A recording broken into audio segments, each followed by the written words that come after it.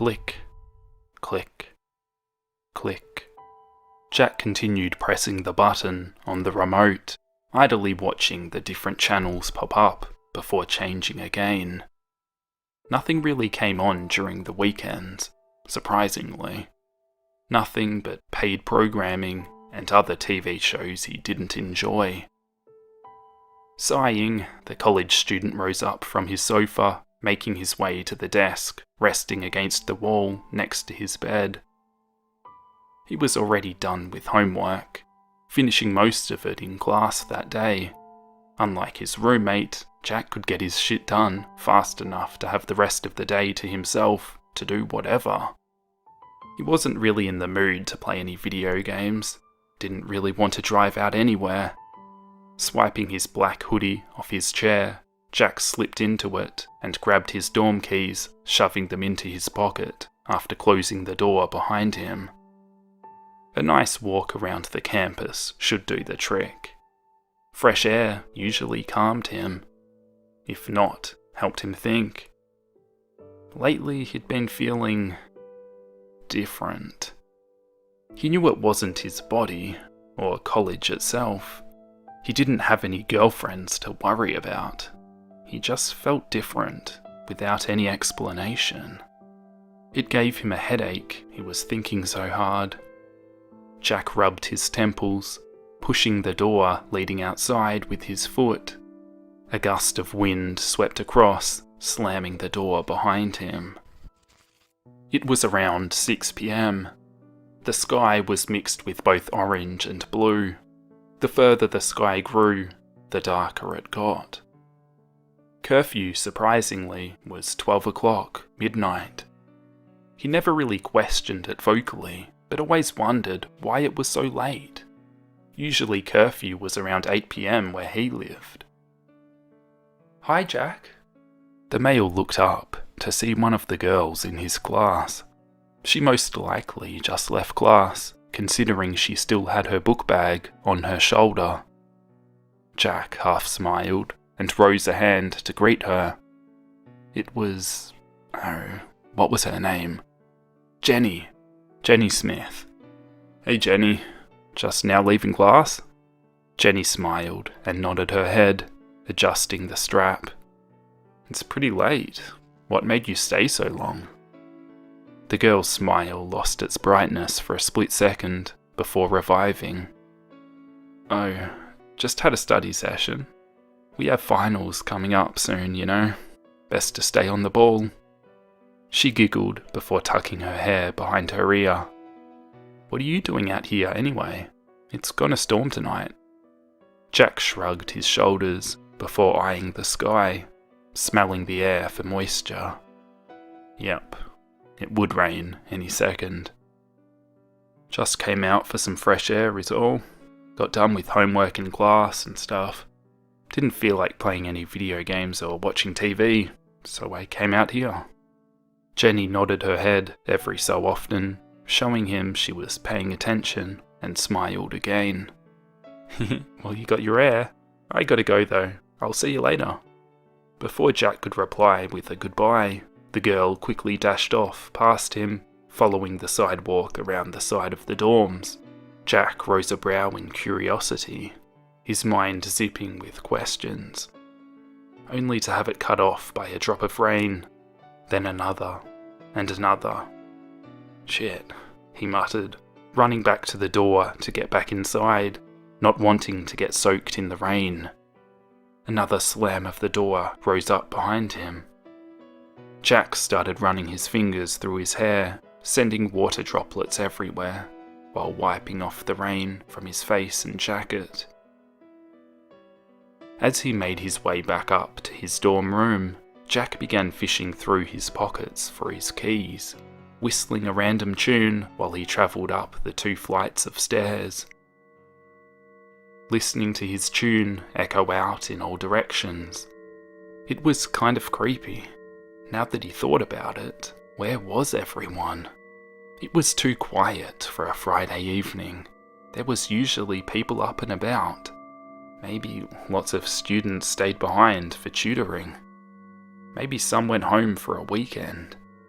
Maybe people are already in bed, or in their dorms, being very, very quiet. Jack sighed as he began unlocking the door, shoving his keys back in his pocket after the door closed behind him. "Yo, Greg, you here?" Nothing. No response. Just the sound of rain hitting against the windows. Guess he's studying too. That's a first. Jack made his way over to his bed, slumped down to get ready to sleep. He pulled off his hoodie, kicked his shoes off, and rolled over to face the wall, not bothering with the covers.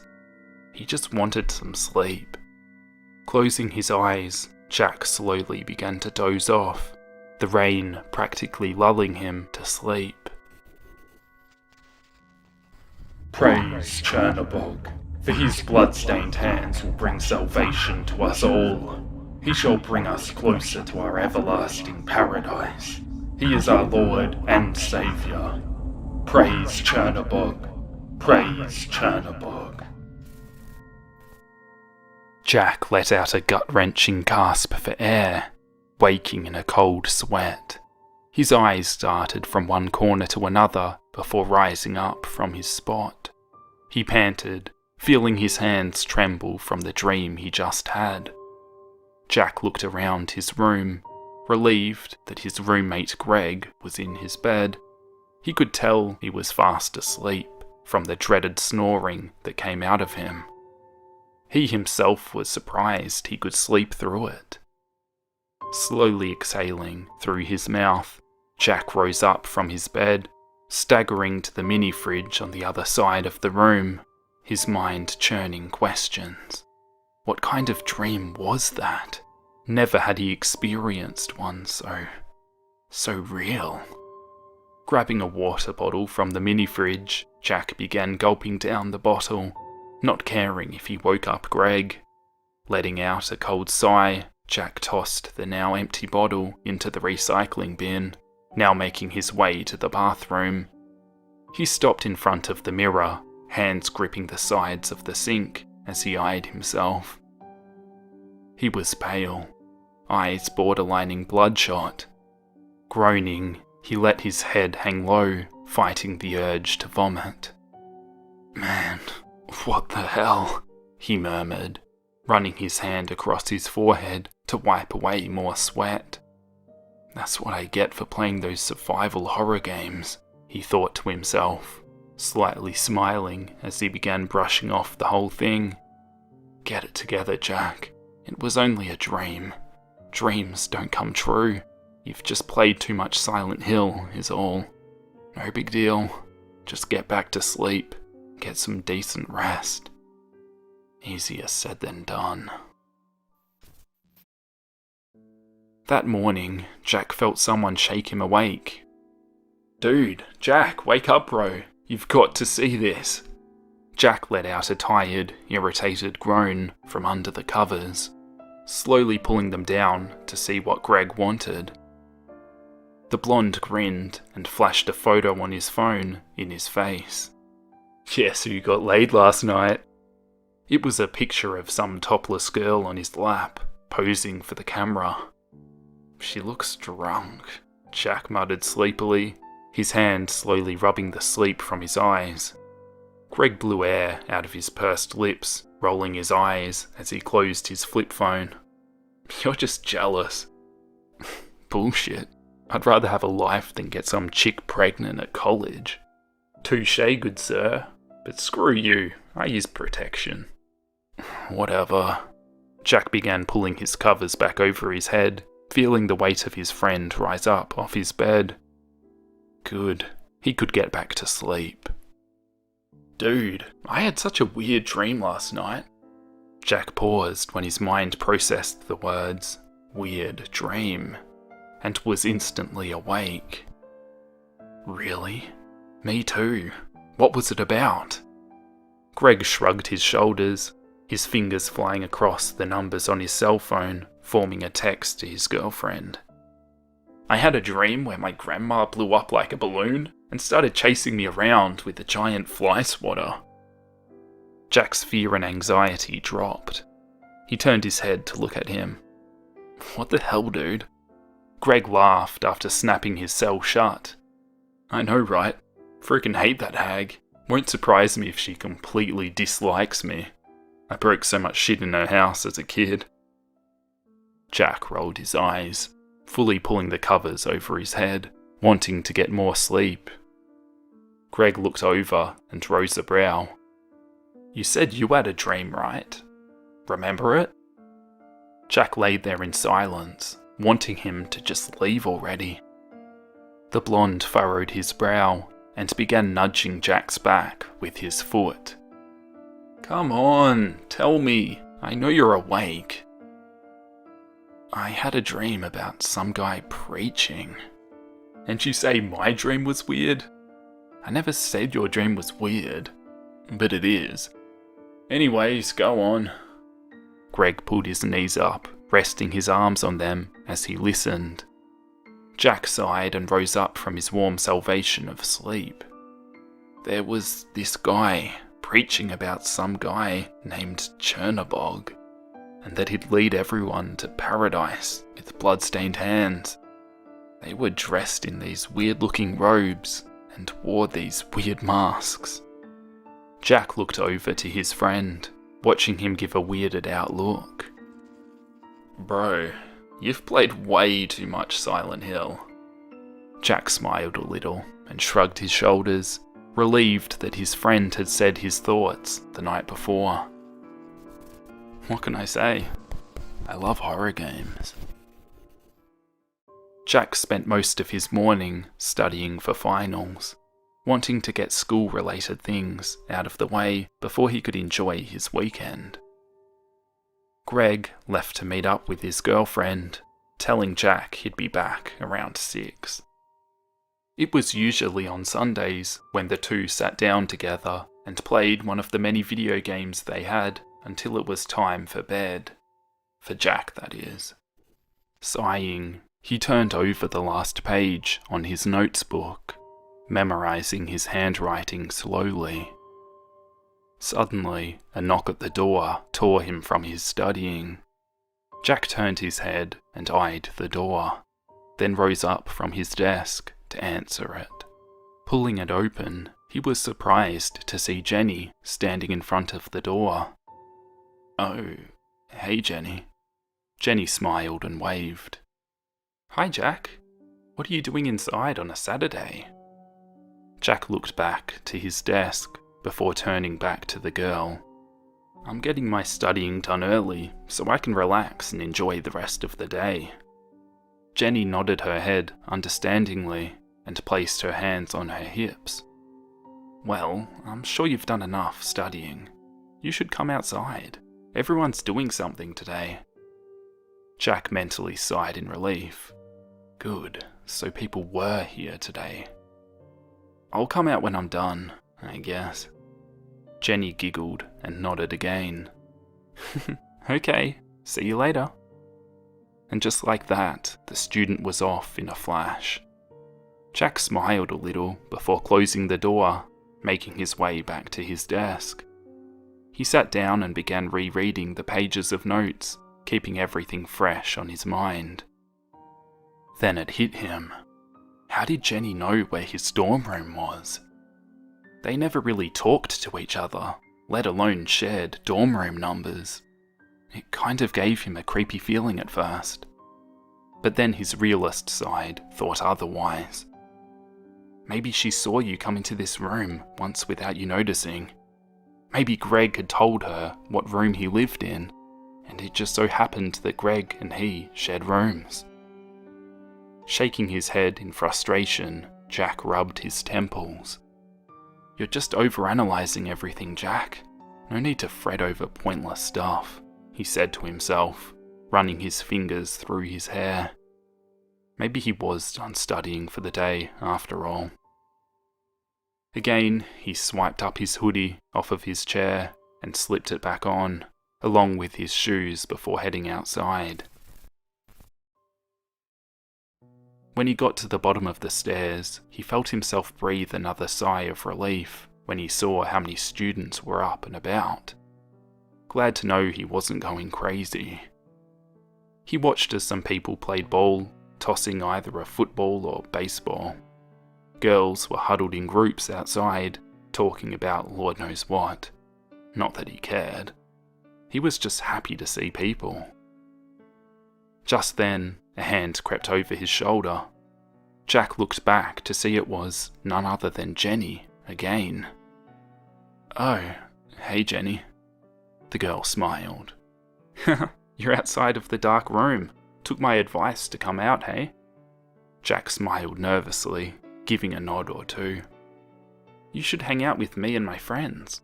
We're going to go for a walk in the woods." Jack rose a questioning brow. "For what?" Jenny laughed. "We're just hanging out at our place. Come on, don't be a wuss." Jack felt a little hesitant at first, but he slowly came around and agreed to follow. Jenny grabbed him by the hand and began tugging him along, making sure he was close. "Hooray, off to the cave." "The cave?" Jack asked, watching the forest grow bigger with every step. "Our hangout, silly. Sarah found it at the beginning of the year, so we decided to make it a hangout area for us." "Us?" Jack asked again, looking back over his shoulder, watching the school slowly get consumed by trees. "Me, Sarah, Bobby, Fred, and Luna. You ask a lot of questions." Jack couldn't help but let out a nervous laugh. "Sorry, I don't mean to. I've just been having a rough weekend is all." Jenny looked back at him and smiled. "It's okay. We all have our days." As minutes passed, the two walked along what seemed like an invisible path that only Jenny could see. Jack couldn't help but begin to worry. He was about to open his mouth to ask another question when the girl released his hand, punching her fist in the air. "We're here!" she sang, running ahead of the boy. Jack looked up to see a rather large cave next to a babbling brook. He watched as two girls and boys appeared from inside it, greeting Jenny happily, until they saw Jack. Their smiles faded, and they began leaning into Jenny, whispering while keeping their eyes on him.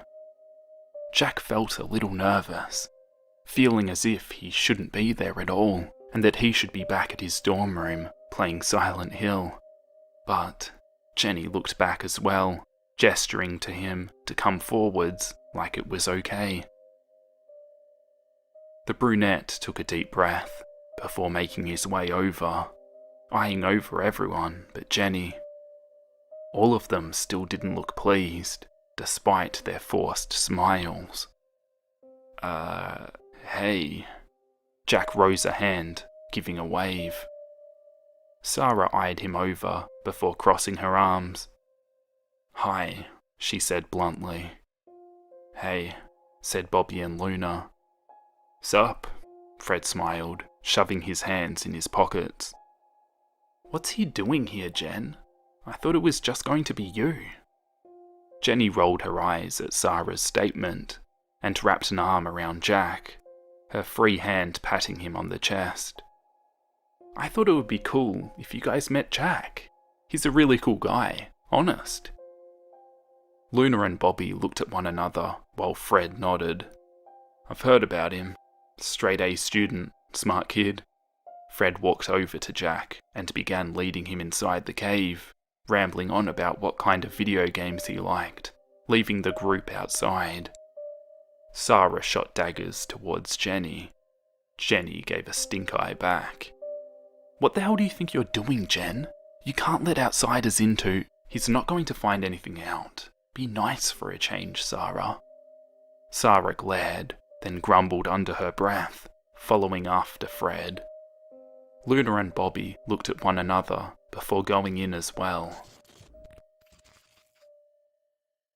The group settled inside, everyone huddled around a fire in a circle. Jack sat in between Jenny and Fred, while the others completed their small circle. Jack felt uncomfortable, especially with Sarah giving dirty looks every so often. But surprisingly, the evening wasn't all too bad. Everyone got to know a bit more about him, asking questions and talking about what they enjoyed doing, talking about school and exams. Jack looked around the cave as they spoke. It was cool inside. They had tables and desks, places where they set up books. They even had a compartment for food. It really was like a place to hang out. I guess I worried about nothing, Jack thought, smiling at the comment Fred made. There was a sudden clap of thunder from the distance, causing the group to look up at the entrance of the cave. "Another storm?" Sarah complained, rising up with a book bag over her shoulder. "I'm leaving. Last thing I want to do is get caught in the storm. Bye." Sarah turned on her heel and ran over to her bike, resting up against a tree, and rode off back to the school. Luna and Bobby both rose up together. "We don't want to get wet either. We'll catch you guys later, okay?" Luna said, smiling over at Jack and the others. The duo both pulled their book bags up off the ground, running off to try to beat the storm. Fred didn't move. "I'm gonna stay here for a bit. There's some things I need to get back here. You guys can go ahead if you want." Jack looked to Jenny before getting up off the stool. "Yeah, I'm gonna go back too. Greg is probably back and might be wondering where I am." Jenny smiled up at him and nodded. "Okay, I'm gonna help Fred. Just follow the same path back to the school. I'll see you later, Jack." Jack smiled and waved goodbye to the two. He made his way out of the cave and into the forest. It shouldn't be too hard to get back if he followed Luna and Bobby from afar. An hour passed. Jack began unlocking his dorm room door with his keys, opening up the door to find Greg on his laptop on the sofa. Greg looked up and smiled. "Yo Jack, where have you been?" he asked, surprised that Jack had stepped out altogether. "I was invited to come look at some secret base in the forest behind the school," he replied, closing the door behind him while he began kicking off his shoes. Greg rose a brow, closing his laptop. "Oh really? Invited by who?" "You know that Jenny girl in our first period class?" Greg's smile slowly faded. "Dude, she's weird." Jack furrowed his brow in confusion. "What do you mean she's weird? Weird like how?" Greg looked away nervously before answering. "You know what kind of shit she reads? She has like books upon books about these freaky ass cults, I shit you not." Jack rolled his eyes before walking over to his dresser. "Dude, I'm serious. You probably shouldn't hang out with her. People who read that stuff are messed up in the head." Yeah, whatever," Jack replied, rummaging around through his clothes. "I'm gonna take a shower. We have another storm coming." Greg blinked and looked back at their window. "Oh man, really? I was gonna go out with Gabby tonight," he moaned sadly, watching the clouds turn into a deep grey. Jack chuckled at his friend before going into the shower.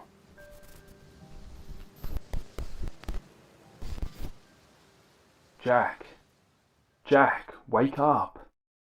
Wake up, Jack. Jack felt Greg shake him, groaning in anger.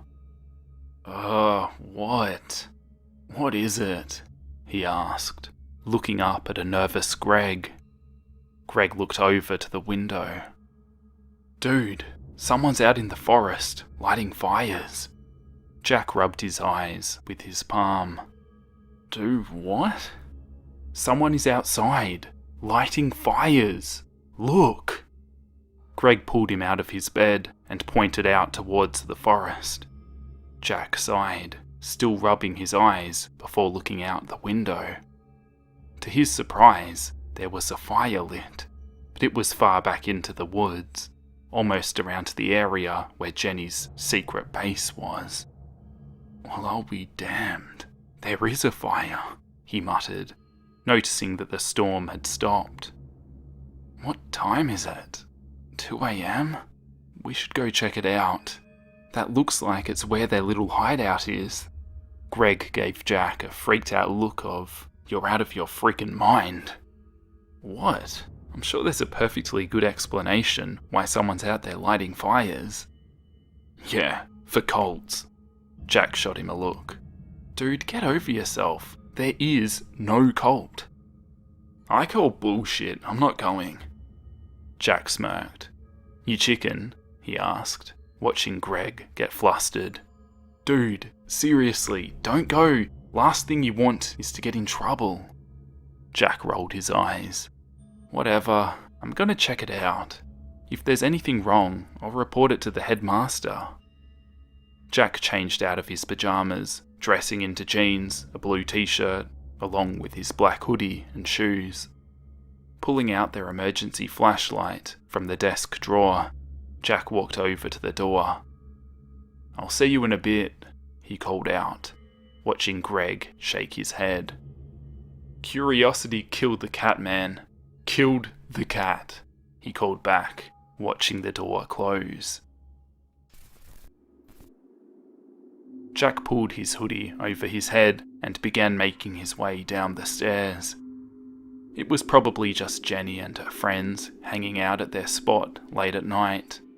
I mean, loads of people do that, right? The second he walked outside, Jack felt the air shift from normal to damp and chilly. He began making his way towards the forest, using the flashlight as much as he could to follow the path Jenny led him down the previous day. Jack started growing nervous, listening to the sounds of life, of night in the forest. "Easy now, Jack. There's absolutely nothing that can hurt you in this forest. Nothing." Minutes passed as Jack finally began getting closer to the cave Jenny showed him before. He could see the dim light from afar, and talking, loud talking, but it didn't sound like Jenny or Bobby, or anyone else from their group.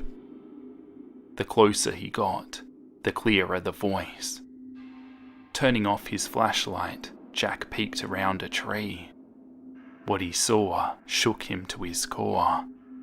There, standing outside of the cave, was a group of robed people. Judging by their height, they were students, both male and female. They all wore black robes and blue mouthless masks with big eyeless holes. One of them began stepping up to a podium. He rose his hands up in the air. "Thank you, my brothers and sisters, for joining me this night of nights. Tonight is the night when we summon our Lord and Saviour, Chernobog."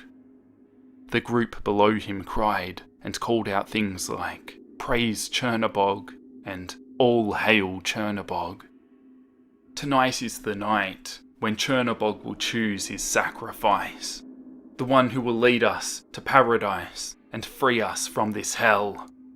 The group of students began cheering, chanting the name of Chernobog.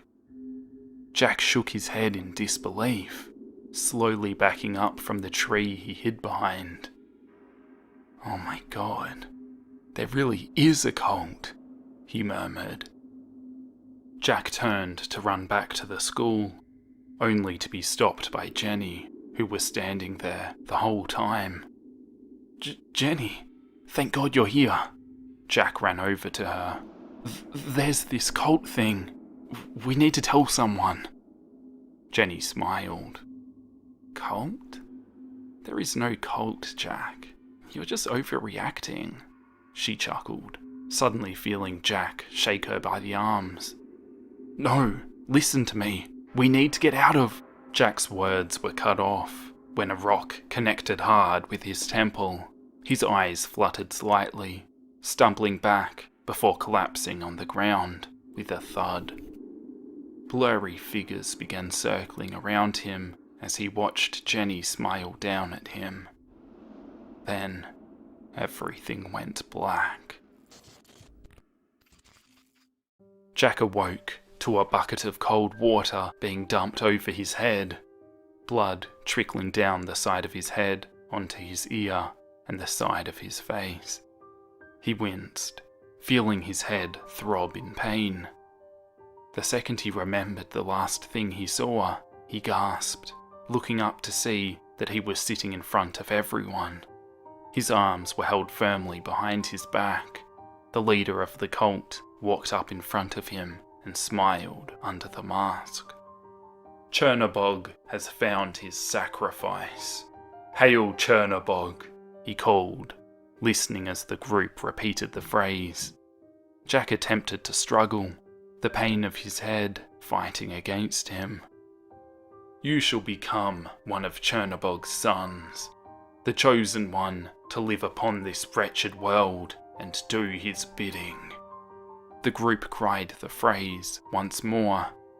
Jack shook his head as fast as he could. No! No! All of you are crazy! Let me go!" he yelled, letting out a yelp of pain from his arms being twisted. The leader laughed, turning to the group behind him. "Come, my brothers and sisters, help me change this non-believer into the son of Chernabog." The group chanted the phrase, stepping closer to form a large circle around him. "Praise Chernabog, for his blood-stained hands will bring salvation to us all. He shall bring us closer to our everlasting paradise. He is our Lord and Saviour. Praise Chernabog! Praise Chernabog!" he cried once more. Jack listened as the group began chanting in a different language. He felt his heartbeat grow faster, watching one of the group members walk before them with their tray of tools and other queer objects. The person pulled their mask off, revealing it to be Jenny. She smiled, taking a spoon from the tray. "Isn't this great, Jack? The great Lord Chernabog has chosen you to be his son." Jack shook his head, tears flooding his eyes. "I never knew you'd be the one."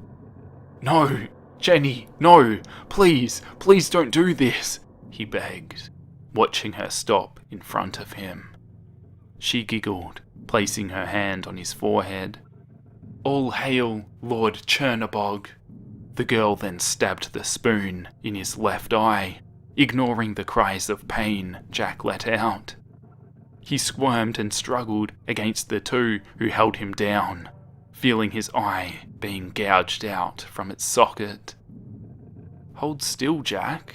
You'll make me kill you," Jenny said with complete calmness as she began working on his other eye, watching blood spurt and trickle down his face. Still ignoring his cries and pleas, the leader stepped in, holding a bowl of black hot ooze in his hands. "Behold the sight of Chernabog," he called, watching Jenny hold his head still and began pouring the tar-like liquid inside his eye sockets. Jack let out a blood-curdling scream of pain, feeling the substance overflow and trickle down his eyelids.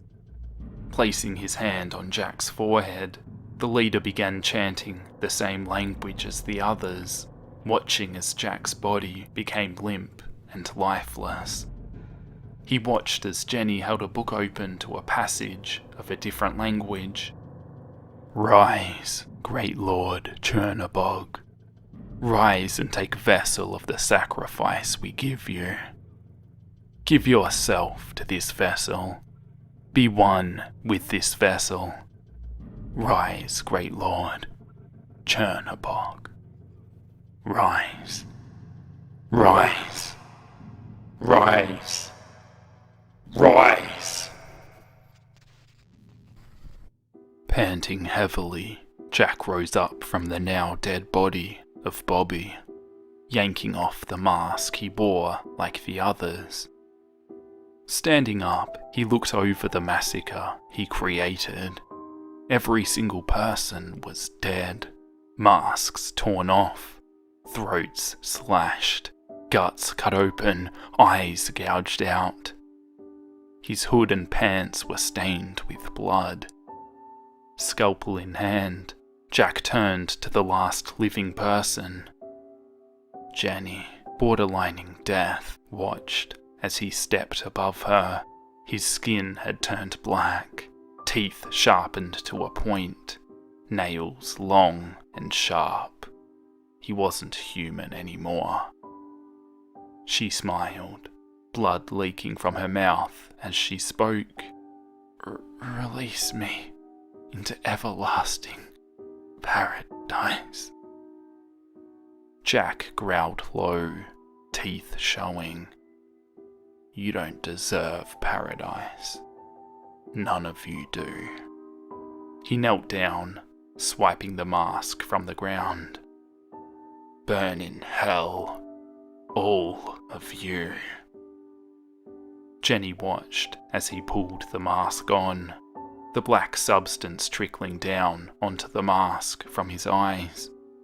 She grabbed a hold of his ankle weakly, begging to be released to paradise, only to have him pull away from her before walking off into the shadows. She cried, tears rolling down her face as she called out to him until her last breath. This just in. A group of students have been slaughtered at West Point College. Autopsy reveals everyone's kidneys have been removed for reasons unknown. Many believe it has to do with the supposed cultist act at the school. Student Jack Nichols has been reported missing. More tonight at 9.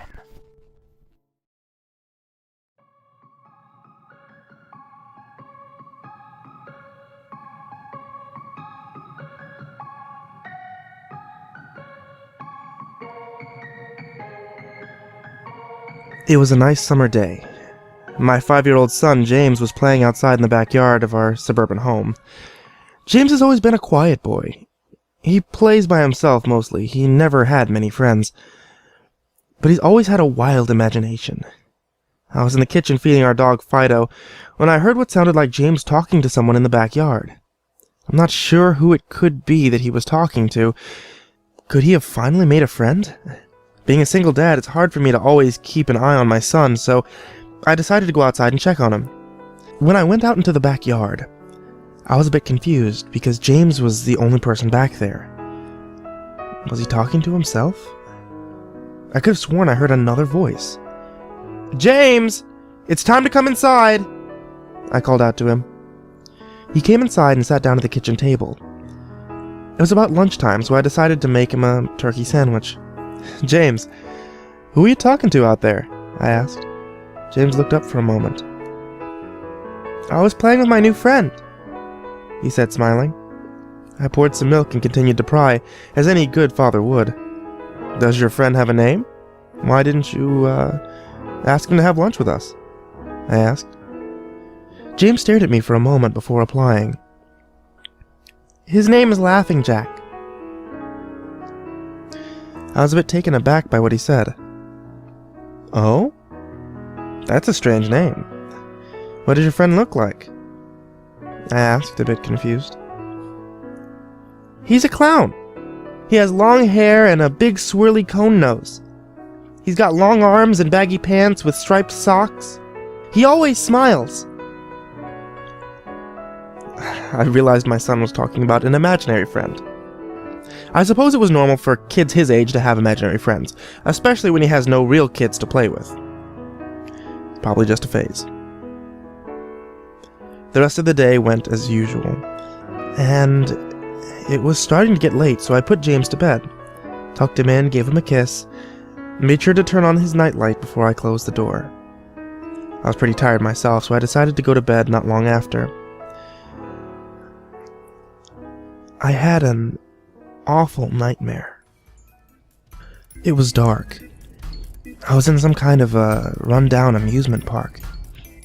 I was scared, running through an endless field of empty tents, broken-down rides, and abandoned game huts.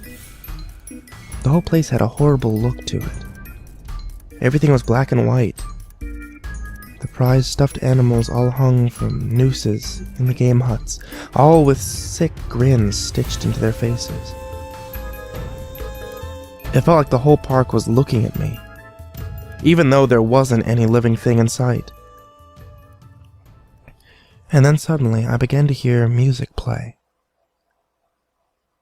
The sounds of Pop Goes the Weasel being played on a squeak box echoed through the park. It was hypnotizing.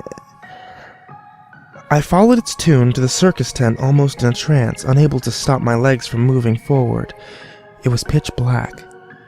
The only light came from a single spotlight shining on the center of the big top. As I walked towards the light, the music slowed down. I found myself singing along, unable to stop. All around the mulberry bush, the monkey chased the weasel. The monkey thought 'twas all in fun.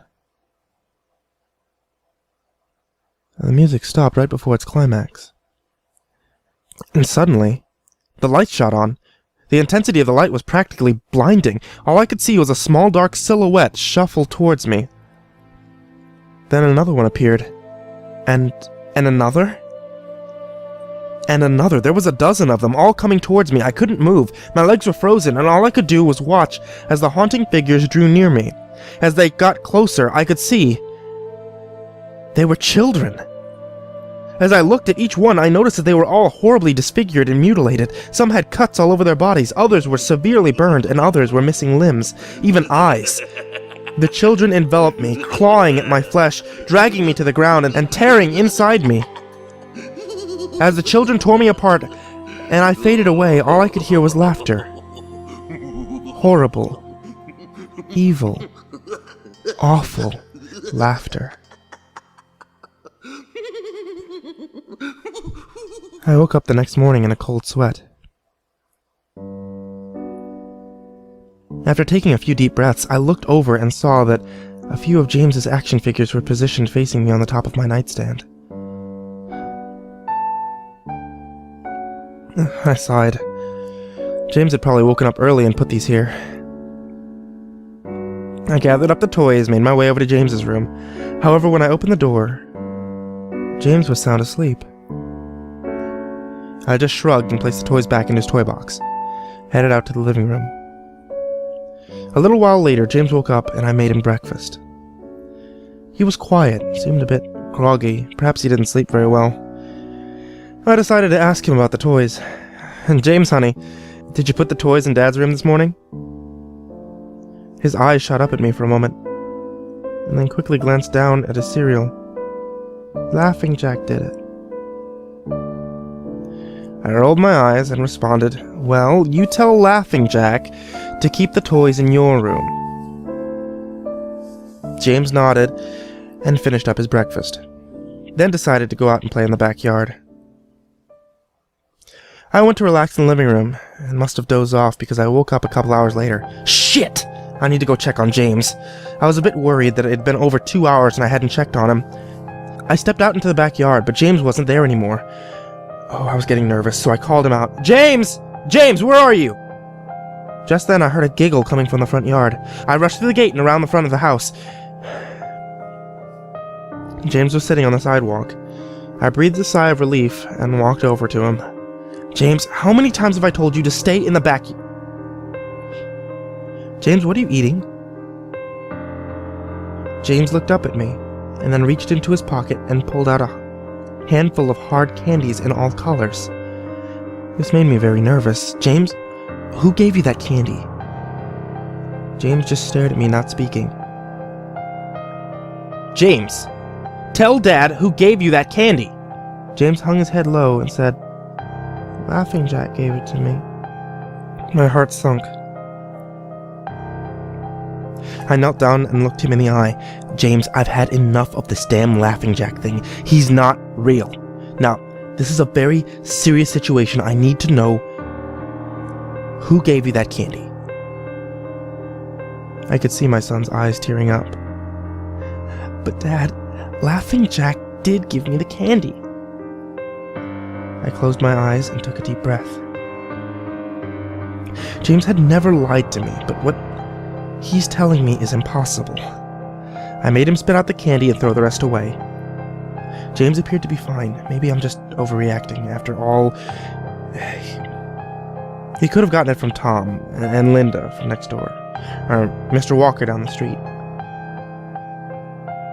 Either way, I'm going to have to keep a closer eye on James. That night, I put James to bed as usual and decided to go to bed early myself. Suddenly, I was awoken by a loud bang coming from the kitchen. I sprung out of bed and hurried down the stairs. When I got to the kitchen, I was horrified. Everything on the counters had been thrown to the floor. Our dog Fido hung dead from the light fixture. His stomach was cut open and stuffed with candy, the same type that James was eating earlier that day. My shock was quickly broken by a sharp scream coming from James's room, followed by loud crashes. I quickly grabbed the knife from the drawer and moved up the stairs with a speed that only a father whose child was in danger could have. I burst through the door and flicked on the lights. Everything in the room was knocked over and tossed to the floor, and my poor son was in his bed crying and shaking with fear. A pool of urine stained the sheets. I scooped up my child and ran out of the house, went next door to Tom and Linda's house, and luckily they were still awake. They let me use the phone to call the police. It didn't take them long to arrive, and I explained what happened. They looked at me as if I was crazy. They searched the house, but all they found was the dead dog and 2 trashed rooms. The officer told me that someone had probably gotten into the house and done this right before making a quick escape, when they heard me coming up the stairs. I knew it wasn't true. All the doors were locked. None of the windows were open. Whatever was in my house didn't come from outside. The next day, James stayed inside. I didn't want him to leave my sight. I went to the garage, found my old baby monitor, and set it up in his room. If anything comes into his room tonight, I was going to be able to hear it. I went to the kitchen, grabbed the largest knife from the drawer, put it on my nightstand. Imaginary friend or not, I'm not letting anything hurt my little boy. And soon enough, night came. I put James to bed. He was afraid, but I promised him that I wouldn't let anything hurt him. I tucked him in, gave him a kiss, turned on the nightlight, and before closing the door, I whispered to him, "Good night, James. I love you." I tried to stay up as long as I could, but after a few hours I felt myself drifting off.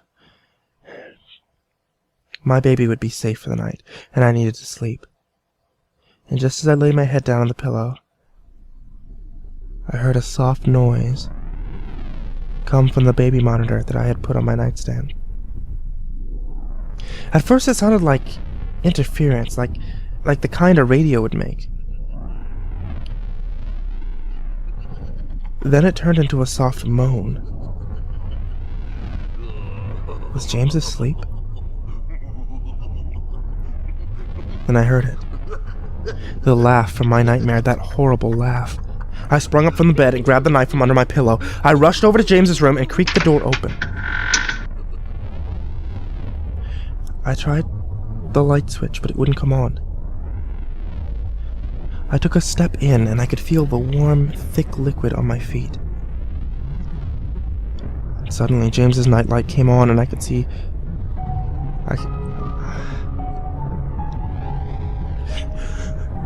I could see the absurd horror laid out in front of me. James's body was nailed up on the wall. The nails pierced through his hands and feet, and his chest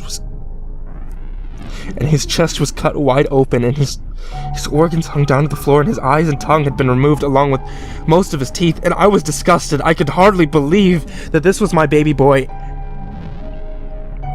And then I heard it again. That soft, desperate moan. God. James was still alive! My baby, my poor boy, in such pain, could barely cling to life, and I ran across the room and I vomited on the floor, but my sickness was interrupted by a horrible cackle coming from behind me, and I spun around, and while I was still wiping bile from my mouth, then out of the shadows emerged the fiend responsible for the horror. Laughing Jack. His ghost white skin and matted black hair hung down to his shoulders. He had piercing white eyes surrounded by black rings. His twisted smile revealed a row of sharp, jagged teeth, and his skin didn't look like skin at all. It almost looked like rubber or plastic. He wore a patchy black and white clown outfit with striped sleeves and socks. His body itself was grotesque. His long arms hung down past his waist. The way he was poised made him look almost boneless, like a rag doll. He let out a sickening laugh, as if to let me know that he was pleased with my reaction to his work. I turned around slowly in front of James and began to laugh even more at the horrific sight that he laid out. That was enough to shake me from my terror, and I snapped, "Get away from him, you bastard!" I rushed at the monster, raised the knife above my head, and stabbed down at him. But as soon as the knife touched him, he disappeared like a cloud of black smoke. The knife passed right through him and pierced James' still beating heart, splashing the warm blood on my face.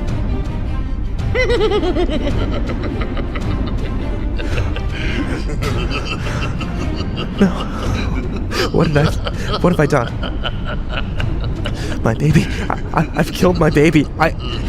I immediately fell to my knees. I couldn't hear.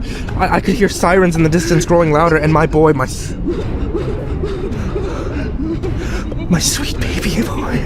I promised that Daddy would protect you, but I failed. I'm sorry, James. I'm so sorry.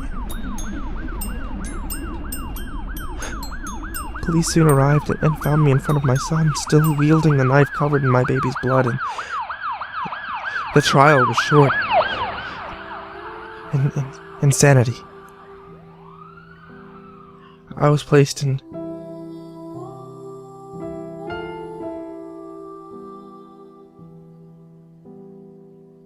Ferropolis House for the Criminally Insane, where I had been for the past 2 months.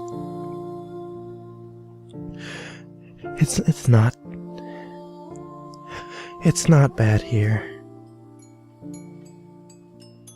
The only reason I'm awake now is because someone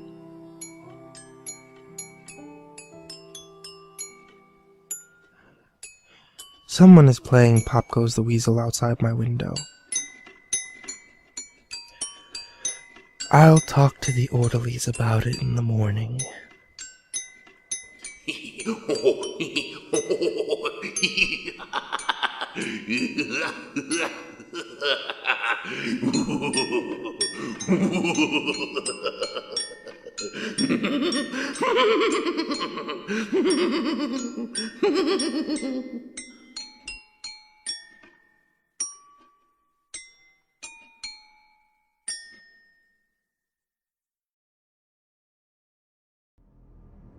The long road home seemed to go on and on.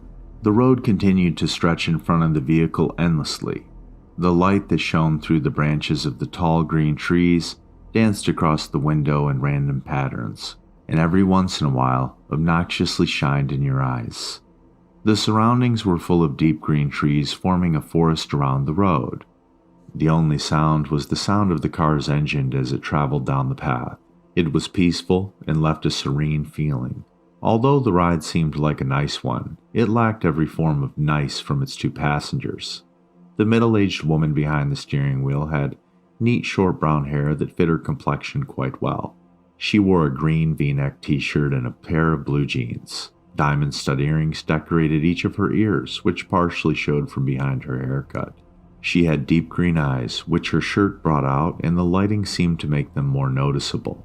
There wasn't anything significant about her appearance. She looked like any other average mother you would see on TV shows and the like. However, the one thing that made her different than the average mother was the dark bag she had under her eyes. Her facial expression was gloomy and sad, although she genuinely looked like someone who smiled a lot.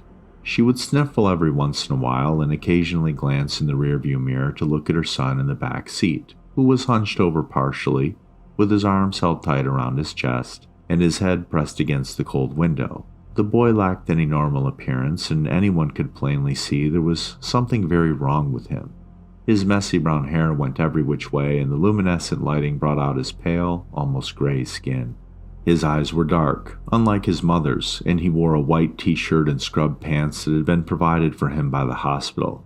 The clothes he had worn before were so shredded and blood-stained that they weren't wearable any longer. The right side of his face bared a few cuts along with a split eyebrow.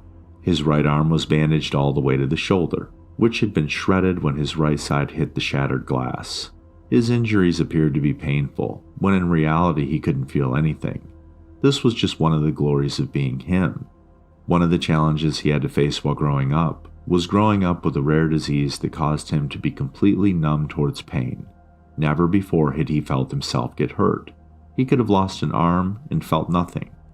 The other major disorder he had faced, which was the one that deemed him many insulting nicknames in the short time he attended grade school before he switched to homeschooling, was his Tourette's syndrome, which caused him to tick and twitch in ways he couldn't control. He would crack his neck uncontrollably and twitch every once in a while. The kids would tease and call him Ticci Toby, and they mocked him with exaggerated twitching and laughing. It got so bad he had to turn to homeschooling. It was too hard for him to be in a common learning environment with seemingly every kid poking, or more like stabbing, fun at him. Toby stared blankly out the window, his face empty of any emotion, and every few minutes his shoulder, arm, or foot would twitch. Every bump that the car tires hit would make his stomach turn.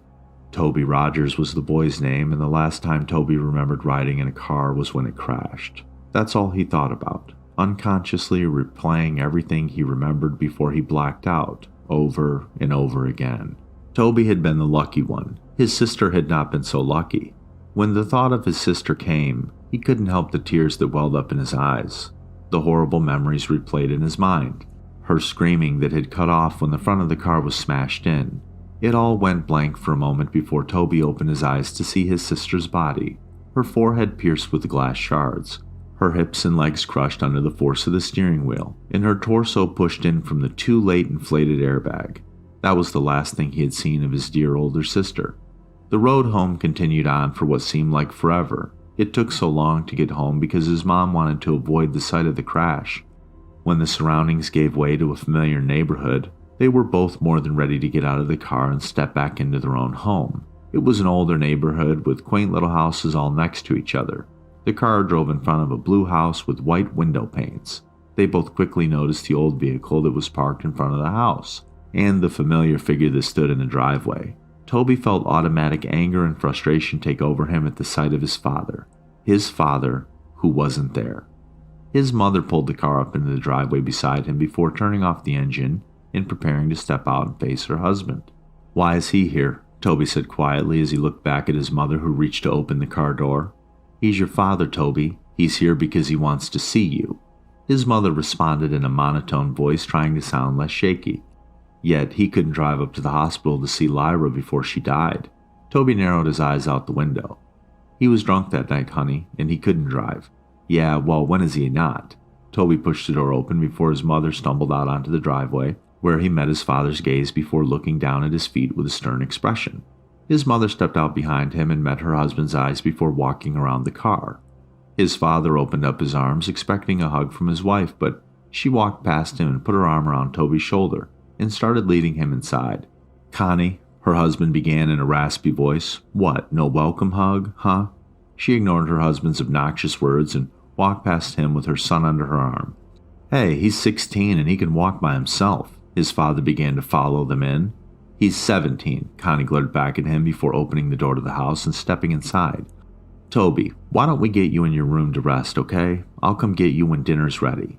"No, I'm 16, and I can walk by myself," Toby said sarcastically and glared back at his father before stumbling up the small staircase and turning into his room, where he slammed the door violently. His little room didn't have much in it, just a small bed, a dresser, a window, and his walls had a few picture frames of his family, back when they were a family, before his father became an alcoholic and acted violently toward the rest of his family. Toby remembered when he was arguing with his mom and he grabbed her by the hair and shoved her to the floor, and when Lyra had tried to break it up. He pushed her and she hit her back on the corner of the kitchen counter. Toby could never forgive him for what he did to his mother and sister. Never. Toby didn't care how much his father beat him down. He couldn't feel it anyways. What he did care about was how he intentionally hurt the only two people he cared about. And when he was waiting in the hospital where his sister took her last breaths, the only one who didn't rush there was his dad. Toby stood by the window and looked out at the street. He could have sworn he saw something out of the corner of his eye, but quickly blamed it on the meds he was on. When dinner time had come and his father called up to him, Toby came down the stairs and hesitantly sat down at the table across from his father, and in between his mother and an empty chair. It was quiet as his parents picked at their food, but Toby refused to eat. Instead, he just watched his dad with a blank stare. His mother caught on to his staring and elbowed him slightly. Toby looked over at her slightly and then down at his uneaten food, which he still didn't touch. Toby laid in bed and he pulled his covers over his head and stared at the window. He was tired, but there was no way he would fall asleep. He couldn't. There was just too much to think about.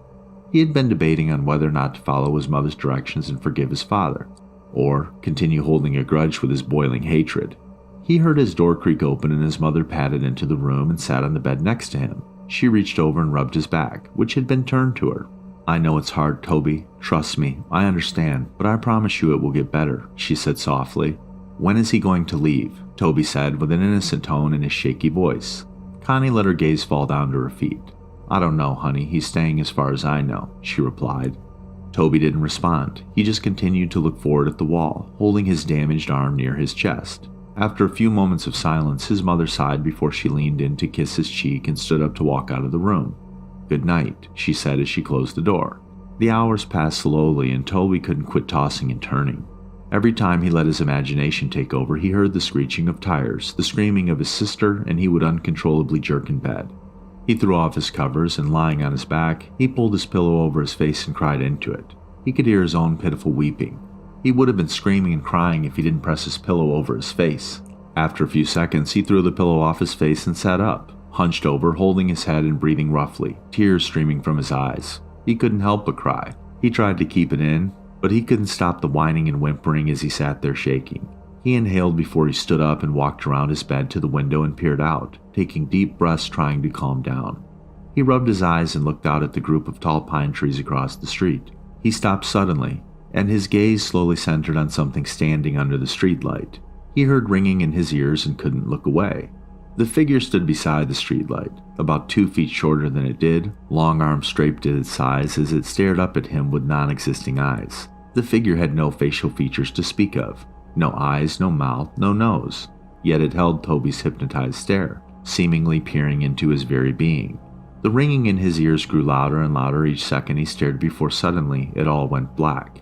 The next morning, Toby woke in his bed. He felt different. He wasn't tired at all, and when he consciously woke up, it felt like he had been lying there awake for hours. He had no thoughts flowing through his mind.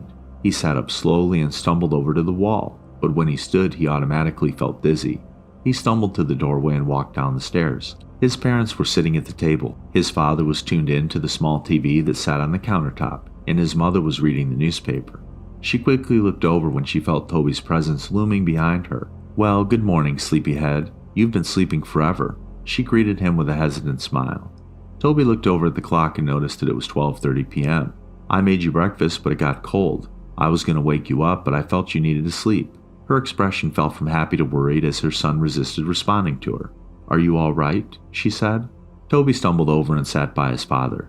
He felt as if he was on idle and had no control over his actions. He was seeing everything he did, but it didn't register in his brain properly.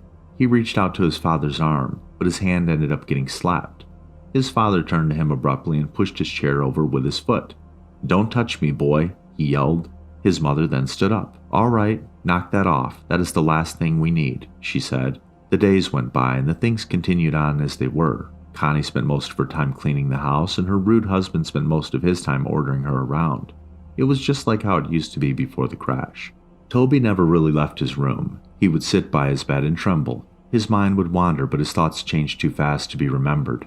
He would pace around his small room like a caged animal or stare out the window. The unhealthy cycle continued. Connie continued to be pushed around by her husband, being way too submissive to him, and Toby remained in his room.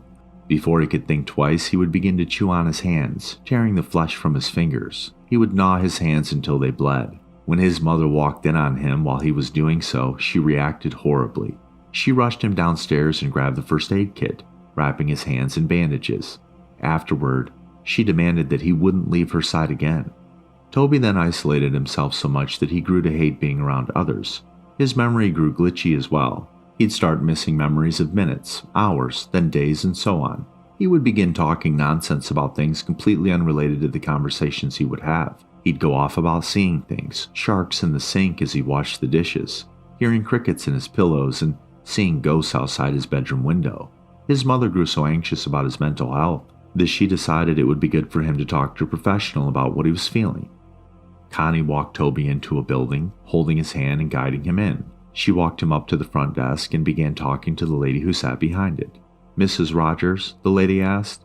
"Yeah, that's me," Connie nodded. "We're here to see Dr. Oliver. I'm here with Toby Rogers," she said. "Ah, yes, right this way." The lady stood and led them down a long hallway. Toby looked at the framed artwork down the halls and tuned into the sound of the lady's high heels on the hardwood floor. She opened the door to a room with a table and 2 chairs. "If we can get him to sit in here for a few minutes, I'll get the doctor." She smiled and held the door open. Toby stumbled into the room and sat down at the table. He looked over at his mother and the lady before the door slowly shut behind them. He looked around the room before he held up his tightly bandaged hands and began to bite at the bandages to unwrap his hands. But he was interrupted as the door swung open and a young woman in a black spotted dress with light blonde hair stepped in, holding a clipboard and a pen. "Toby?" she asked with a smile. Toby looked up at her and nodded. "Nice to meet you, Toby. My name is Dr. Oliver." She put her hand out for him to shake, but hesitantly pulled away when she noticed his bandaged hands. "Oh," she smiled nervously before clearing her throat and sitting in the chair across the table from him. "So I'm going to ask you a few questions. Try to answer them as honestly as possible, okay?" She placed her clipboard down on the table. Toby nodded slowly and held his restrained hands in his lap. "How old are you, Toby?" she said. 17, he responded quietly. She wrote that down on the paper that was clipped to the clipboard. "And what is your full name?" "Toby Aaron Rogers." "Okay, what is your birthday?" "April 28th. "Who is in your immediate family?" Toby paused for a minute before answering her question. "My mom, my dad, and..." He stopped. My sister." "I heard about your sister, dear. I'm really sorry." Her expression faded into a sad, pity-filled look. Toby nodded. "Do you remember anything from the crash, Toby?" she asked. Toby looked away from her. His mind went blank for a moment. He looked down at his lap, and in the surrounding area he heard a faint ringing sound. His eyes widened and he froze in place. "Toby," the doctor asked. "Toby, are you listening?" Toby felt a shiver go down his spine until he froze once again and slowly looked over out the little window through the door, where he saw it. A dark, featureless figure, peering in at him. He stared, eyes widened, the ringing growing louder and louder until suddenly the loud voice of the counselor broke his trance. "Toby!" she yelled. Toby jumped and fell sideways out of his chair and backed up into the corner. Dr. Oliver then stood up, holding her clipboard to her chest, a surprised look in her eyes. Toby met her eyes again, his breath hitching as he twitched. That night, Toby lay in bed. His eyes were dazed as he stared straight up at the ceiling. He could feel himself begin to doze off when he heard the scattering of footsteps down his hallway. He sat up and looked towards the doorway, his door wide open. There was no light, everything was lit by the luminescent blue glow of the moon through his window, leaving a cold lighting. He stood up and slowly made his way toward the doorway when suddenly the door, which previously was wide open, slammed in his face. He gasped and fell back. He was out of breath when he hit the ground and he began breathing heavily, his eyes wide open. He waited for a few seconds before getting back on his feet. He reached out and grasped the cold door handle with his bandaged hand and creaked it open. He looked out into the dark hallway and tiptoed out of his room. The window at the end of the hallway lit up the darkness with blue moonlight as he padded his way down. He could hear footsteps rustling around him, and faint giggling, followed by the pitter-patter of small feet, which sounded like a child had run in front of him, giggling and running around. The hallway was a lot longer than he remembered. It seemed endless, like the ride home from the hospital. He heard the door creak in front of him. "Mom," he called out in a shaky voice. Suddenly, a door slammed behind him and he jumped and turned around. He heard a long, eerie groan that sounded like a croak right in his ear. He turned around as fast as he could and was suddenly face to face with none other than his dead sister. Her eyes were clouded white, her skin pale. the right side of her jaw dangling there by tissue and muscle, glass protruding from her forehead, black blood leaking down her face, her blonde hair pulled up in a ponytail as it always was, and she was wearing her gray t-shirt and athletic shorts, which were dirty and spotted with blood. Her legs were bent in ways they shouldn't be. She stood, emitting a long croaking noise, only an inch away from Toby's face. Toby yelped and fell backwards. He started to crawl backwards away from her, but he was unable to break the eye contact he held with her blank, dead eyes. He dragged himself backwards until he backed up into something. Then he stopped for a second. Everything was dead silent except for his heavy breathing and crying. He slowly looked up to meet the blank face of a tall, dark figure, the same figure that stood over him now. Behind the tall, dark mask were rows of children, from ages from 3 to 10 years old, their eyes completely black and dark black blood leaked from their eye sockets. He screamed and stood up as fast as he could, only to be tripped by dark black tendrils that wrapped around his ankles. He fell straight onto his stomach and got the wind knocked out of him. He tried to scream, but he couldn't make out a sound. He wheezed out before it all went black. Toby then awoke with a start. He screamed out and sat up as fast as he could, completely short of breath. He wheezed out and held his chest with his bandaged hands. It was a dream. It was just a dream. He lay back down on his bed and rolled over on his side. It felt like the weight had been lifted off his chest as he took in deep breaths. He stood up and paddled over to his window. He saw nothing.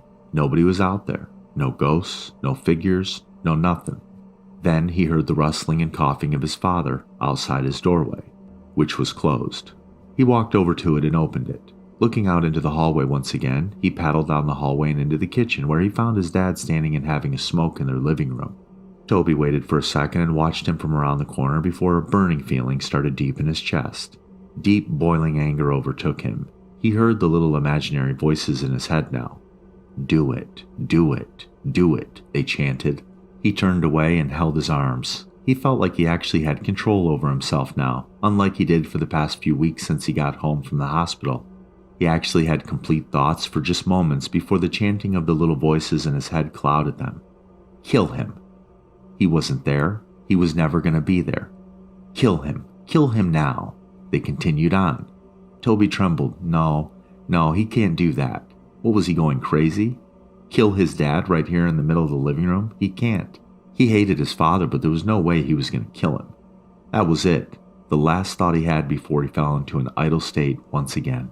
The influence of the voices in his head was too much. He began to silently walk up behind his father and reached over the counter to the knife in the case. He gripped it in his hand and he felt the sensation take over his chest, and he let out a snicker. Ha ha ha ha ha ha ha ha ha. He began laughing so hard he had to gasp for his breath. His father turned around abruptly before he felt a brute force shove him to the floor. He grunted as the air was knocked out of him. "What?" he yelled, as he looked up at the boy who stood over him, grasping the kitchen knife in his hand. "Toby, what the fuck are you doing?" he yelled, and he went to sit up and put his arms out in front of him in self-defense, but before he knew it, Toby was on top of him. He went to grab his neck, but his father reached out and blocked his hand by grabbing onto his wrist. "Stop, you need to get off of me, you little motherfucker," he yelled again. He was shouting now, and with his other hand, he threw an off-center punch towards Toby's shoulder, but he didn't stop. The look in Toby's eyes was not sane. It looked as if a demon had taken control of him. He yelled back and went to stab the knife into his father's chest, but his father blocked him and grabbed onto his wrist once again. He then shoved him back, but Toby kicked his feet out in front of him and landed a hard blow straight to his father's face. His father recoiled and pulled his arms away to cuff his face, but Toby got back up, and then he drove the knife straight into his shoulder. His father let out a loud cry and went to pull the knife out, but before he could, Toby landed another fist right into his face again. He began to pound his fists into his head, laughing and wheezing. He cracked his neck and then grabbed the knife and ripped it out of his father's shoulder. Then he drove it deep into his dad's chest and repeatedly stabbed him into his torso, blood spilling out and getting splattered everywhere. He didn't stop until his father's body went still. He threw the knife over to the side and leaned over to his body, coughing and panting. He stared at his father's smashed-in face and sat there twitching until a loud scream broke the silence. He looked over to see his mother standing a few feet away, covering her mouth, tears streaming down her face. "Toby," she screamed. "Why did you do that?" she cried. "Why?" How on God's green earth could you have done something like this? Toby stood up and began to back away from his father's bloody corpse. He began to go backwards towards the kitchen. He looked down at the blood-soaked bandages on his hands and looked up at his mother one last time before he turned and ran out of the house. He ran into the garage and slammed his hand against the control panel on the wall and pushed the button to open the garage door. Before he ran out, he noticed his father's hatchets, which had been hanging on the tool rack above a table full of jars filled to the brim with old rusted nails and screws. One of the hatchets was new. It had a bright orange handle and a shiny blade, and the other was old with a wooden handle and an old, dull blade. He grabbed both and looked down at the table and saw a box of matches, and under the table was a red gasoline tank.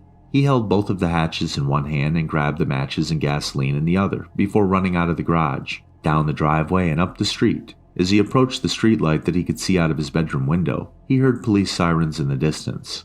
He turned around and the red and blue flashing lights came rushing into his view.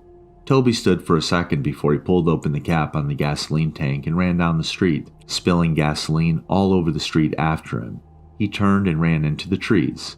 He poured the last bit of gasoline out before he reached into his pocket and pulled out a match. He struck it against the box and immediately dropped it. In an instant, flames burst around him. The fire caught on the trees and the bushes around him, and before he knew it, he was surrounded by it. The silhouettes of police cars were visible through the flames as he backed away into the forest around him. He looked around, but his vision was blurred now, and his heart was pounding. And then he closed his eyes for a moment. This was it. This was the end. Then, Toby felt a hand on his shoulder. He opened his eyes and looked over to see a large white hand with long bony fingers resting on his shoulder. He followed the arm that was attached to the hand up to a dark, towering figure. It appeared to be wearing a dark black suit, and its face was completely blank. It towered over Toby's small frame as it looked down on him. Tendrils reached out from its back. Before Toby knew it, his vision blurred and he heard the sound of ringing in his ears. And then, everything went blank. And that was it. That was the end. That was how Toby Rogers died. A few weeks later, Connie sat in her sister's kitchen. Her sister, Lori, sat next to her drinking a cup of coffee. About 3 weeks ago, Connie lost her husband and her son, and a few weeks before that, she had lost her daughter to a car crash. Since then, she moved in with her sister. The police were keeping her busy. They had just finished cleaning up the case, and the story had been released to the press 2 weeks ago. And now, the focus of the world seemed to have completely shifted to other news stories. Then, Lori switched the TV on to a news broadcast. On the TV, the news reporter began introducing the new headline. "We have breaking news. Last night there have been reported the murder of 4 individuals. There are no suspects yet, but the victims were a group of middle school kids who had been out in the woods late last night. The kids had been bludgeoned and stabbed to death. The investigators have discovered a weapon at the crime scene. It appears to be an old, dull blade hatchet, as you can see here. The picture changed to show snapshots of the weapon exactly as it was left at the crime scene. Investigators have pulled the name of a possible suspect, Toby Rogers, a 17-year-old boy who stabbed his father to death a few weeks ago and tried to cover up his escape by setting a fire in the streets and forest area around the neighborhood. Although they believe the young boy had died in the fire, investigators suspect Rogers might still be alive, due to the fact that his body was never found." Excerpt from a local newspaper. Ominous unknown killer is still at large. After weeks of unexplained murders, the ominous unknown killer is still on the rise. After little evidence has been found, a young boy states that he survived one of the killer's attacks and bravely tells his story. "I had a bad dream, and I woke up in the middle of the night," says the boy. "I saw that for some reason the window was open, even though I remember it being closed before I went to bed. I got up and shut it once more. Afterwards, I simply crawled under my covers and tried to get back to sleep. That's when I had a strange feeling, like someone was watching me. I looked up and nearly jumped out of my bed. There, in the little ray of light escaping from between my curtains, were a pair of eyes. They weren't regular eyes. They were dark, ominous eyes. They were bordered in black and just plain terrified me. That's when I saw his mouth, a long horrendous smile that made every hair on my body stand up. The figure stood there, watching me, Finally, after what seemed like forever, he said it. A simple phrase, but said in a way only a madman could speak. He said, "Go to sleep." I let out a scream. That's what sent him at me. He pulled up a knife, aimed at my heart. He jumped on top of my bed. I fought him back. I kicked, I punched, I rolled around, trying to knock him off me. That's when my dad rushed in. The man threw the knife. It went into my dad's shoulder. The man likely would have finished him off if it wasn't for one of the neighbours who had alerted the police. They drove into the parking lot and ran towards the door. The man turned and ran down the hallway. I heard a smash, like glass breaking. As I came out of my room, I saw the window that was pointing towards the back of my house was broken. I looked out of it to see him vanish into the distance. I can tell you one thing. I will never forget that face. Those cold, evil eyes. And that psychotic smile. They will never leave my mind. Police are still on the lookout for this man. If you see anyone that fits the description in this story, please contact your local police department. Jeff and his family had just moved into a new neighbourhood. His dad had got a promotion at work, and they thought it'd be best to live in one of those fancy neighbourhoods. Jeff and his brother Lou couldn't complain though. A new better house, what was not to love? As they were getting unpacked, one of their neighbours came by. "Hello," she said. "I'm Barbara. I live across the street from you. Well, I just wanted to introduce myself and to introduce my son." She turns around and calls her son over. "Billy, these are our new neighbours." Billy said hi and ran back to play in his yard. "Well, I'm Margaret," said Jeff's mum. "And this is my husband Peter, and my two sons, Jeff and Lou." They each introduced themselves, and then Barbara invited them to her son's birthday. Jeff and his brother were about to object when their mother said that they would love to. When Jeff and his family had done unpacking, Jeff went up to his mum. "Mum, why would you invite us to some random kid's party? If you haven't noticed, I'm not some dumb kid." "Jeff," said his mother, "we just moved here. We should show that we want to spend time with our neighbours.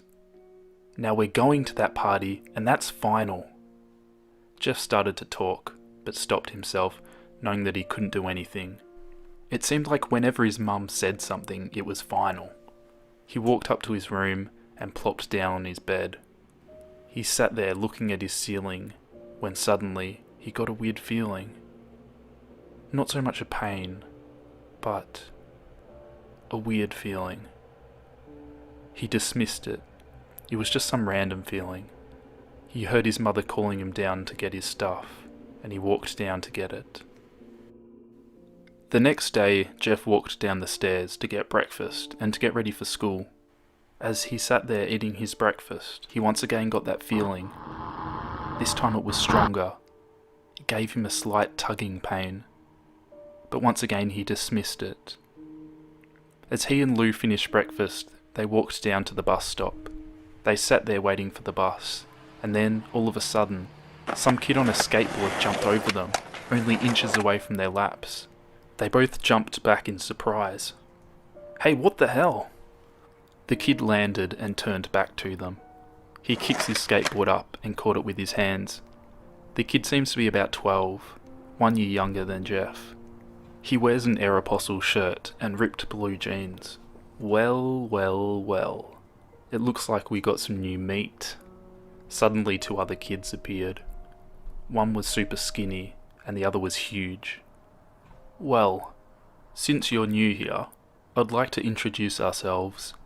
Over there is Keith." Jeff and Lou looked over to the skinny kid. He had a dopey face that you'd expect a sidekick to have. "And here's Troy." They looked over to the fat kid. Talk about a tub of lard. This kid looked like he hadn't exercised since he was crawling. "And I," said the first kid, "am Randy. Now for all the kids in this neighbourhood, there is a small price for bus fare, if you catch my drift."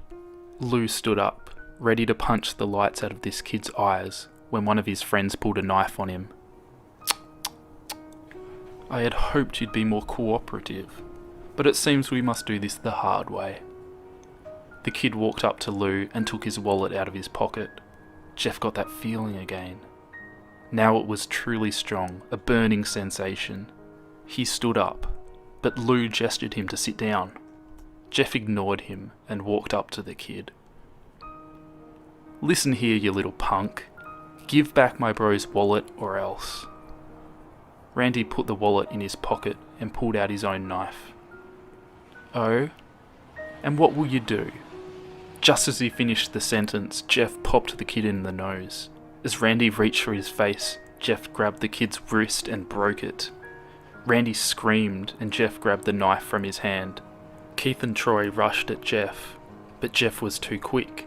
He threw Randy to the ground. Keith lashed out at him, but Jeff ducked and stabbed him in the arm. Keith dropped his knife and fell to the ground screaming. Troy rushed him too, but Jeff didn't even need the knife. He just punched Troy straight in the stomach, and Troy went down. As he fell, he puked all over. Lou could do nothing but look in amazement at Jeff. "Jeff, how do you..." That was all he said. They saw the bus coming, and they knew they'd be blamed for the whole thing, so they started running as fast as they could. As they ran, they looked back and saw the bus driver rushing over to Randy and the others. As Jeff and Lou made it back to school, they didn't dare tell anyone what happened. All they did was sit and listen. Lou just thought of it as his brother beating up a few kids, but Jeff knew it was something more. It was something scary. As he got that feeling, he felt how powerful it was, the urge to just hurt someone. He didn't like how it sounded, but he couldn't help but feel happy. He felt that strange feeling go away, and stay away for the entire day of school. Even as he walked home, due to the whole thing happening near the bus stop, and how now he probably wouldn't be taking the bus anymore, he felt happy. When he got home, his parents asked him how his day was, and he said, in a somewhat ominous voice, "It was a wonderful day." Next morning, he heard a knock on his front door. He walked down to find 2 police officers at the door, his mother looking back at him with an angry look. "Jeff, these officers tell me you attacked 3 kids, that it wasn't regular fighting, and that they were stabbed. Stabbed, son!" Jeff's gaze fell to the floor, showing his mother that it was true. "Mum, they were the ones who pulled the knives on me and Lou." "Son," said one of the officers, "we found 3 kids, 2 stabbed, 1 having a bruise on his stomach, and we have witnesses proving that you fled the scene. Now what does that tell us?" Jeff knew it was no use. He could say him and Lou had been attacked, but then there was no proof it was them who had not attacked first. They couldn't say that they weren't fleeing, because truth be told they were. So Jeff couldn't defend himself or Lou. "Son, call down your brother." Jeff couldn't do it, since it was him who beat up all the kids. "Sir, it was me. I was the one who beat up the kids. Lou tried to hold me back, but he couldn't stop me." The cop looked at his partner, and they both nod. "Well, kid, looks like a year in juvie." "Wait," said Lou. They all looked up to see him holding a knife. The officers pulled their guns and locked them on Lou. "It was me. I beat up those little punks. I have the marks to prove it." He lifted up his sleeves to reveal cuts and bruises, as if he had been in a struggle. "Son, just put the knife down," said the officer. Lou held up the knife and dropped it to the ground. He put his hands up and walked over to the cops. "No, Lou, it was me. I did it." Jeff had tears running down his face. "Huh? Poor bro. Trying to take the blame for what I did. Well, take me away." The police led Lou out to the patrol car. "Lou, tell them it was me. Tell them. I was the one who beat up those kids." Jeff's mother put her hands on his shoulders. "Jeff, please. You don't have to lie. We know it's Lou. You can stop." Jeff watched helplessly as the cop car speeds off with Lou inside. A few minutes later, Jeff's dad pulled into the driveway, seeing Jeff's face and knowing something was wrong. "Son, what is it?" Jeff couldn't answer. His vocal cords were strained from crying. Instead, Jeff's mother walked his father inside to break the bad news to him, as Jeff wept in the driveway. After an hour or so, Jeff walked back into the house, seeing that his parents were both shocked, sad, and disappointed. He couldn't look at them. He couldn't see how they thought of Lou when it was his fault. He just went to sleep, trying to get the whole thing off his mind. 2 days went by, with no word from Lou at the JDC. No friends to hang out with, nothing but sadness and guilt. This is until Saturday, when Jeff is woken up by his mother with a happy, sunshiny face. "Jeff, it's the day," she said as she opened up the curtains and let light flood into his room. "What? What's today?" groaned Jeff as he stirred awake. "Why, it's Billy's party today." He was now fully awake. "Mum, you're joking, right? You don't expect me to go to some kid's party after..." There was a long pause. "Jeff, we both know what happened. I think this party could be the thing that brightens up the past days. Now get dressed." Jeff's mother walked out of the room and downstairs to get ready herself. He fought himself to get up. He picked out a random shirt and a pair of jeans and walked downstairs. He saw his mother and father all dressed up, his mother in a dress and his father in a suit. He thought to himself, why would they ever wear such fancy clothes to a kid's party? "Jeff, is that really what you're going to wear?" said Jeff's mum. "Better than wearing too much," he said. His mother pushed down the urge to yell at him and hid it with a smile. "Now Jeff, we might be overdressed, but this is how you go if you want to make an impression," said his father. Jeff grunted and went back up to his room. "I don't have any fancy clothes," he yelled downstairs. "Just pick out something," called his mother. He looked around in his closet for what he would call fancy. He found a pair of black dress pants he had for special occasions and an undershirt. He couldn't find a shirt to go with it though. He looked around and only found striped and patterned shirts, none of which go with dress pants. Finally, he found a white hoodie and put it on. You're wearing that? They both said. His mother looked at her watch. "Oh, no time to change, let's just go," she said as she herded Jeff and his father out the door. They crossed the street over to Barbara and Billy's house. They knocked on the door, and at it appeared Barbara, just like his parents, way overdressed. As they walked inside, all Jeff could see were adults, no kids. "The kids are out in the yard, Jeff. How about you go and meet some of them?" said Barbara. Jeff walked outside to a yard full of kids. They were running around in weird cowboy costumes and shooting each other with plastic guns. He might as well be standing in a Toys R Us. Suddenly a kid came up to him and handed him a toy gun and hat. "Hey, wanna play?" he said.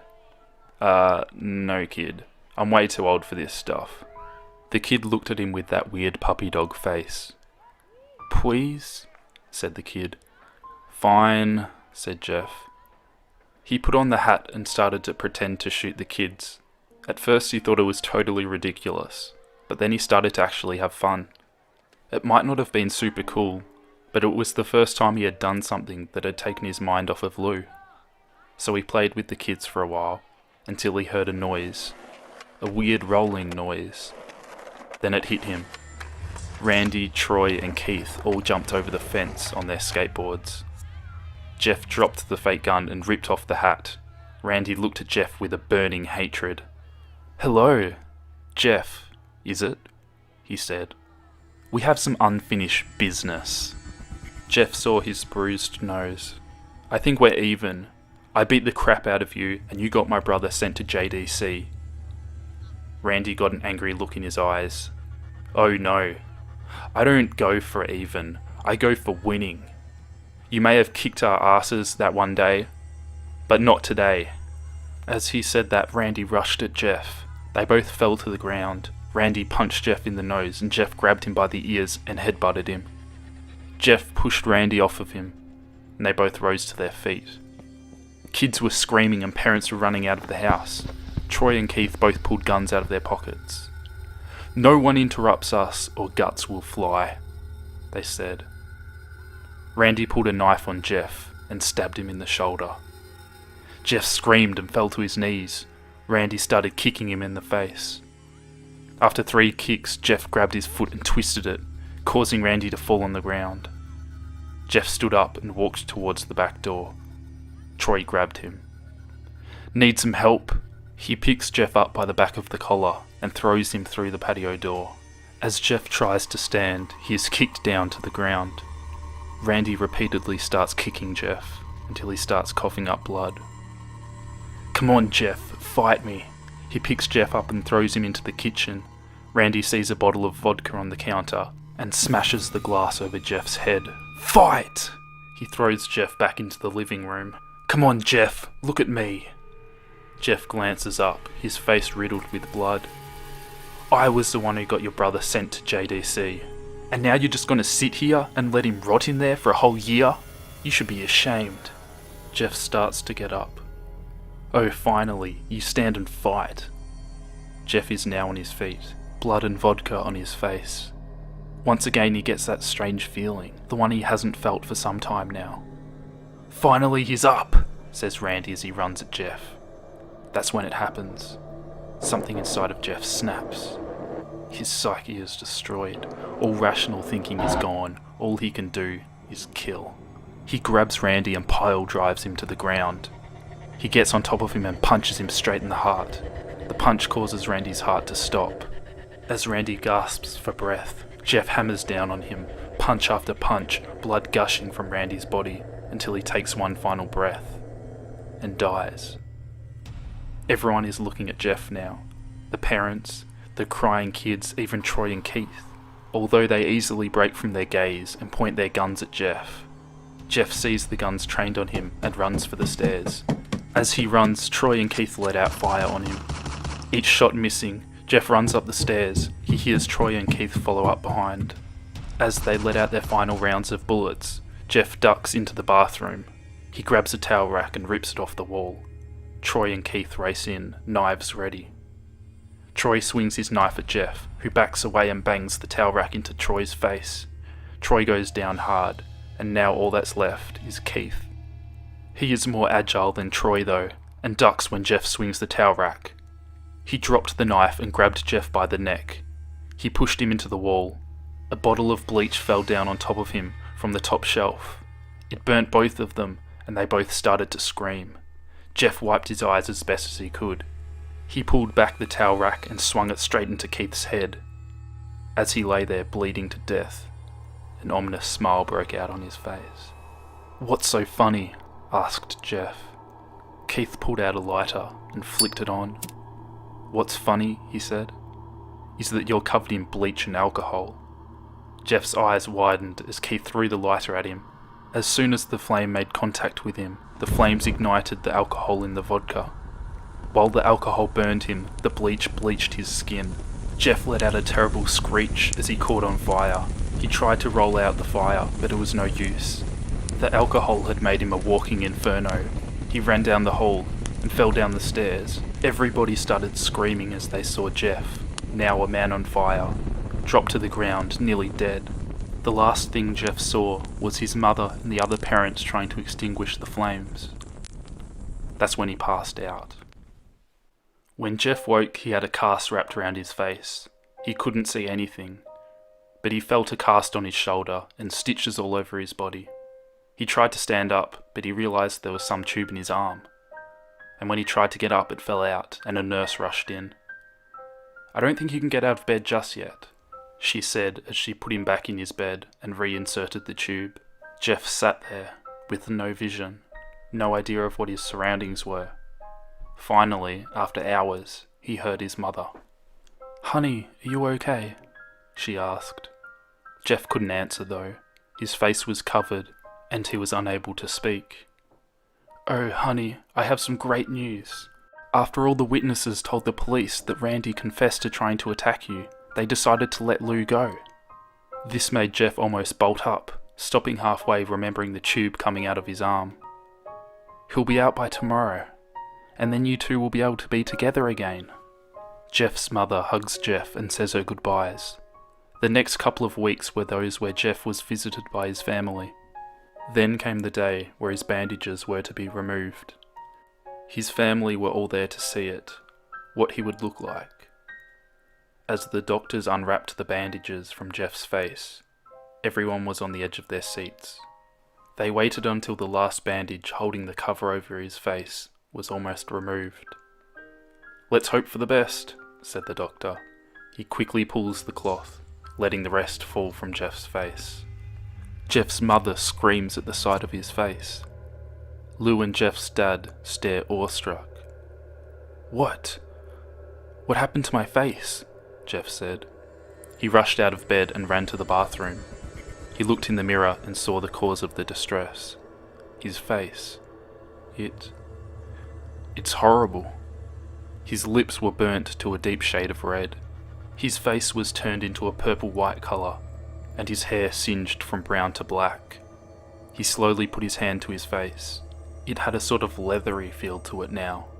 He looked back at his family, then back at the mirror. "Jeff," said Lou, "it's not that bad." "Not that bad?" said Jeff. "It's perfect!" His family were equally surprised.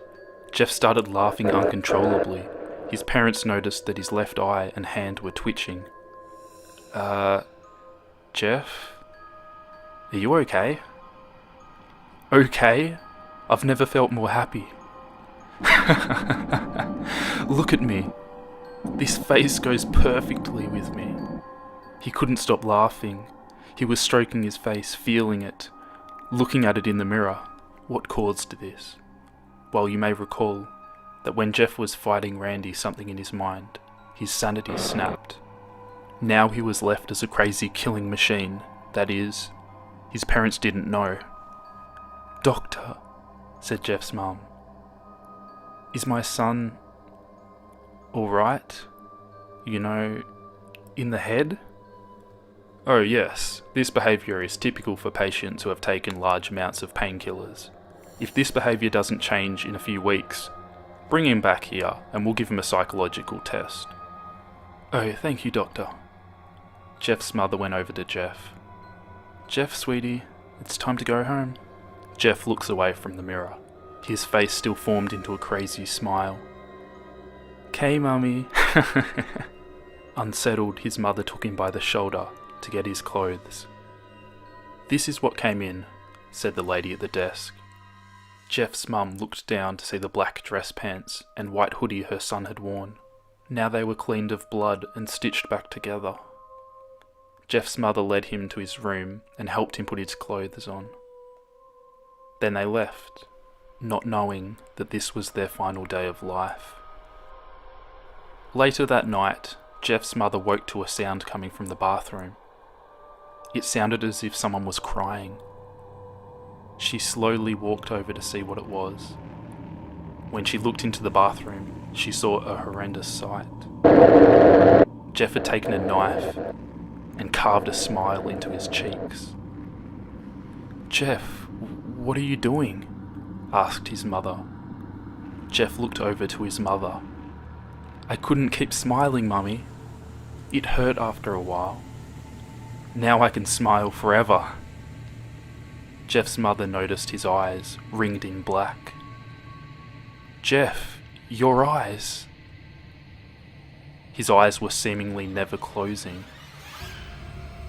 "I couldn't see my face. I got tired and my eyes started to close. I burned off the eyelids so I could forever see myself, my new face." Jeff's mother slowly started to back away, seeing that her son was going insane. "What's wrong, Mummy? Aren't I beautiful?" "Yes, son," she said. "Yes, you are. Let me go get Daddy so he can see your face." She ran into the room and shook Jeff's dad from his sleep. "Honey, get the gun, She stopped as she saw Jeff in the doorway, holding a knife. "Mummy, you lied." That's the last thing they would hear as Jeff rushes them with the knife, gutting both of them. His little brother Lou woke up, startled by some noise. He didn't hear anything else, so he just shut his eyes and tried to go back to sleep. As he was on the border of slumber, he got the strangest feeling that someone was watching him. He looked up. Before Jeff's hand covered his mouth, he slowly raised the knife, ready to plunge it into Lou. Lou thrashed here and there, trying to escape Jeff's grip. "Shh," Jeff said. "Just go to sleep."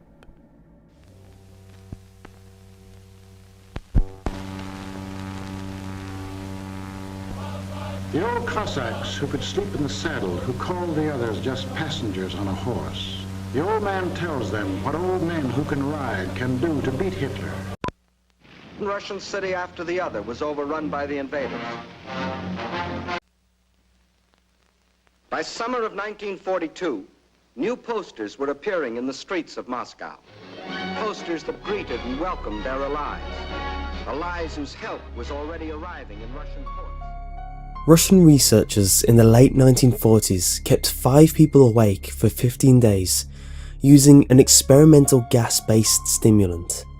They were kept in a sealed environment to carefully monitor their oxygen intake so the gas didn't kill them, since it was toxic in high concentrations.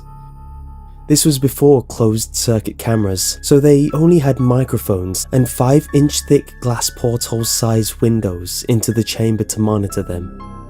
The chamber was stocked with books, cots to sleep on, but no bedding, running water and toilet, and enough dried food to last all 5 for over a month. The test subjects were political prisoners deemed enemies of the state during World War II. Everything was fine for the first 5 days. The subjects hardly complained, having been promised, falsely, that they would be freed if they submitted to the test and did not sleep for 30 days. Their conversations and activities were monitored, and it was noted that they continued to talk about increasingly traumatic incidents in their past, and the general tone of their conversations took on a darker aspect after the 4-day mark. After 5 days, they started to complain about the circumstances and events that led them to where they were, and started to demonstrate severe paranoia. They stopped talking to each other and began alternately whispering to the microphones and one-way mirror portholes. Oddly, they all seemed to think they could win the trust of the experimenters by turning over their comrades, the other subjects in captivity with them. At first, the researchers suspected this was an effect of the gas itself. After 9 days, the first of them started screaming. He ran the length of the chamber repeatedly, yelling at the top of his lungs for 3 hours straight. He continued attempting to scream, but was only able to produce occasional squeaks. The researchers postulated that he had physically torn his vocal cords. The most surprising thing about his behavior is how the other captives reacted to it, or rather, didn't react to it. They continued whispering to the microphones until the second of the captives started to scream. The 2 non-screaming captives took the books apart, smearing page after page of their own feces and pasted them calmly on the glass portholes. The screaming promptly stopped. So did the whispering to the microphones. After 3 more days passed, the researchers checked the microphones hourly to make sure they were working, since they thought it impossible that no sound could be coming with 5 people inside. The oxygen consumption of the chamber indicated that all 5 must still be alive. In fact, it was the amount of oxygen 5 people would consume at a very high level of strenuous exercise. On the morning of the 14th day, the researchers did something they said they would not do to get a reaction from the captives. They used the intercom inside the chamber, hoping to provoke any response from the captives they were afraid were either dead or vegetables. They announced, "We are opening the chamber to test the microphones. Step away from the door and lie flat on the floor or you will be shot. Compliance will earn one of you your immediate freedom." To their surprise, they heard a single phrase in a calm voice respond, "We no longer want to be freed." Debate broke out among the researchers and the military forces funding the research. Unable to provoke any more response using the intercom, it was finally decided to open the chamber at midnight on the 15th day. The chamber was flushed of the stimulant gas and filled with fresh air, and immediately voices from the microphones began to object. 3 different voices began begging, as if pleading for the life of loved ones to turn the gas back on. The chamber was opened and soldiers sent in to retrieve the test subjects. They began to scream louder than ever, and so did the soldiers when they saw what was inside. 4 of the 5 subjects were still alive, although no one could rightly call the state that any of them in life. The food rations past day 5 had not been so much as touched. There were chunks of meat from the dead test subjects' thighs and chest stuffed into the drains in the center of the chamber, blocking the drain and allowing 4 inches of water to accumulate on the floor. Precisely how much of the water on the floor was actually blood was never determined. All 4 surviving test subjects also had large portions of muscles and skin torn away from their bodies. The destruction of flesh and exposed bone on their fingertips indicated that the wounds were inflicted by hand, not with teeth as researchers initially thought. Closer examination of the position and angle of the wounds indicated that most of it, if not all of them, was self-inflicted. The abominable organs below the ribcage of all 4 test subjects had been removed, while the heart, lungs and diaphragm remained in place. The skin and most of the muscle attached to the ribs had been ripped off, exposing the lungs through the ribcage. All the blood vessels and organs remained intact, but they had been taken out and laid on the floor, fanning out around the eviscerated but still living bodies of the subjects. The digestive tracts of all 4 could be seen to be working, digesting food. It quickly became apparent that what they were digesting was their own flesh that they had ripped off and eaten over the course of the days. Most of the soldiers were Russian special operatives at the facility, but many refused to return to the chamber to remove the test subjects. They continued to scream to be left in the chamber and alternately begged and demanded that the gas be turned back on, lest they fall asleep. To everyone's surprise, the test subjects put up a fierce fight in the process of being removed from the chamber. One of the Russian soldiers died from having his throat ripped out. Another was gravely injured by having his testicles ripped off and an artery in his leg severed by one of the subject's teeth. Another 5 of the soldiers lost their lives if you count ones that committed suicide in the weeks following the incident.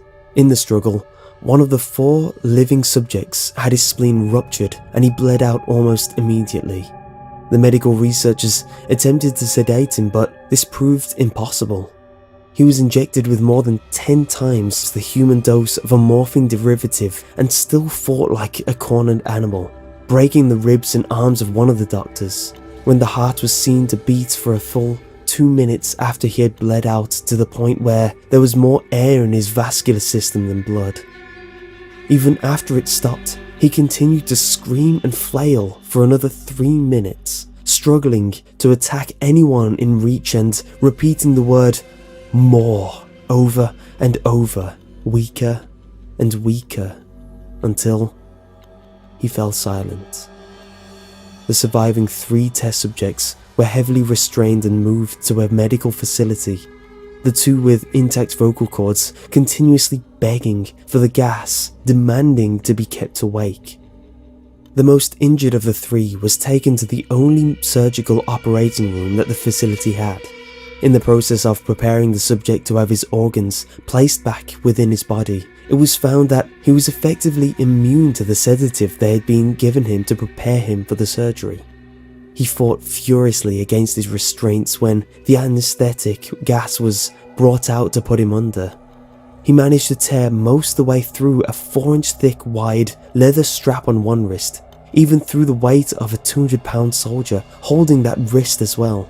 It took only a little more anaesthetic than normal to put him under, and the instant his eyelids fluttered and closed, his heart stopped. In the autopsy of the test subject that died on the operating table, it was found that his blood had tripled the normal level of oxygen. His muscles that were still attached to his skeleton were badly torn, and he had broken 9 bones in the struggle to not be subdued. Most of them were from the force his own muscles had exerted on them. The second survivor had been the first of the group of 5 to start screaming.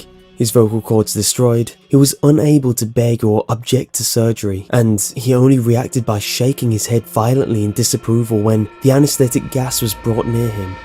He shook his head, yes, when someone suggested, reluctantly, that they try the surgery without anaesthetic, and did not react for the entire 6-hour procedure of replacing his abdominal organs and attempting to cover them with what remained of his skin. The surgeon proceeding stated repeatedly that it should be medically impossible for the patient to still be alive. One terrified nurse assisting the surgery stated that she had seen the patient's mouth curl into a smile several times whenever his eyes met hers. When the surgery ended, the subject looked at the surgeon and began to wheeze loudly, attempting to talk while struggling. Assuming this must be something of drastic importance, the surgeon had a pen and paper fetched so the patient could write his message. It was simple. Keep cutting. The other 2 test subjects were given the same surgery, both without anaesthetic as well, although they had to be injected with a paralytic for the duration of the operation. The surgeon found it impossible to perform the operation while the patients laughed continuously. Once paralysed, the subjects could only follow the attending researchers with their eyes. The paralytic cleared their system in an abnormally short period of time, and they were soon trying to escape their bounds. The moment they could speak, they were again asking for the stimulant gas. The researchers tried asking why they had injured themselves, why they had ripped out their own guts, and why they wanted to be given the gas again. Only one response was given. I must remain awake. All 3 subjects' restraints were reinforced and they were placed back into the chamber, awaiting determination as to what should be done with them. The researchers, facing the wrath of their military benefactors for having failed the stated goals of their project, considered euthanizing the surviving subjects.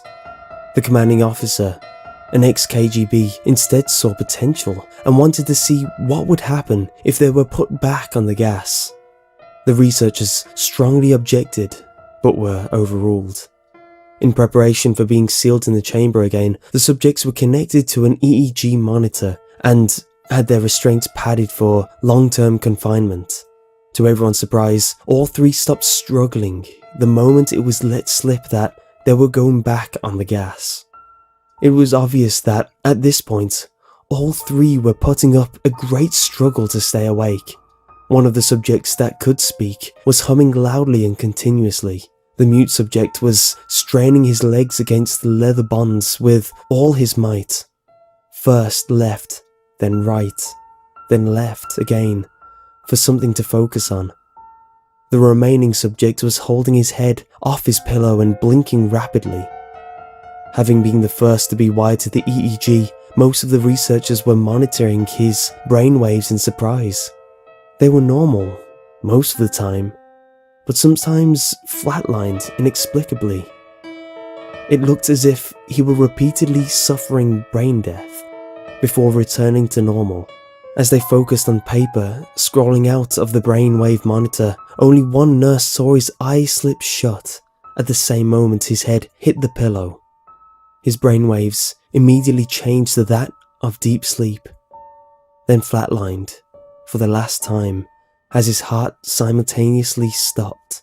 The only remaining subject that could speak started screaming to be sealed in now. His brainwaves showed the same flatlines as one who had just died from falling asleep. The commander gave the order to seal the chamber with both subjects inside, as well as 3 researchers. One of the named 3 immediately drew his gun and shot the commander point blank between the eyes, then turned the gun on the mute subject and blew his brains out as well. He pointed his gun at the remaining subject, still restrained to a bed as the remaining members of the medical and research team fled the room. "I won't be locked in here with these things, not with you," he screamed at the man strapped to the table. "What are you?" he demanded. "I must know." The subject smiled. "Have you forgotten so easily?" the subject asked. "We are you. We are the madness that lurks within you all, begging to be free at every moment in your deepest animal mind. We are what you hide from in your beds every night.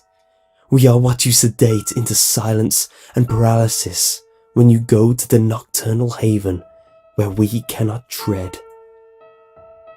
The researcher paused, then aimed at the subject's heart and fired. The EEG flatlined as the subject weakly choked out, "So nearly free."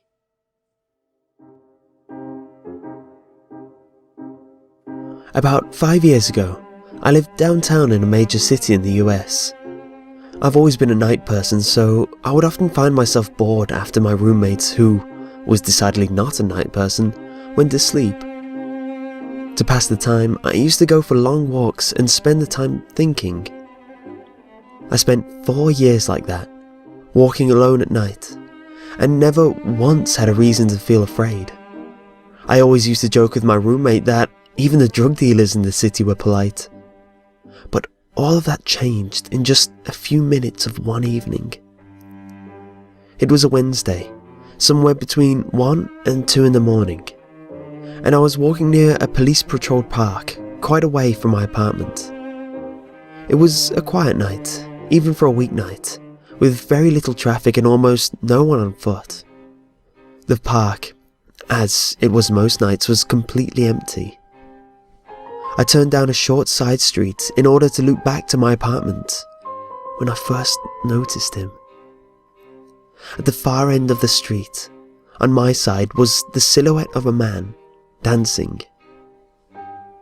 It was a strange dance, similar to a waltz, but he finished each box with an odd forward stride. I guess you could say he was dance walking, headed straight for me. Deciding he was probably drunk, I stepped as close as I could to the road to give him the majority of the sidewalk to pass me by. The closer he got, the more I realized how gracefully he was moving. He was very tall and lanky, and wearing an old suit. He danced closer still, until I could make out his face. His eyes were open and wild, head tilted back slightly, looking off at the sky. His mouth was formed in a painfully wide cartoon of a smile. Between the eyes and the smile, I decided to cross the street before he danced any closer. I took my eyes off him to cross the empty street. As I reached the other side, I glanced back, and then stopped dead in my tracks. He had stopped dancing and was standing with one foot in the street, perfectly parallel to me. He was facing me, but still looking skyward, smile still wide on his lips. I was completely and utterly unnerved by this. I started walking again, but kept my eyes on the man. He didn't move. Once I had put about half a block between us, I turned away from him for a moment to watch the sidewalk in front of me. The street and sidewalk ahead of me were completely empty. Still unnerved, I looked back to where he had been standing to find him gone. For the briefest of moments, I felt relieved, until I noticed him. He had crossed the street and was now slightly crouched down. I couldn't tell for sure due to the distance of the shadows, but I was certain he was facing me. I had looked away from him for no more than 10 seconds, so it was clear that he had moved fast. I was so shocked that I stood there for some time, staring at him. And then he started moving toward me again. He took giant, exaggerated tiptoed steps, as if he were a cartoon character sneaking up on someone, except he was moving very, very quickly. I'd like to say at this point I ran, or pulled out my pepper spray or my cell phone or anything at all, but I didn't. I just stood there, completely frozen, as the smiling man crept towards me. And then he stopped again, about a car length away from me, still smiling his smile, still to the sky. When I finally found my voice, I blurted out the first thing that came to my mind. What I meant to ask was, "What do you want?" in an angry, commanding tone. What came out was a whimper. What? Regardless of whether or not humans can smell fear, they can certainly hear it. I heard it in my own voice, and that only made me more afraid, but he didn't react to it at all. He just stood there, smiling. And then, after what felt like forever, he turned around very slowly and started dance-walking away, just like that. Not wanting to turn my back to him again, I just watched him go, until he was far enough away to almost be out of sight. And then I realized something. He wasn't moving away anymore, nor was he dancing. I watched in horror as the distant shape of him grew larger and larger. He was coming back my way, and this time, he was running. I ran as well. I ran until I was off of the side road and back into a better lit road with sparse traffic. Looking behind me then, he was nowhere to be found. The rest of the way home, I kept glancing over my shoulder, always expecting to see his stupid smile, but he was never there. I lived in that city for 6 months after that night, and I never went out for another walk. There was something about his face that always haunts me. He didn't look drunk, he didn't look high. He looked completely and utterly insane. And that's a very, very scary thing to see.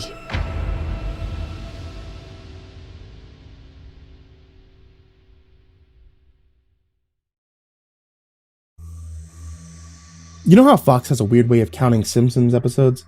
They refuse to count a couple of them. It makes the amount of episodes inconsistent. The reason for this is a lost episode from season 1.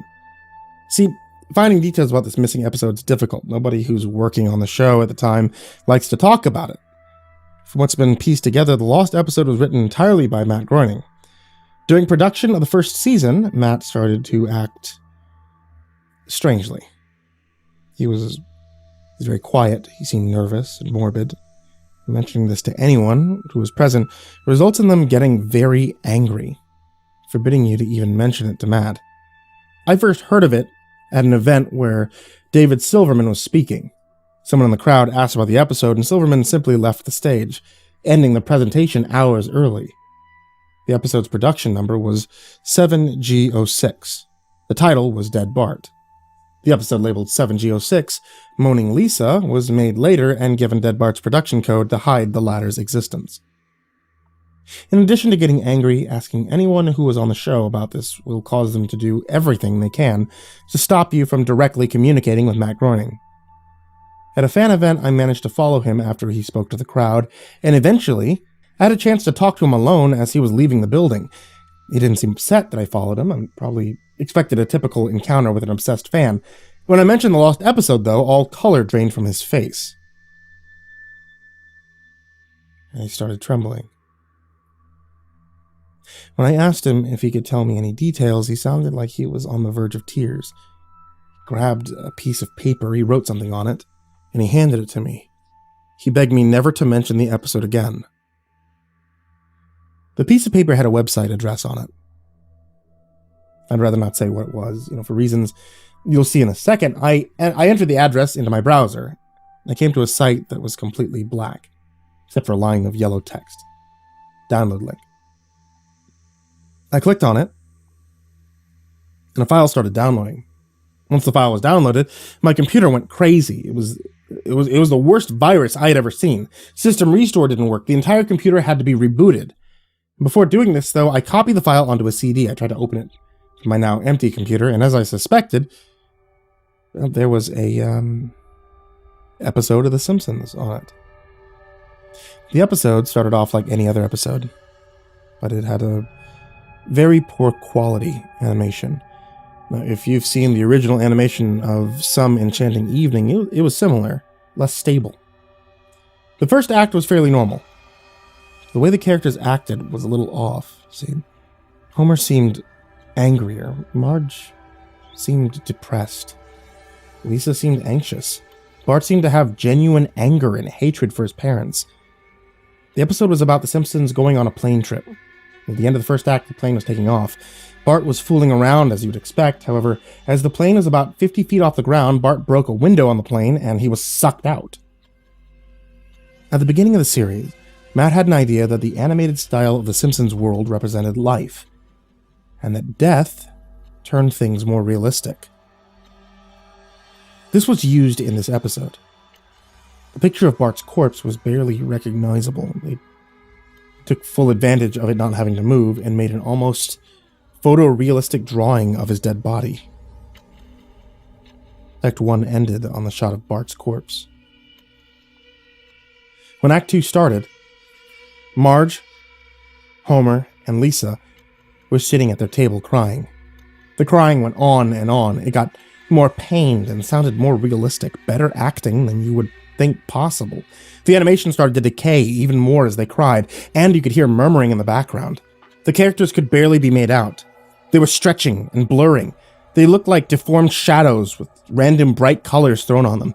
There were faces looking in the window, flashing in and out, so you were never sure what they looked like. The crying went on for all of Act 2.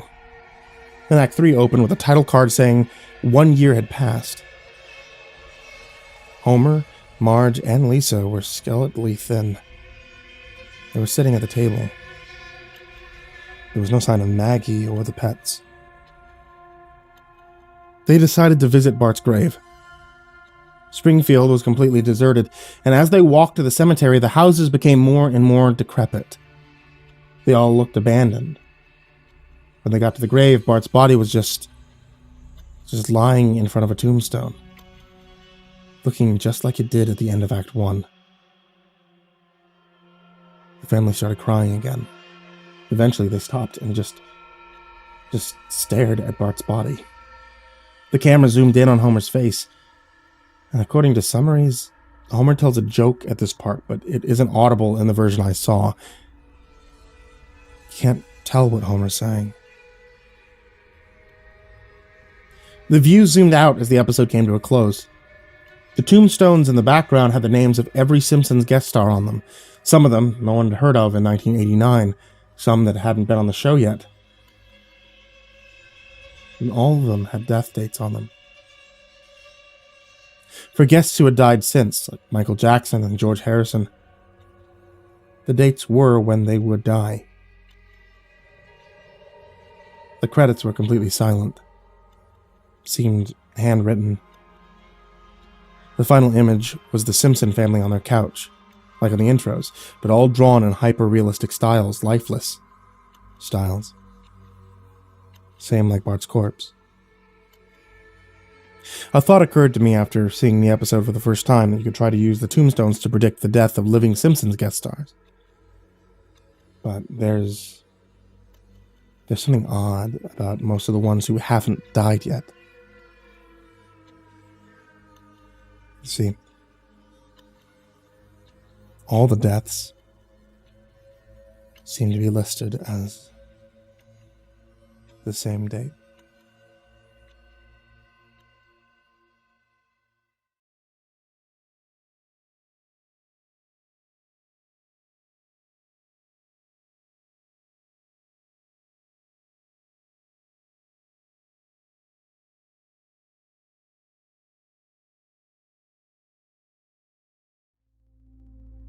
Some of you may have heard that the Disney Corporation is responsible for at least one real, live ghost town. Disney built the Treasure Island Resort in Baker's Bay in the Bahamas. It didn't start as a ghost town. Disney's cruise ships would actually stop at the resort and leave tourists there to relax in luxury. This is a fact. Look it up. Disney blew $30 million on the place. Yes, $30 million. And then it was abandoned. Disney blamed the shallow waters, too shallow for their ships to safely operate.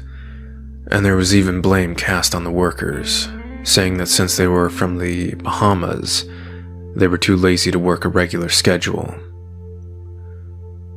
That's where the factual nature of their story ends.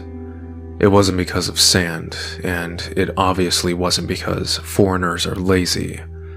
Both are convenient excuses. No, I sincerely doubt those reasons were legitimate. But why don't I buy the official story? Because of Mowgli's palace. Near the beachside city of Emerald Isles in North Carolina, Disney began construction of Mowgli's Palace in the late 1990s. The concept was a jungle-themed resort with a large, you guessed it, palace in the center of the whole thing. If you're unfamiliar with the character Mowgli, then you might better remember the story, The Jungle Book. If you haven't seen it anywhere else, you'd know it was the Disney cartoon from decades past. Mowgli is an abandoned child in the jungle, essentially raised by animals and simultaneously threatened/pursued by other animals. Mowgli's Palace was a controversial undertaking from the start. Disney brought up a ton of high-priced land for the project, and there was actually a scandal surrounding some of the purchases. The local government claimed eminent domain on people's homes, then turned around and sold their properties to Disney. At one point, a home that had just been constructed was immediately condemned with little to no explanation. The land grabbed by the government was supposedly for some fictional highway project. Knowing full well what was going on, people started calling it Mickey Mouse Highway. Then there was the concept art. A group of stuffed shirts from Disney actually held a city meeting. They intended to sell everyone on how lucrative this project was going to be for everyone. When they showed the concept art, this gigantic Indian palace, surrounded by jungle, staffed with men and women in loincloths and tribal gear. Well, suffice to say, everyone flipped their shit. We're talking about a large Indian palace, jungle, and loincloths, not only in the center of a relatively wealthy area, but also a somewhat xenophobic area of the southern USA. It was a questionable mix at that point in history. One member of the crowd tried to storm the stage, but he was quickly subdued by security after he managed to break one of the presentation boards over his knee. Disney took that community and essentially broke it over its knee as well. The houses were razed, the land was cleared, and there wasn't a damn thing anyone could do or say about it. Local TV and newspapers were against the resort at the beginning, but some insane connection between Disney's media holdings and the local venues came into play, and their opinions turned on a dime. But back to Treasure Island, the Bahamas. Disney sunk those millions in, and then split. The same thing happened with Mowgli's Palace. Construction was complete. Visitors actually stayed at the resort. The surrounding communities were flooded with traffic, and the usual annoyances associated with an influx of lost and irate tourists. Then it all just stopped. Disney shut it down, and nobody knew what the hell to think. But they were pretty happy about it. Disney's loss was pretty hilarious and wonderful to a large group of folks who didn't want this in the first place. I honestly didn't give the place another thought since hearing it closed over a decade ago. I live maybe 4 hours from Emerald Isles, so really I only heard the rumblings and didn't experience any of it firsthand. Then I read this article from someone who had explored the Treasure Island resort and posted a whole blog about all the crazy shit he found there. Stuff just left behind. Things smashed, defaced, probably ruined by the disgruntled former employees who had lost their jobs. Hell, the locals from all around probably had a hand in wrecking that place. People there just felt as angry about Treasure Island as folks here did about Mowgli's palace. Plus, there were rumors that Disney had released their aquarium stock into the local waters when they closed, including sharks. Who wouldn't want to take a few swings at some merchandise after that? Well, what I'm getting at is that this blog about Treasure Island got me thinking. Even though many years had passed since its closing, I figured it might be cool to do some urban exploration at Mowgli's palace. Take some photos, write about my experience, and probably see if there was anything I could take home as a memento. I'm not going to say I wasted no time in getting there, because honestly it took me another year after I first found that Treasure Island article, just to get around to going up to Emerald Isle. Over the course of that year, I did a lot of research on the Palace Resort. Or rather, I tried to. Naturally, no official Disney site or resource made any mention of the place. That had been scrubbed clean. Even more odd, however, was that nobody before myself had apparently thought to blog about the place or even post a photo. None of the local TV or newspaper sites had one word about the place, though that was to be expected since they had all swung Disney's way. They wouldn't be out there lauding their embarrassment. Recently, I learned that corporations can actually ask Google, for example, to remove links from search results, basically for no good reason. Looking back, it's probably not that nobody spoke of the resort, but rather their words were made inaccessible. So in the end, I could barely find the place. All I had to go on was an old-as-hell map I received in the mail back in the 90s. It was a promotional item sent out to people who had recently been to Disney World, and I guess since I had been there in the late 80s, that was recent. I didn't really intend to hang on to it. It just got shoved in with my books and comics from my childhood. I only remembered it months into my research, and even then it took me another few weeks to locate the storage bin my parents had shoved it into. But I did find it. Locals were no help, as most were transplants who had moved to the beach in recent years, or old residents who just sneered at me and made rude gestures the second I managed to say, "Where would I find Mowgli's?"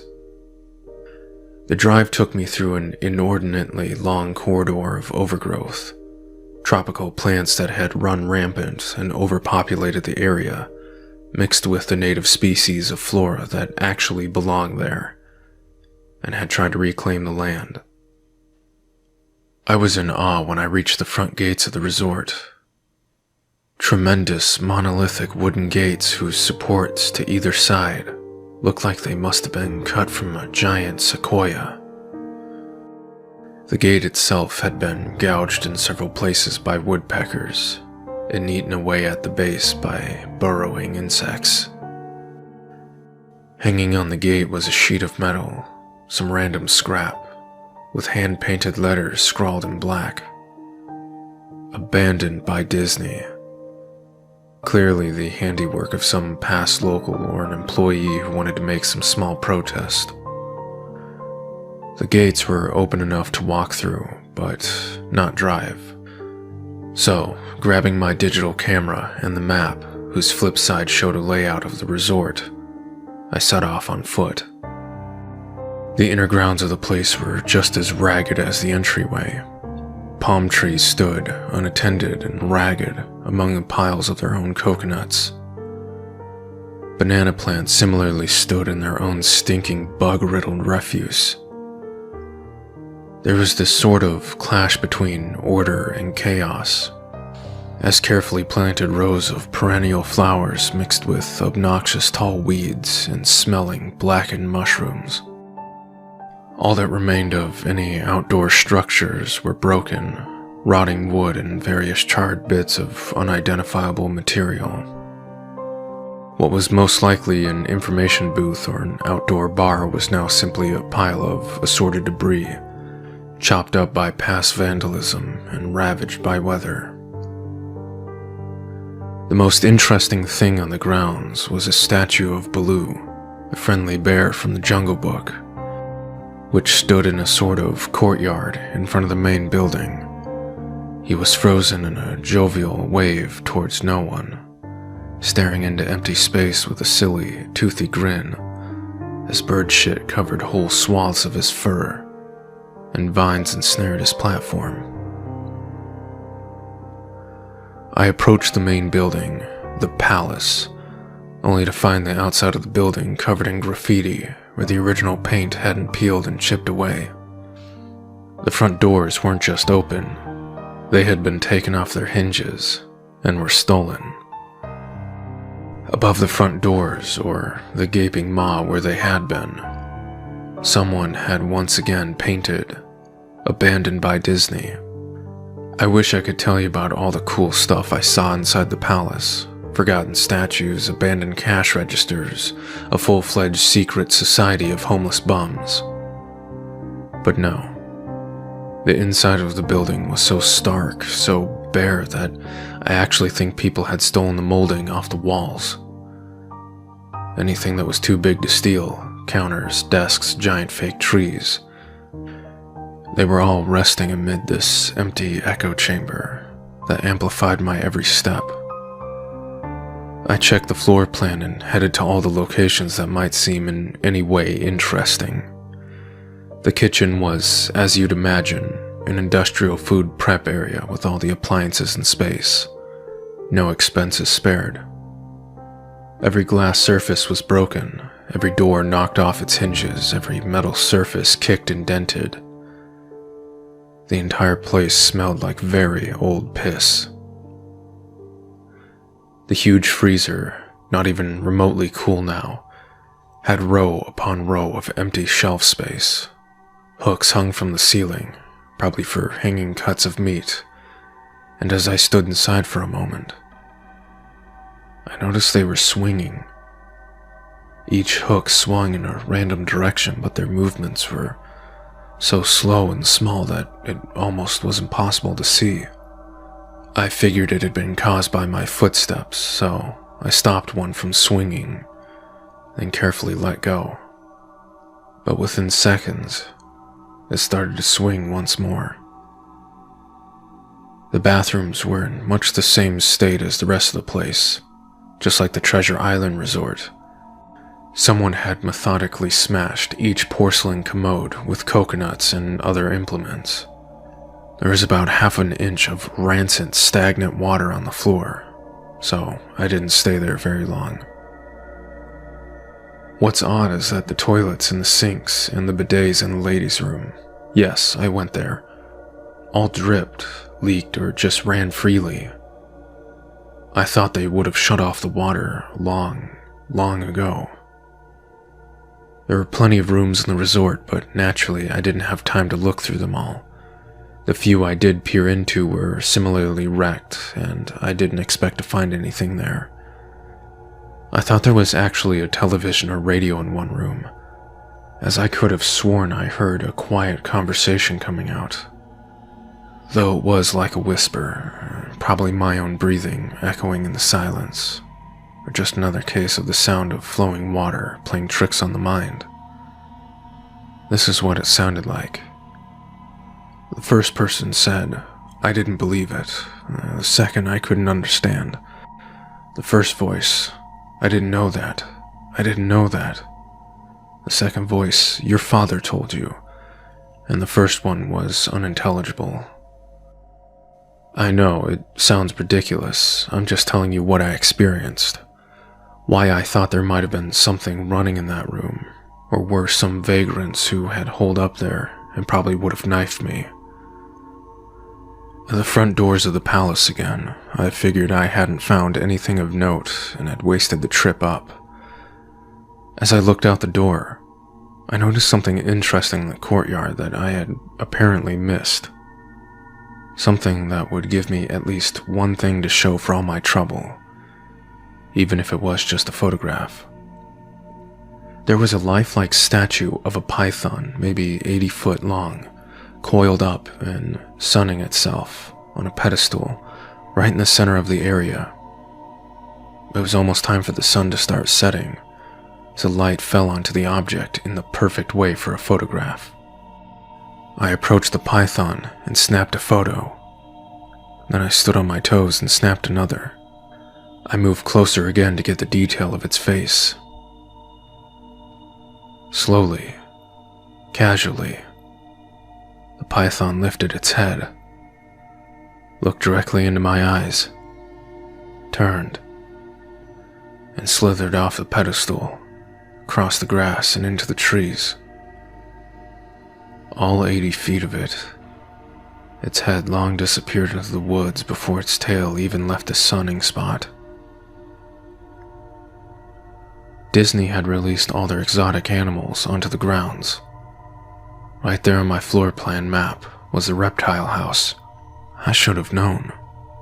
I'd read about the sharks at Treasure Isle, and I should have known they'd done this. I was dumbfounded. Utterly stupefied.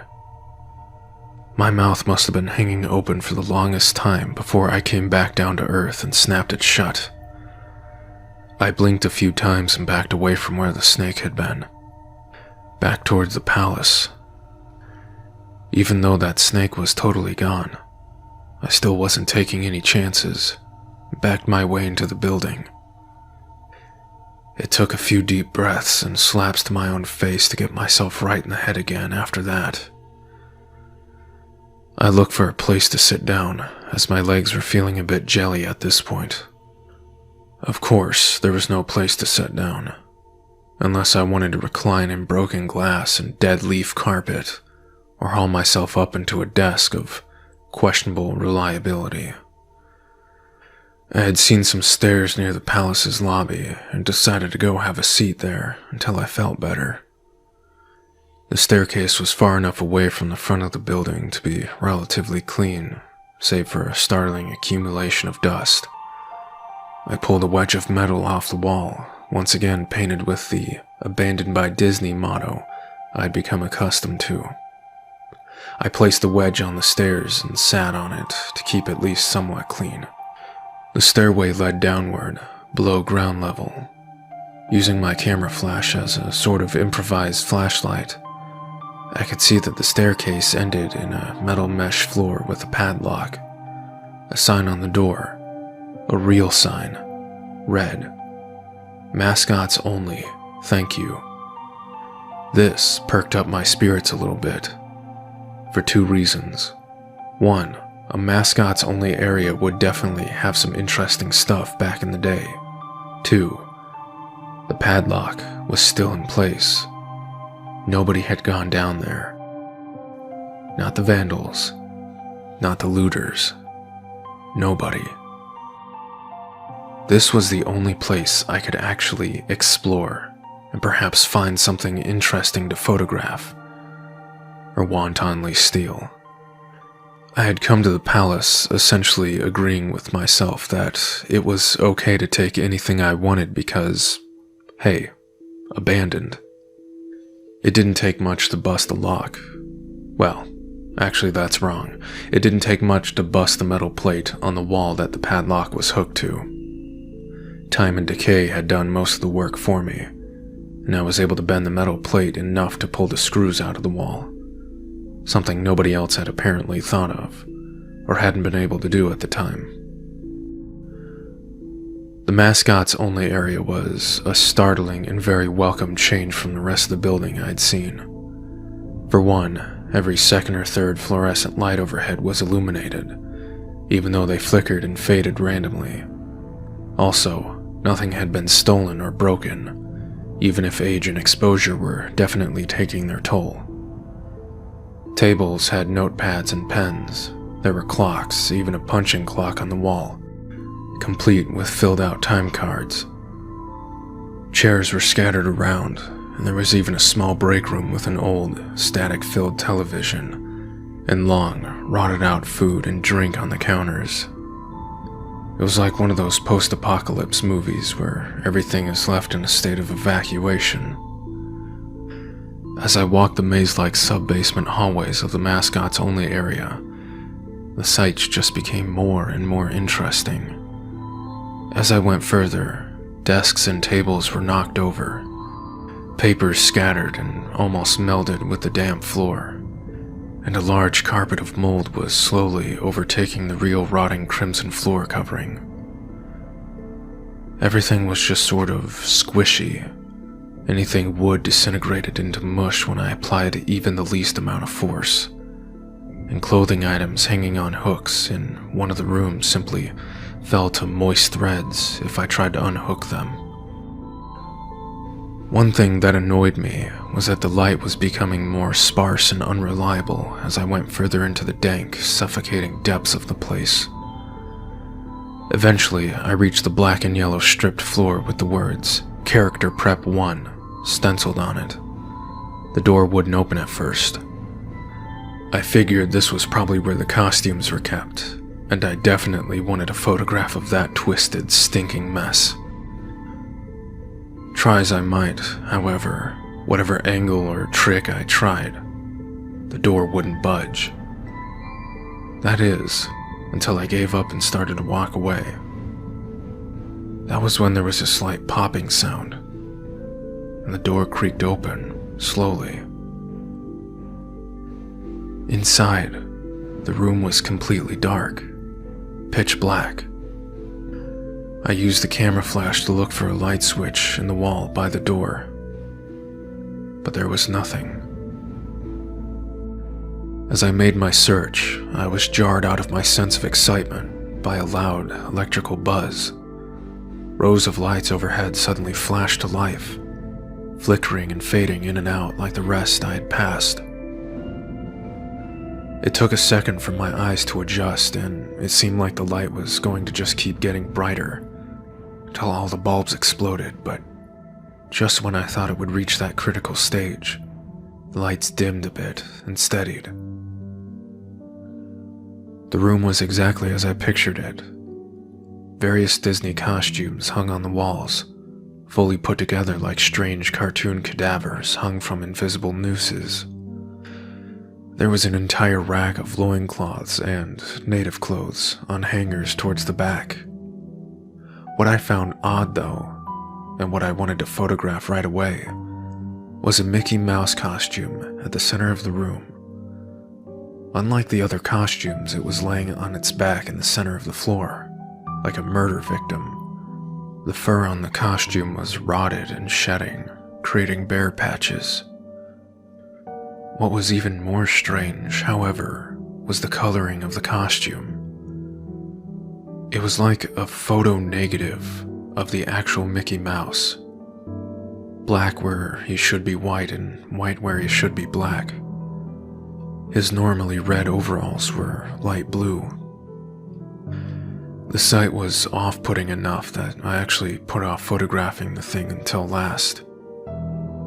I took a picture of the costumes hanging on the walls. Up and down angles, side shots to show an entire row of frozen, putrid cartoon faces, some with plastic eyes missing. Then I decided to stage a shot. Just one of the bedraggled character heads on the slick, grimy floor. I reached for the headpiece of a Donald Duck costume and carefully removed it so the thing wouldn't fall apart in my hands. As I looked into the face of the wide-eyed, moldering head, a loud, clattering sound made me jump with fright. I looked down at my feet, and there, between my shoes, was a human skull. It had fallen out of the mascot's head shattered into pieces at my feet. Only the empty face and lower jaw remained, staring up at me.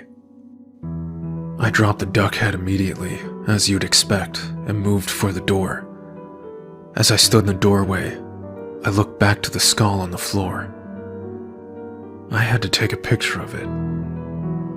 For any number of reasons that may seem silly, but I had to take a picture. I needed proof of what happened, especially if Disney was going to somehow make this go away. I had no doubt in my mind, right from the start, that even if it was just gross negligence, Disney was responsible for this. That's when Mickey, that photo negative opposite Mickey in the middle of the floor, started to get up. First, sitting up, then climbing to its feet. The Mickey Mouse costume, or whoever was inside of it, stood there, at the center of the room, its fake face just staring directly at me, and all I could do was mumble to myself, "No, no, no, no, no, no." With shaking hands, a violently thrashing heart, and legs that had once again turned to jelly, I managed to lift the camera and aim it at the opposite creature now quietly sizing me up. The digital camera screen displayed only dead pixels in the shape of the thing. It was a perfect silhouette of the Mickey Mouse costume. As the camera moved in my unsteady hands, the dead pixels floated around the screen, wherever Mickey's outline moved to. And the camera died, went blank and quiet and broken. I raised my eyes once again to the Mickey Mouse costume. Its voice was quiet, but there was an impossible form of distortion to it. Want to see my head come off? It started to pull at its own head, working its clumsy, glove-clad fingers around its neck, with clawing, impatient movements similar to a wounded man trying to pull himself free of a predator's jaw. As it worked its digits into its neck, so much blood, so much thick, pasty yellow blood. I turned away as I heard a sickening tearing of cloth and flesh. I only cared about getting away. Above the doorway out of this room, I saw the final message scrawled onto the metal with bone or fingernails.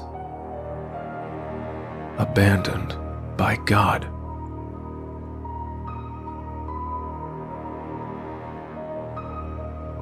I never got the pictures out of the camera. I never wrote the blog entry about it. After I ran home from that place, fled for my sanity, if not my very life, I knew why Disney didn't want anyone knowing about this place. They didn't want anyone like me getting in. They didn't want anything like that getting out.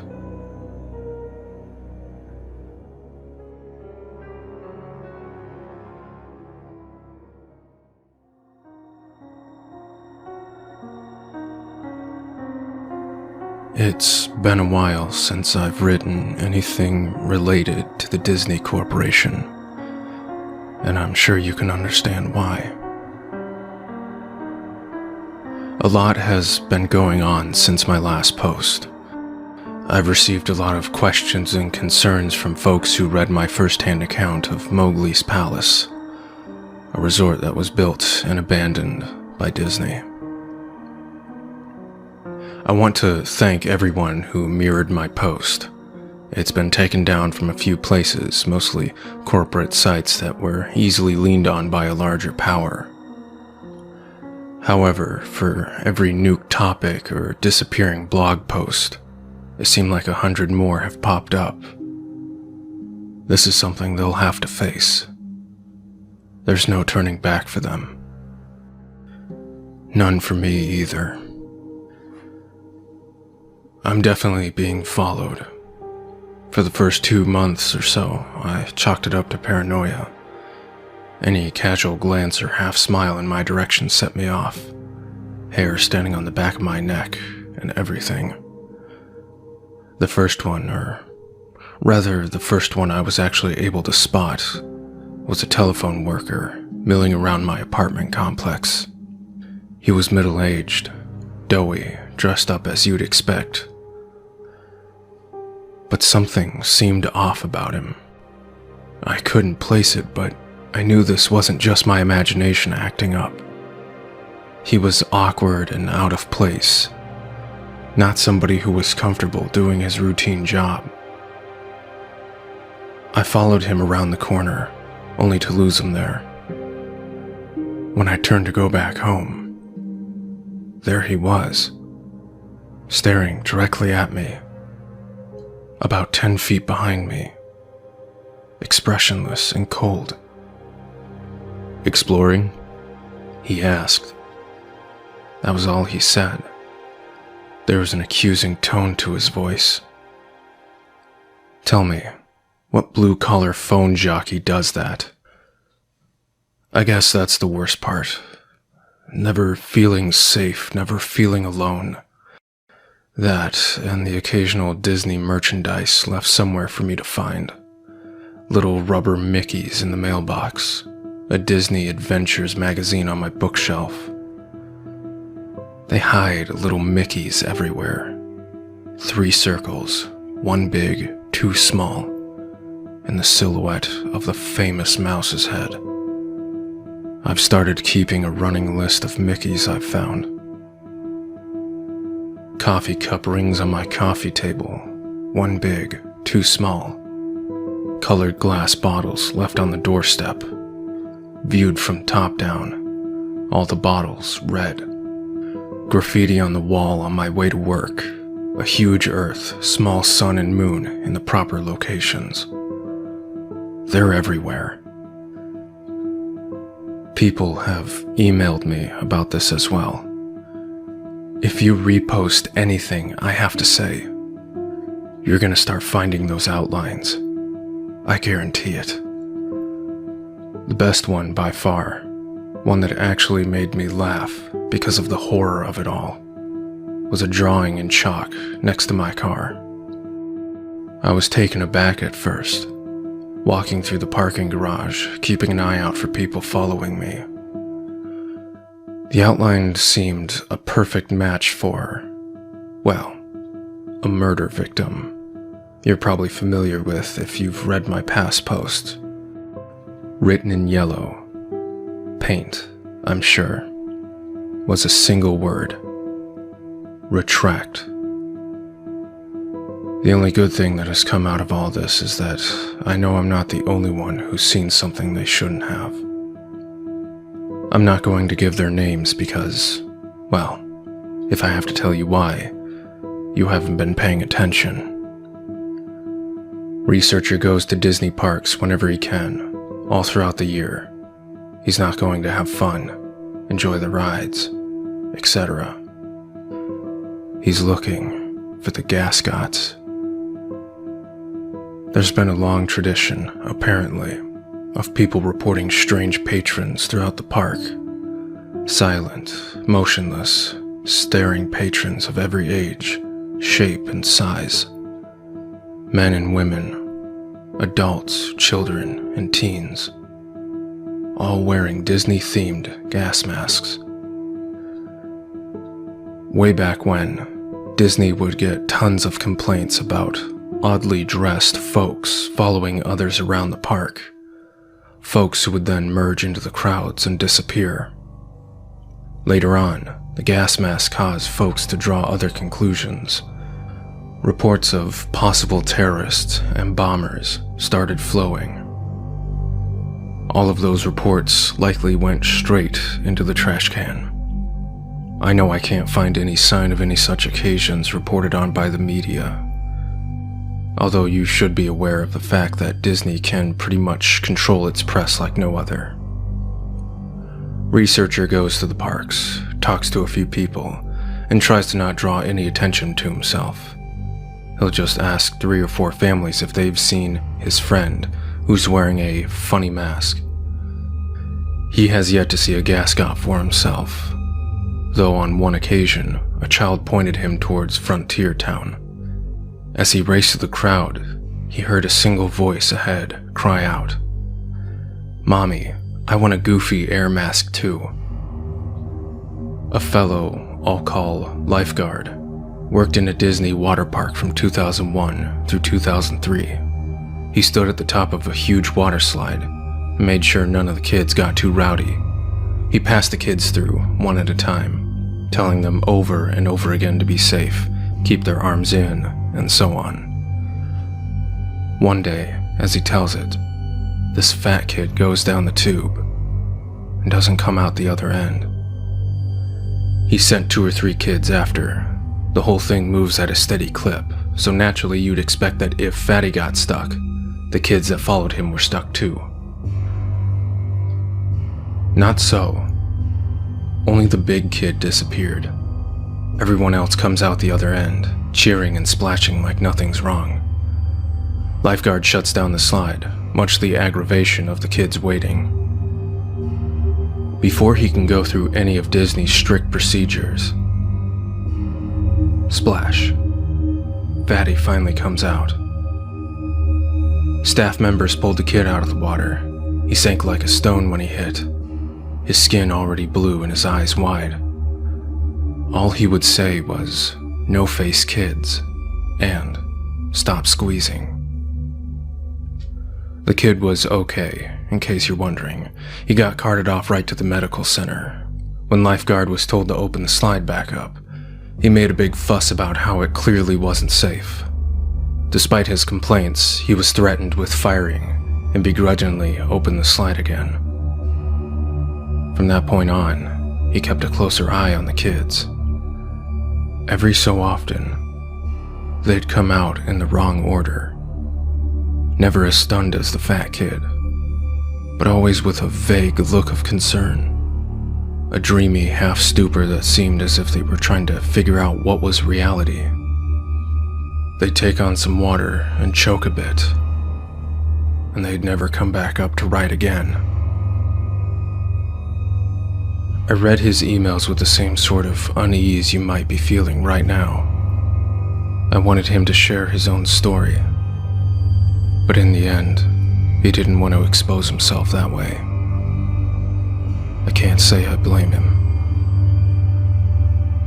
Snow White, which wasn't the actual role she played, was a character in the park. She had a nice little tidbit for me. You know what happens when a costume employee drops dead in his suit? Like, 1 second he's taking a picture with little Jimmy, and the next he's had a fatal stroke. A second costume mascot in the area has to sit with a corpse on a curb or bench and wait for a designated dry cleaner to arrive and cart the body away in a discreet manner. All the while, patrons have no idea they're sitting with a dead body for photo ops. Feel free to check your photo albums at this point. That was bad. But another fellow, janitor, went completely off the creepy charts.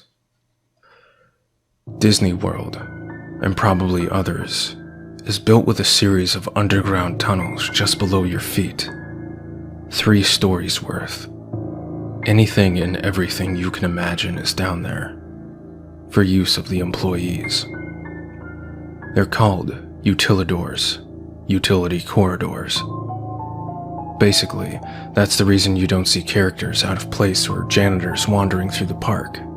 They pop in and out of hidden doors and travel a concealed town you're walking on. Janitor told me something that might be common knowledge, but was nonetheless news to me.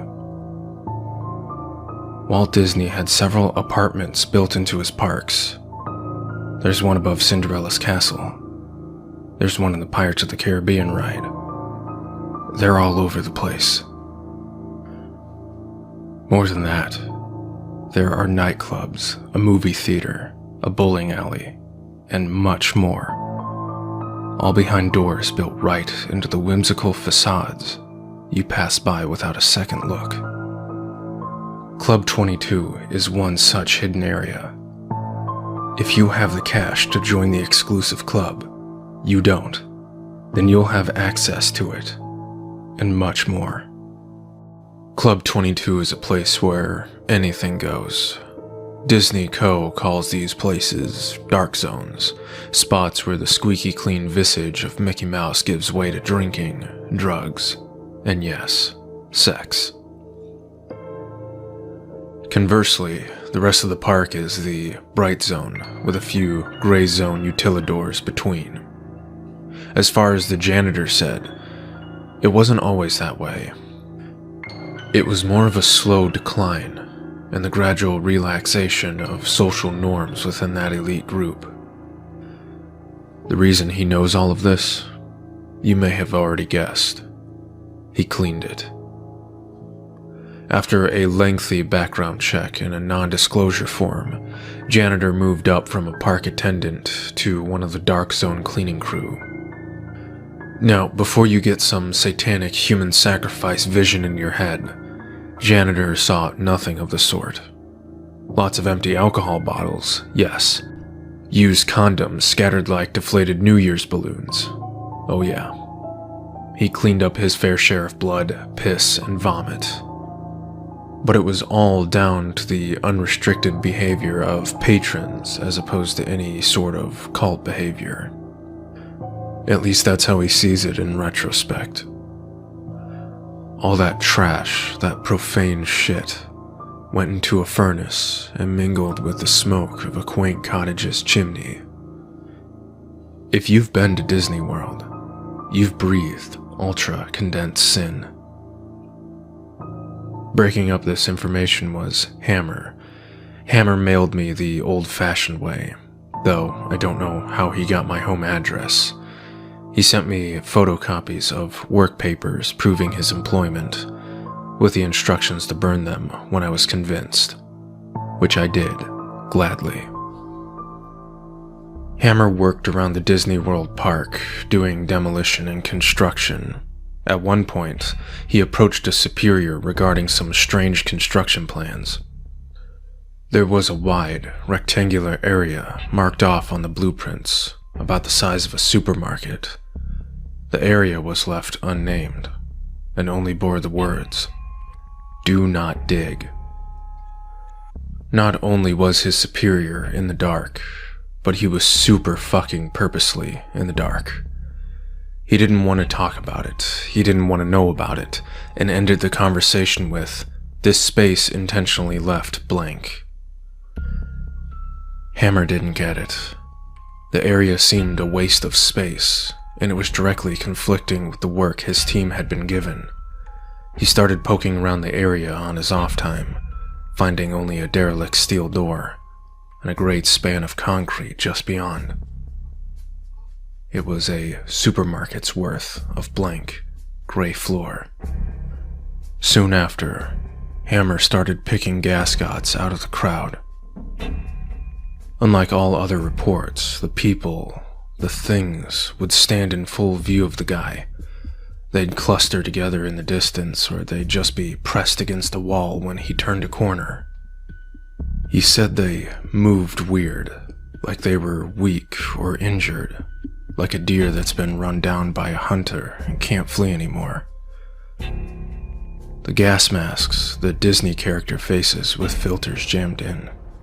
He noted that they seemed wet on the inside, like condensation on a car window. Tiny beads of water glimmered behind the glass, making it impossible for any of them to actually see. Probing further, Hammer started asking questions of anyone and everyone who had been working in the park for a decade or more. He hit dead ends throughout, until he was directed to Ida, an elderly woman who worked in a restaurant on Main Street. She had been there since way back. and though nobody had the balls to ask directly, everyone knew she had plenty of terrible stories to tell. Hammer asked about the empty space, then about the gas mask customers, and at first, he thought he would have received the same non-answer he had gotten so far. She was quiet, eerily quiet. "Room 0, she croaked, a single shaking hand placed to her cheek, as if she were a little girl fearing a father's punishment. She didn't meet the man's gaze for the entire conversation. Room 0, as it turned out, was yet another hidden room, just like the apartments and Club 22. However, its sheer size and its spot deep beneath the park set it apart from any of the fun dark zones. It was a bomb shelter. Room 0 was built to withstand a massive attack, be it conducted by foreign or domestic enemies. Room 0 was to be stocked with enough rations to feed the entire park's average number of patrons at any given moment, and housed a similar yet lavish panic room of sorts for Disney higher-ups. During World War II, official Disney gas masks were actually produced for children to wear in the event of an attack. The idea was that it would be less scary for kids if Mickey's face was emblazoned on the wartime safety device. Yes, I know the obvious problems with that. During the Cold War scare of the 60s, when Disney World was constructed, Room 0 was stocked with similar masks as well. Whether they cared about the fears of children or just callous branding, the things found their way down there.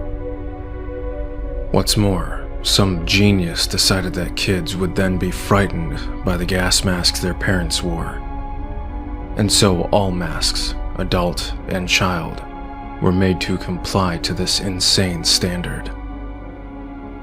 I'd have described it as treating a wound with lemon juice. None of this explained what Hammer had been seeing, though. Not only the seemingly supernatural appearances, but the emptied-out room as well. "I've been in there," he explained. "There's nothing but a cement floor and 4 walls." "No." Ida shook her head and covered her mouth, stifling a sob. "You've been on top of it."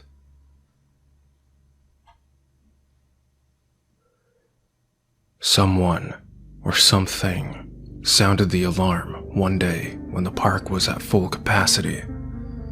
The warning was clear. It was supposedly an air attack. Security ushered everyone down into the tremendous shelter. There, they were ordered to put on their masks and hunker down for the duration of the assault. Everything was quiet for about 30 minutes, save for the crying children and the frightened whispers. No one wanted to die, and so they were thankful in a way for this strange measure of safety. Then, the first scream rang out. Waves of shrieks and yelps rippled through the crowd, from one wall to the other, back and forth. Commotion from the disgruntled patrons was drowning it out. Despite security guards urging to calm down and keep their cool, the crowd became more and more agitated until finally, after nearly an hour of madness, the lights flickered, then died. What followed could be described only as utter chaos. In the dark, only the wails of the young and the anguished cries of adults could be heard in a massive, swelling din that bloodied the ears of all within that black echo chamber. A group of staff members and a select few patrons made it out of the door, ready to face the war above, rather than the insanity below. What they found, of course, was a desolate, yet untouched theme park. The music continued to play, echoing through silent storybook towns. Upon returning to Room 0, the few who stood at the top of the steel staircase that led down into the pitch blackness heard no signs of the previous fray. There was only silence. Ida herself descended that staircase, despite the begging of those she left above. She reached the reinforced doors, herself now awash in darkness, and hearing only the buzzing in her ears. A single voice came out of that dark chamber. Shut the door, dear. You're letting out all the cold. Gripped by terror, she did just that. Within days, the entire thing, shelter, staircase, all of it, was covered with feet upon feet of cement. Air systems and generators above its ceiling were removed, creating the large, empty space. They're all still down there, Ida told Hammer. Down there with whoever that was. You might notice I've used Ida's name. Unfortunately, she passed away soon after telling her story. Accidental fall, supposedly, after getting out of bed to turn on a light. Such a company devotee, the paper reported, that her entire bedroom was covered with Mickey silhouettes.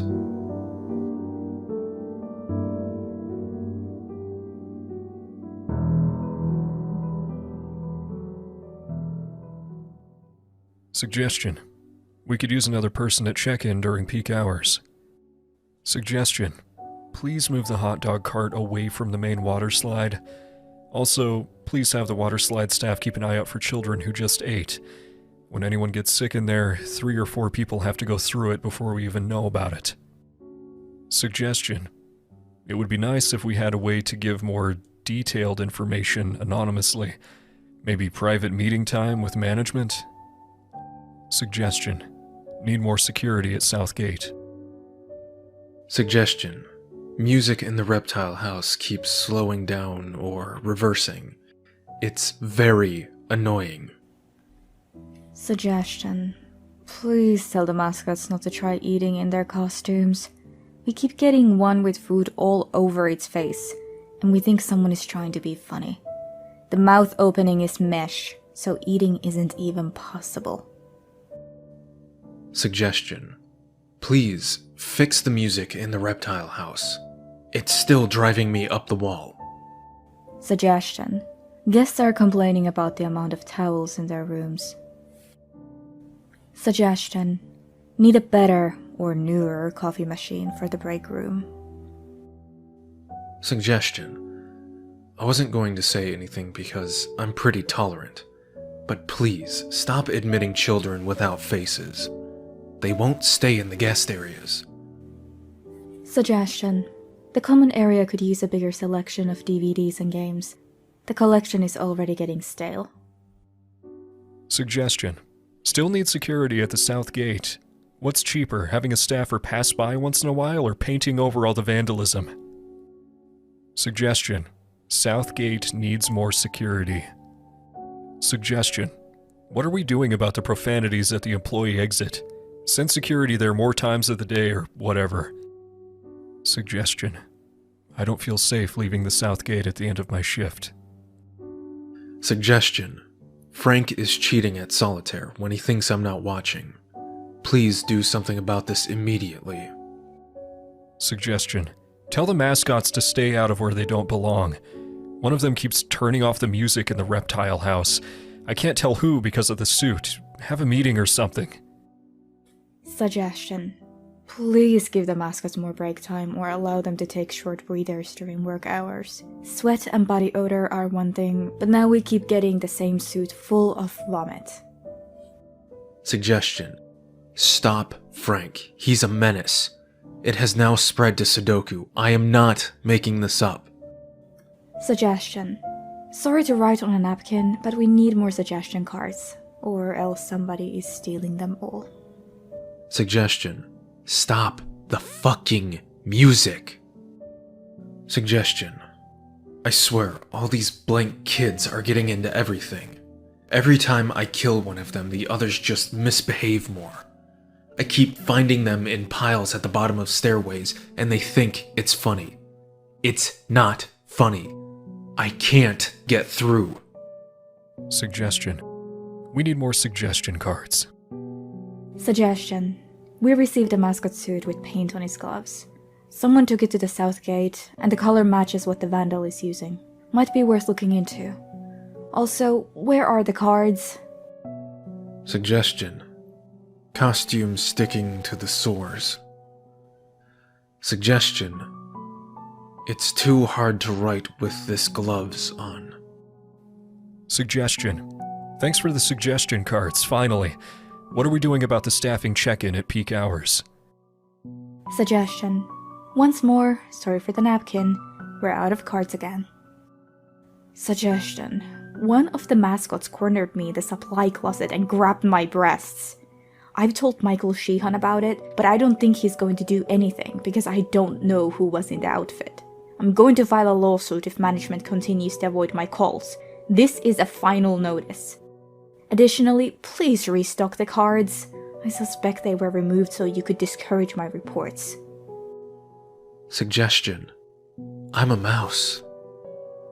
Suggestion. Fuck you.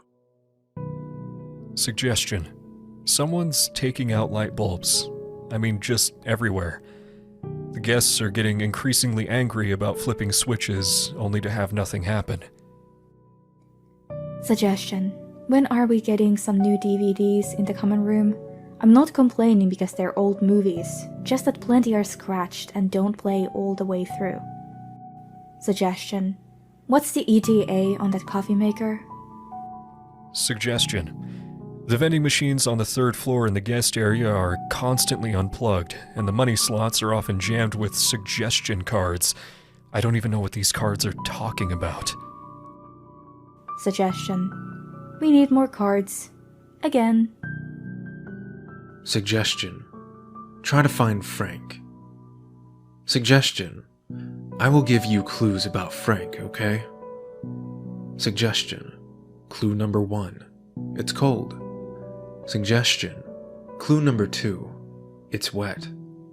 Suggestion. We need another coat of paint on the south gate. Are you doing anything about this clown? Suggestion. Clue number 3. Flush. Suggestion.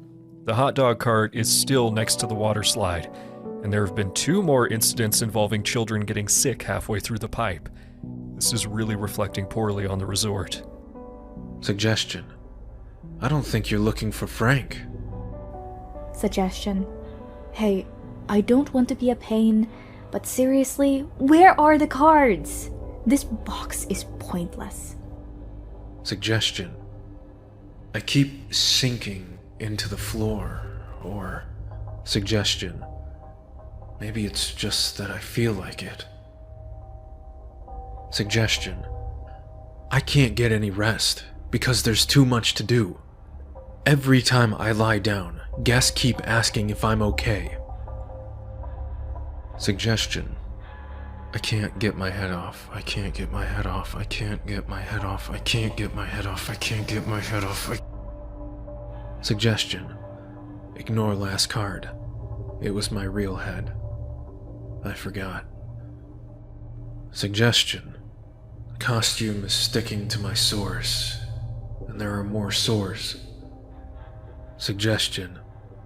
All I am is sores. Suggestion. The costume is breathing, and if I don't match its movements, I can't get any air. Suggestion. I keep locking the gates, but someone keeps opening them again. Please tell them to stop doing that because it lets everyone out again, and I feel that's counterproductive. Suggestion. They found Frank, and they're going to blame me. Please advise. Suggestion. You're gonna love this. Frank's face was like a bad-looking plate of mashed potatoes when they pulled him out. But when I laughed at it, everyone looked at me. Even the people with faces, which is odd.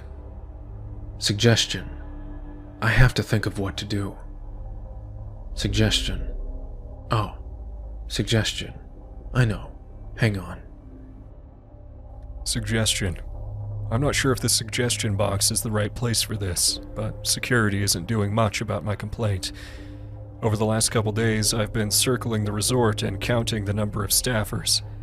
As far as I can tell, there are more mascots on the grounds than we have on payroll.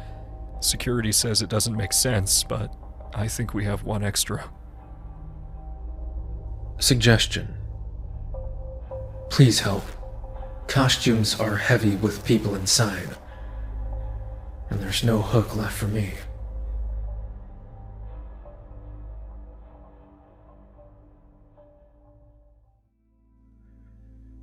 If you really believe in something, it can be yours. That's how we've been conditioned to think. Corruptus. That was the subject of an email I received before my ISP dropped me. My phone turned into a brick the same day. Hell, I think it was the same precise moment. Though it's difficult to know for sure since I only tried it after my laptop couldn't connect. Corruptus. I'd never heard of the word before. And to be honest, I'm not exactly sure it is a word at all. It could be Latin. It sounds like Latin. I haven't been able to look it up, and this is the first time I'm getting on the web since my unexpected removal from the grid. I tried to sign on at the local library, by the way. My card was revoked. Unpaid late fees for books I've never read, much less checked out. Mostly borderline fetish material and self-help books for various mental illnesses. The apparently quite detailed tome of weapons of mass destruction seemed to be of the most concern for the librarian. I hung around the library for maybe half an hour until someone left a computer logged in and unguarded.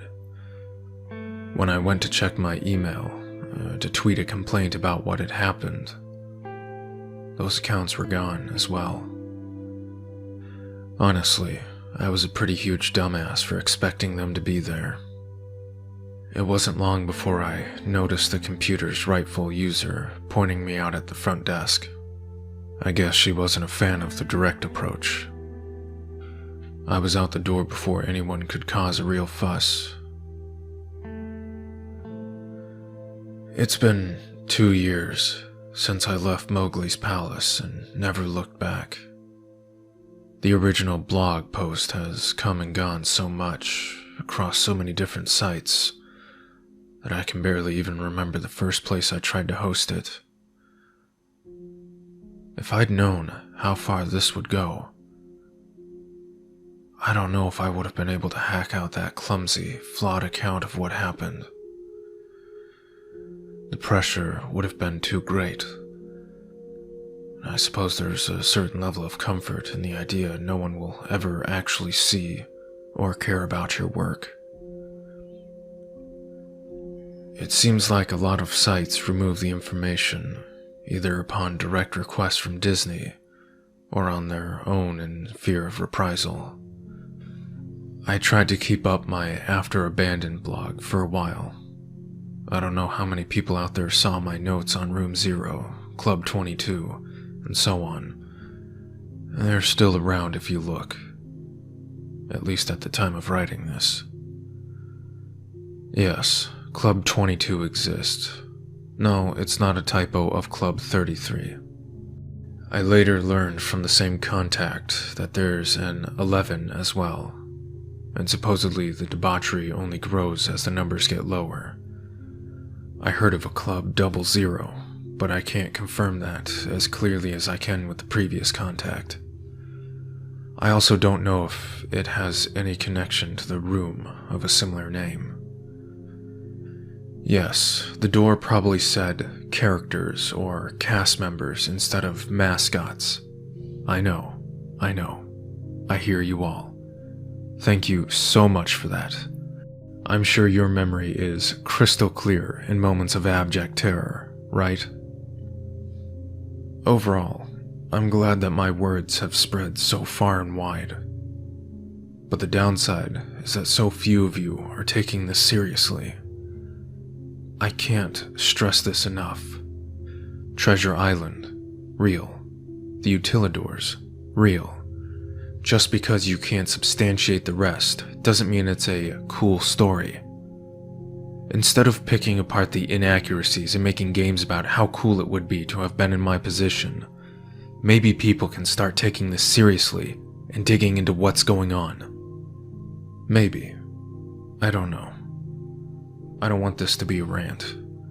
I want to stay focused and make sure I post exactly what I want to make public. All of the stress, the stalkers, the phone calls, the broken windows. I know that's all supposed to keep me off track. They want me confused, scared. And most of all, they want me quiet. There's a team of men and women in suits that I've seen at random times, here and there. I call them the focus group, because they pop up with clipboards and pens, taking notes about everything I do. They all have the same outfits, the same thick-rimmed nerd glasses, the same red pens that just scream, "We're judging you." The first time I noticed them, they were following me through the mall. I looped and turned, trying to be sure they were following me. And there they were, every step of the way. Days later, I spotted them again in the laundromat window, across from my new apartment. I chased one down, once, the tubbiest one. They stayed silent through the entire chase, and even the scuffle that ensued, when I wrenched the clipboard from his hand. I only found page after page of off-kilter, random gibberish, coupled with crude Mickey silhouettes, all in the same red ink. I know it sounds insane to say that a group of men and women in black are following me and taking nonsense notes. But I think that's the point. I think the idea is that it should drive me insane. And if it doesn't, you'll still think I'm crazy just for saying it. It's a no-win situation. I will forever regret that trip to Emerald Isle. But on the other hand, I'll always be grateful to the people who have come forward, anonymously, to share their experiences with me. Whoever mailed me the suggestion box from the resort is basically my hero at this point. To read what I'd written about the place and still brave the journey. Wow. I can't imagine how that felt. Whoever you may be. You even left the original corroded lock in the box, so I'd know it was legit. To do all of that without even taking a look inside for yourself must have been really, really hard. Thank you. If you haven't noticed, I'm treating this post a lot like my final installment. There's a reason for that. I don't know how long I can keep subverting Disney's attempts at silencing me before some sort of final action is taken. I have no doubt that somewhere at this very moment, someone is using my identity to commit a crime that would discredit me. That, or men in white jackets are about to show me a lovely little padded cell. I don't know what's going to come of this. That's the worst part, I suppose. All I know is that it's coming. So what is Corruptus? Well, as I mentioned, it was the title of an email I received. One that was presumably deleted along with my account. It was blank, and seemed to exist for the sole purpose of placing an attached text document in my hands. Too bad for the powers that be. I had already printed it the moment I saw it. Not much they can do to reverse that, can they? I should have mentioned. Remember that library? I used their copier to run off a few thousand duplicates of that letter. A few hundred are stapled in random places. A few hundred were passed out to random people. And the rest. Let's leave those as a little surprise. Have fun trying to stifle that, you mouse fuckers. Without any more rambling, here's the letter. Word for word. It arrived from a source whose email address I won't disclose, though I assume it's an untraceable dummy account anyway.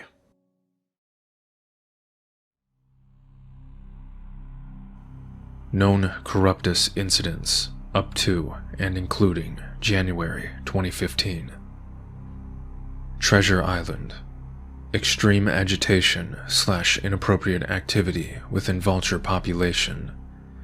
Mild to moderate agitation / inappropriate human activity. Resolved Corruptus. Unidentified avian species. Abandoned. Final. Disney's Pop Century Resort. Misplaced immobile objects. Chronological displacement / anachronism. Unresolved Corruptus. Wandering entity. Pending. Disney's River County. Microorganism infestation. Unresolved Corruptus. Clear Man, aka See-Through Man, aka Friendly John. Abandoned. Final. Imageworks. The What If Labs. 2nd floor. Multiple missing persons reports regarding Dreamfinder's School of Drama. Pin screen fatality. Vibrating mirror sickness. Unresolved Corruptus. Willy Wizard installation. Abandoned. Final. Mowgli's Palace. Auditory hallucination and/or projection. Misplaced immobile objects. Moderate to severe agitation / inappropriate human activity. Unresolved Corruptus. Inverted character. Abandoned. Final. The New Global Neighborhood. Resolved Corruptus. Fiber optic worm. NGN-C1. Resolved Corruptus. Digital Howl. NGN-C2. Resolved. Repurposed. Room 0. Sudden onset mass hysteria. Auditory hallucination and/or projection. Unresolved Corruptus. Unknown. Contained. Final.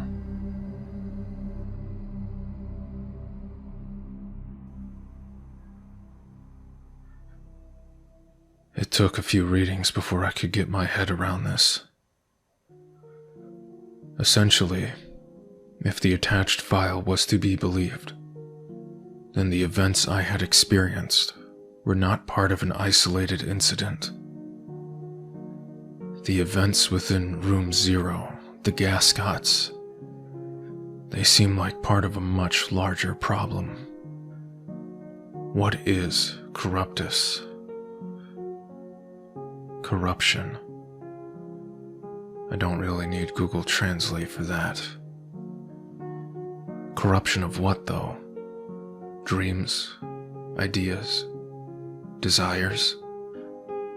I've never been a religious man, but I was dragged to Sunday school more than enough times to know about golden calves, false gods created by man, icons, graven images,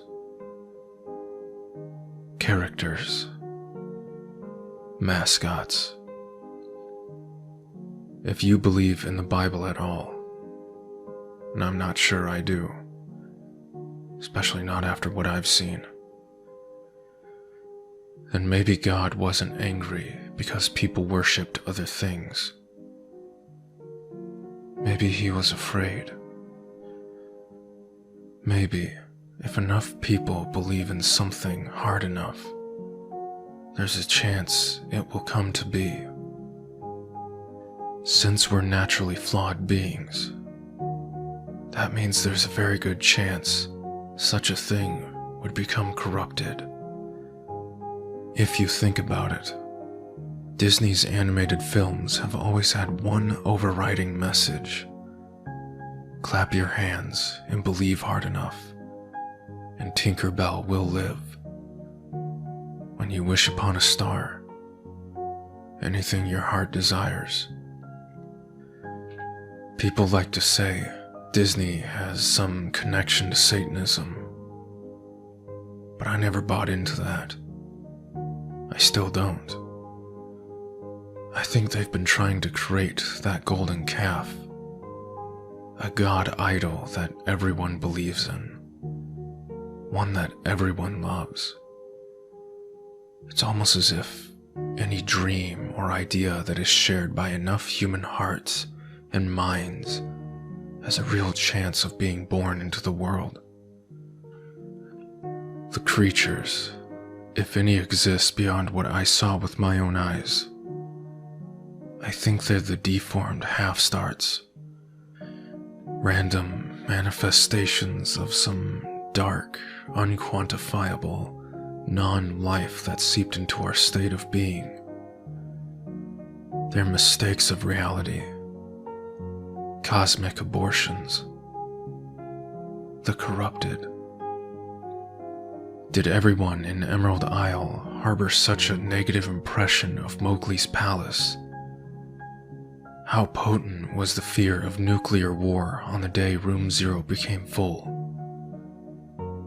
If you want to find Gascots and mystery voices, does that search bring about the very thing you're looking for?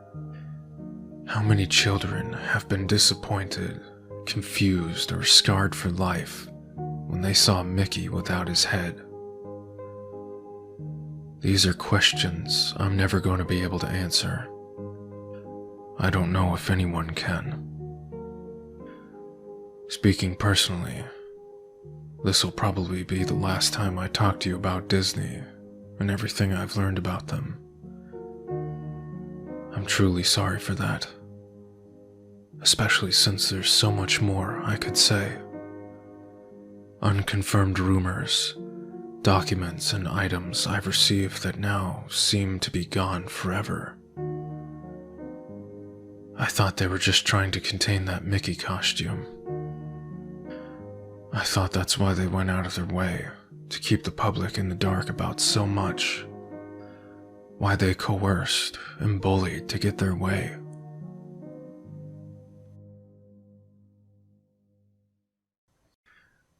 Now I realize I was wrong. It was this. It was always this. All along. They didn't want anything like this getting out. I wish you all good luck, and I know I need the same from you. Thank you.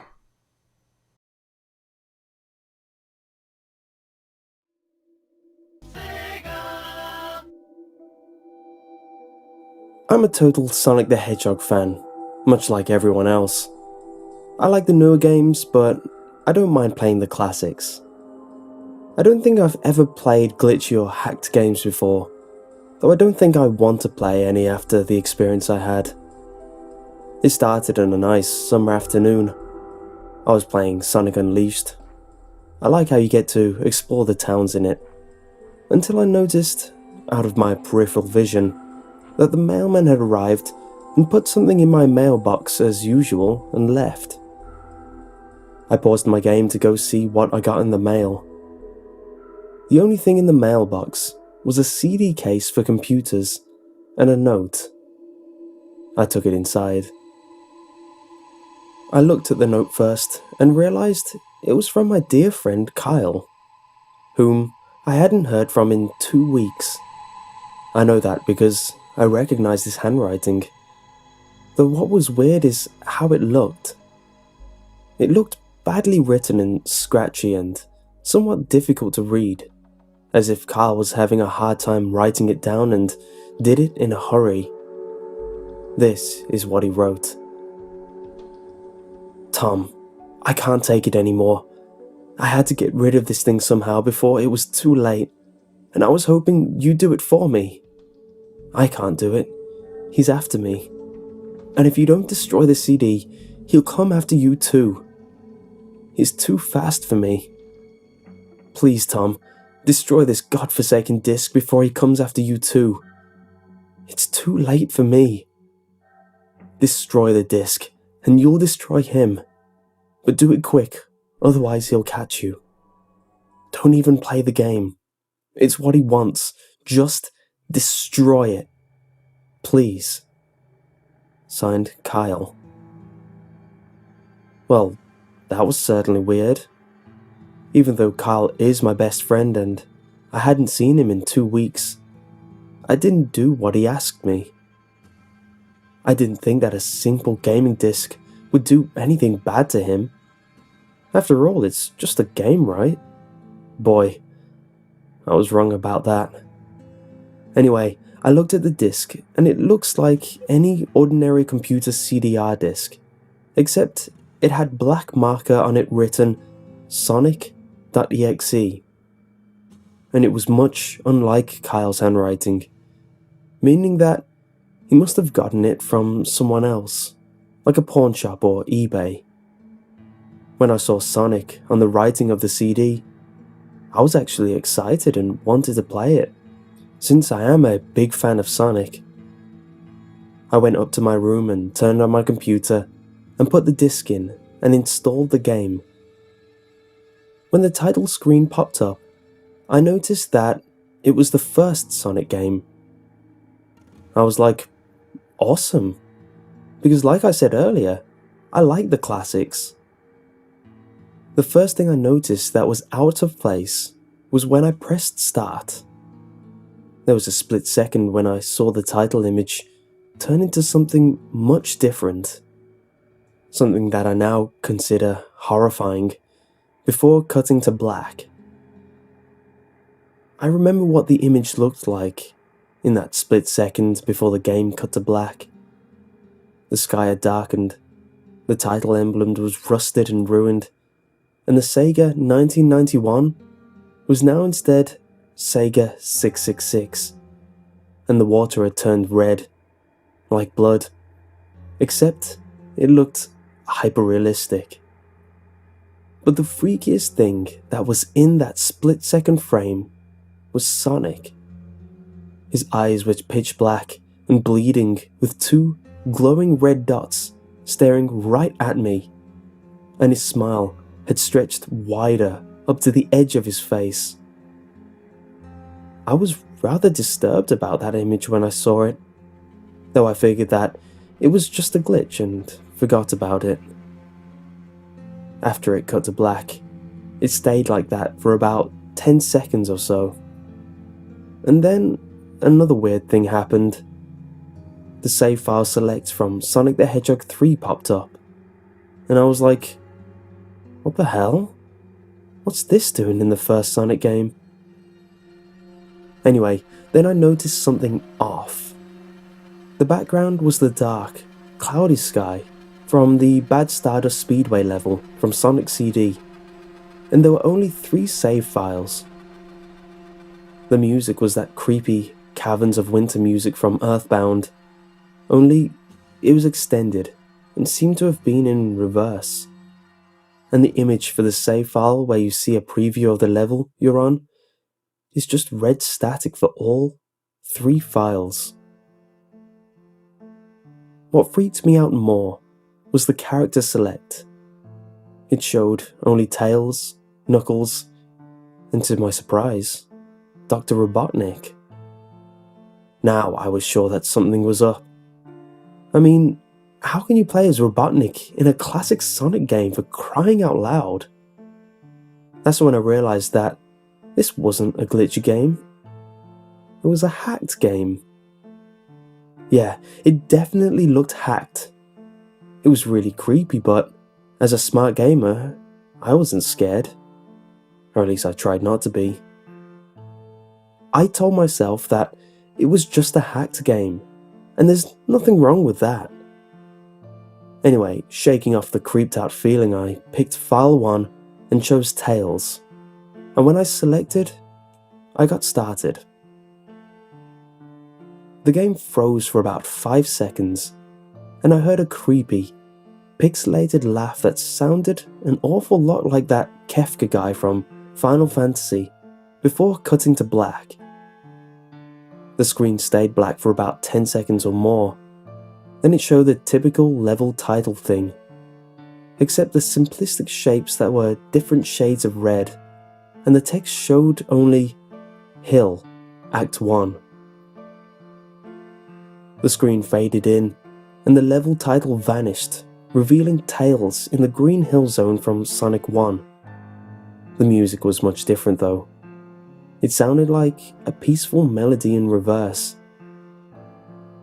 Anyway, I started playing and had Tails start running like you would in any of the classic Sonic games. What was odd was that, as Tails was running along the level, there was nothing but flat ground and a few trees for 5 minutes. That was when the peaceful music started to lower down into slow, deep tones, very slowly as I kept going. I suddenly saw something, and I stopped to see what it was. It was one of the small animals lying dead on the ground, bleeding. That was when the music started to slow down. Tails had a shocked and saddened look on his face that I never saw him have before. So I had him move along, and he kept that worried look on his face. As he kept moving, I saw more dead animals as Tails moved past them, looking more and more worried as the music lowers and he moves past more dead animals. I was shocked to see how they all died. They looked like somebody killed them in rather gruesome ways. A squirrel was hanged on a tree with what appears to be his entrails hanging out. A bunny had all 4 of his limbs torn off, and a duck had its eyes gouged out and its throat slit. I felt sick to my stomach when I saw this massacre, and apparently so did Tails. After a few more seconds, there were no more animals, and the music seemed to have stopped. I still kept Tails to continue. After a minute passed, after the music stopped, Tails was running up a hill, and then he stopped. It wasn't until I saw why. Sonic was there, on the other side of the screen, with his back against Tails with his eyes closed. Tails looked happy to see Sonic, but then his smile faltered, obviously noticing that Sonic wasn't responding to him, if not acting as if he was totally oblivious of Tails' presence. Tails walked slowly towards Sonic, and I noticed that I wasn't even moving my keyboard to make him move, so this had been a cutscene. Suddenly, I began to have a growing feeling of dread as Tails walked closer to Sonic to get his attention. I felt that Tails was in danger, and something bad was going to happen. I heard faint static growing louder as Tails was but inches away from Sonic, and stopped, and stuck his hand out to touch him. That foreboding feeling in my gut was growing stronger, and I felt the urge to tell Tails to get away from Sonic as the static grew louder. Suddenly, in a split second, I saw Sonic's eyes open, and they were black, with those red, glowing dots. Just like that title image, though there wasn't a smile. When that happened, the screen turned black, and the static sound was off. It stayed black for about 7 seconds, and then white text appeared, forming a message saying, "Hello, do you want to play with me?" At this point, I was creeped out. I didn't want to continue the game, but my curiosity got the better of me when I was taken to a different level, with the level title now saying, "Hide and Seek." This time, I was in the Angel Island level from Sonic 3, and it looked like everything was on fire. Tails looked as though he was scared out of his wits at this time. He actually looked at me and made frantic gestures to me, as if he wanted to get out of the area he was in as fast as possible. I was starting to get freaked out by this.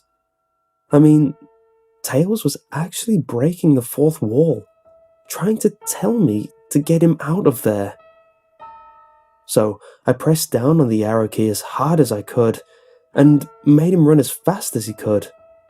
A pixelated version of that creepy theme when you meet Shadow at the Ark as Robotnik from Sonic Adventure 2 was playing, as I made Tails trek through the desolate forest, trying to help him escape from whatever he was trying to run from. Suddenly, I heard that creepy laugh again. That awful Kefka laugh. Right after, 10 seconds had passed as I helped Tails run through the forest. And then, I started seeing flashes of Sonic popping up everywhere on the screen. Again, with those black and red eyes. The music changed to that suspenseful drowning jingle as I see Sonic behind Tails, slowly gaining up on him, flying. Sonic wasn't running, he was actually flying. The flying pose his sprite was in made him look very similar to Metal Sonic's flying pose in Sonic CD, except it was just Sonic, and he had the black and red eyes again. Only this time, he had the most deranged looking grin on his face. He looked as though he was enjoying the torment he was giving the poor little fox as he gained up on him. Suddenly, when Tails tripped, another cutscene, the music stopped, and Sonic vanished. Tails lay there and started crying for 15 seconds. The screen was rather upsetting to watch, and I kind of teared up myself. But then Sonic appeared right in front of Tails, and Tails looked up in horror. Blood started to come down those blackened eyes of Sonic's, as a grin slowly grew from his face as he looked down at the horrified fox. I could do nothing but watch. Just in a split second, Sonic lunged at Tails right before the screen went black. There was a loud screeching noise that only lasted 5 seconds. The text returned, only this time it said, "You're too slow. Want to try again?" And then that god-awful laugh came with it. I was so shocked by what had happened. Did Sonic murder Tails? No, he couldn't have. He and Tails are supposed to be best friends, right? Why did Sonic do that to him? I shook the shock off as I was brought back to the character select. The save file that had Tails was different. Tails was no longer in the box itself, but in the TV screen itself, which was flickering with that red static. Tails' expression scared me. His eyes were black and bleeding. His orange fur had gone black, and he had an expression of anguish on his face. Trying to ignore it, I picked Knuckles next. The laugh came again, and the screen cut to black again, and stayed there for another 10 seconds. This time the level said, "You can't run." I was really freaked out by now. I couldn't tell if this was a glitch, or a hack, or some kind of sick, twisted joke, or anything really. But despite my fear of what happened next, I kept playing. The next level looked much different. It had the ground of the Scrap Brain Zone, but the sky background looked like the main menu. It had the dark, reddish, cloudy sky. But it was the music that creeped me out the most. It sounded like Geiger's theme, right after you beat Pokey in Earthbound. I also noticed that Knuckles looked afraid, just like Tails did, though not as much. More rather, he looked a little unnerved. He broke the fourth wall just like Tails, and looked as if he wasn't sure about going on. But I made him move anyway. He ran down the straight pathway in this dark level, and as he did, the screen started to flicker red static a couple times, and then that maddening laugh came again. Then, after a few seconds of running, I noticed several bloodstains on the metallic ground. I felt a growing sense of fear again, thinking something horrible is going to happen to Knuckles. He looked nauseated, walking down this blood-stained road, but I still kept him going. Suddenly, as Knuckles ran, Sonic appeared right in front of him with those black and red eyes, and then red static appeared again. When the static vanished, showing nothing but black screen with text saying, "Found you," I was now scared. Sonic found Knuckles already? What was going on? Anyway, red static came again, and then I was back to the level. Knuckles looked like he was panicking, and Sonic was nowhere to be found.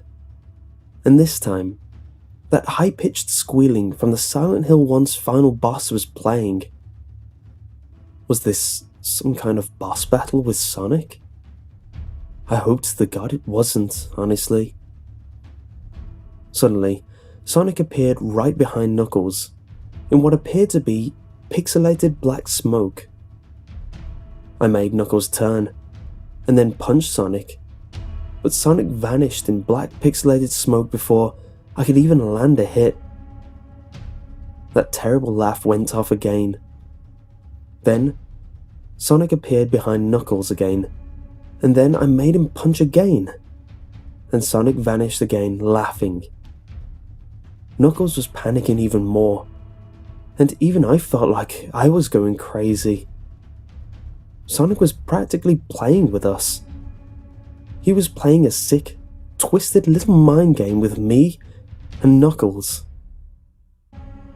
Another cutscene played as Knuckles fell to his knees and clutched his head, sobbing. I felt his agony.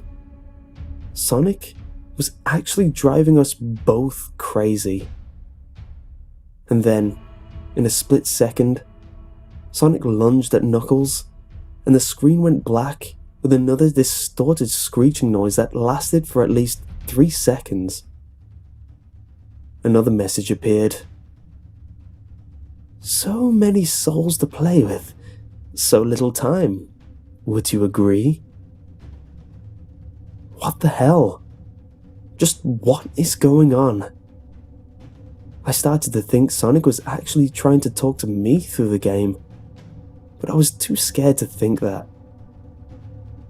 I was brought back to the main menu, and this time, the second file box had Knuckles in the TV screen.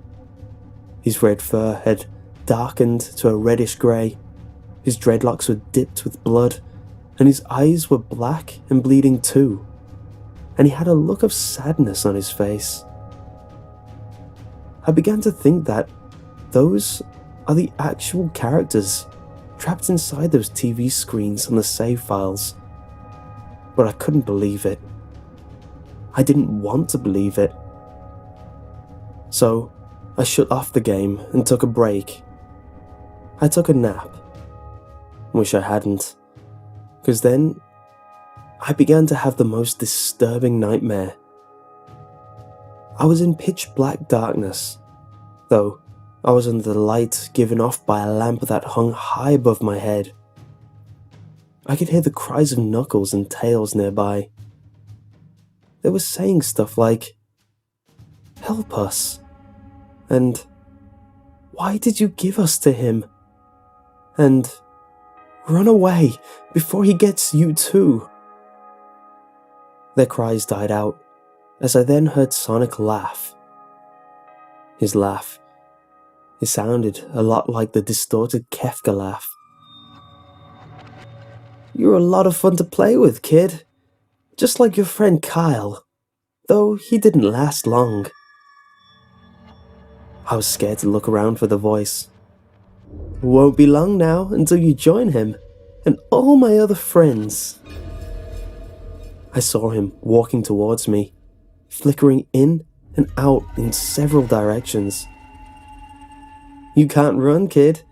You're in my world now, just like the others." When he grabbed me, I saw his bleeding, black and red eyes, grinning face. I woke up with a fright. After a couple of hours, I decided to continue playing the game. I don't know why, but I had to know. I had to figure out why this was happening. So, I turned on the computer, turned on the game, and selected Robotnik next. I still thought that was wacky, playing as Robotnik. But anyway, the level title appeared again, and this time it said ... which I found really freaky. This time, I was in some kind of hallway. Didn't really look like it was from any of the classic Sonic games, though it had the pixelated style. The floor was shiny and checkered. The walls were dark, greyish purple, with animated candle lights, and a few dark bloodstains here and there. And there was a dark red curtain hanging above the top part of the screen. Every 12 seconds or so, that red curtain swayed very slowly, but whenever you're playing the game, you can barely see it move.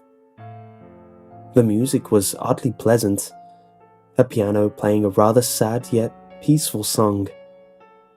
But I knew better. This was the song that played in Hill Act 1, only it wasn't in reverse. Robotnik didn't look entirely nervous like Tails and Knuckles did, but he did have a suspicious look on his face, as if he was just a bit paranoid. He did have a little animation when I just left him standing there. He turned his head to the left and then to the right at least twice, and then shrugged at me, as if he had no idea where he was or where he was going. Even though I was scared out of my mind about what was going to happen, I had Robotnik continue onward. He did his usual running animation. You know, when you've beaten him at the end of a classic Sonic game and you chase him. As we continued going through the hallway. Then, I stopped at a long flight of stairs leading downward. Now I was nervous. Even Robotnik seemed unsure of himself, though I pressed onward. As I led Robotnik down the stairs, I noticed that the walls have gotten darker and more reddish. The red torches are now an eerie blue. Then we landed onto another hallway. This one was longer than the last one, or at least it felt like it. And then we headed down another flight of stairs. This one was much longer. Took at least 1 full minute. And then I heard that horrid Kefka laugh again. And then the music slowly faded until it was quiet. As it did, the walls turned more dark red, and the torches were a black flame now. When Robotnik landed onto the third hallway, I noticed he now looked really creeped out, though he tried to hide it. I couldn't blame him. I was scared too. Suddenly, Sonic popped right in front of Robotnik, the same way he did Knuckles, and then red static. The red static lasted for about 15 seconds, and then it showed me a most unpleasant image. The image showed a hyper-realistic of Sonic standing in the darkness where you can only see his face, while his head and torso faded into black. And when I say hyper-realistic, I mean like he looked so real, you could actually see the lines in his blue fur. As if you could actually feel the fur if you touched the screen. His face. Oh God, he had the most horrifying smile I had ever seen. And that's saying something considering I saw that image at the start of the game. His eyes are wide and black, and once again crying blood, which also looked hyper-realistic. And there were 2 small, glowing red dots in those black eyes, staring right at me, as if staring into my mind. His grin was wide and demonic. It literally stretched to the side of his face like a Cheshire cat, except Sonic had fangs. Very sharp fangs, much like the werehog's teeth, except more vicious looking, somewhat yellowish, and from the look of it, he had stains of blood and small bits of flesh on his lips and fangs, as if he ate some animal. I stared at that gruesome image for a good 30 seconds, never taking my eyes off it. I felt as if he was actually looking at me, smiling at me. That face. It just took 10 seconds for it to etch itself into my brain for good. Then, the image flickered with red static again 3 times, and on the 3rd time, I heard the Kefka laugh, except this time, it sounded distorted, demonic even. It went back to the image again, except this time, there was the text again, though it was messed up. But it was pretty much one of the most horrifying things I looked at since I had this game. It read, "I am God." It was when I read that image while looking at Sonic when it hit me. I realized right there and then, this Sonic was a monster. A pure evil, sadistic, all-powerful, nightmarish, demented monster.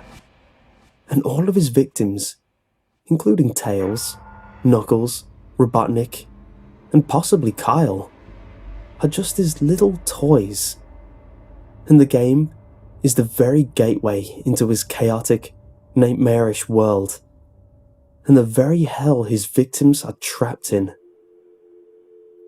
Suddenly, in an actual split second, I screamed as Sonic lunged at the screen, screeching loudly with his mouth wide open to an unnatural length, revealing nothing but a literally spiraling abyss of pure darkness before the red static came again, this time much louder and distorted, so loud that it hurt my ears. I yelled and grabbed my ears as the red static screeched for a good 7 seconds. Then, it stopped and showed nothing but black screen. As I sat there, staring at the black screen, one last text came up. "Ready for round 2, Tom?" The Kefka laugh, now sounding more clear, as if Sonic was right behind me, played again 3 times as I looked at that text in shock and confusion. Then, I got booted back to the main menu, and this time, the third save file had a TV image of Robotnik in the same tormented state as Tails and Knuckles.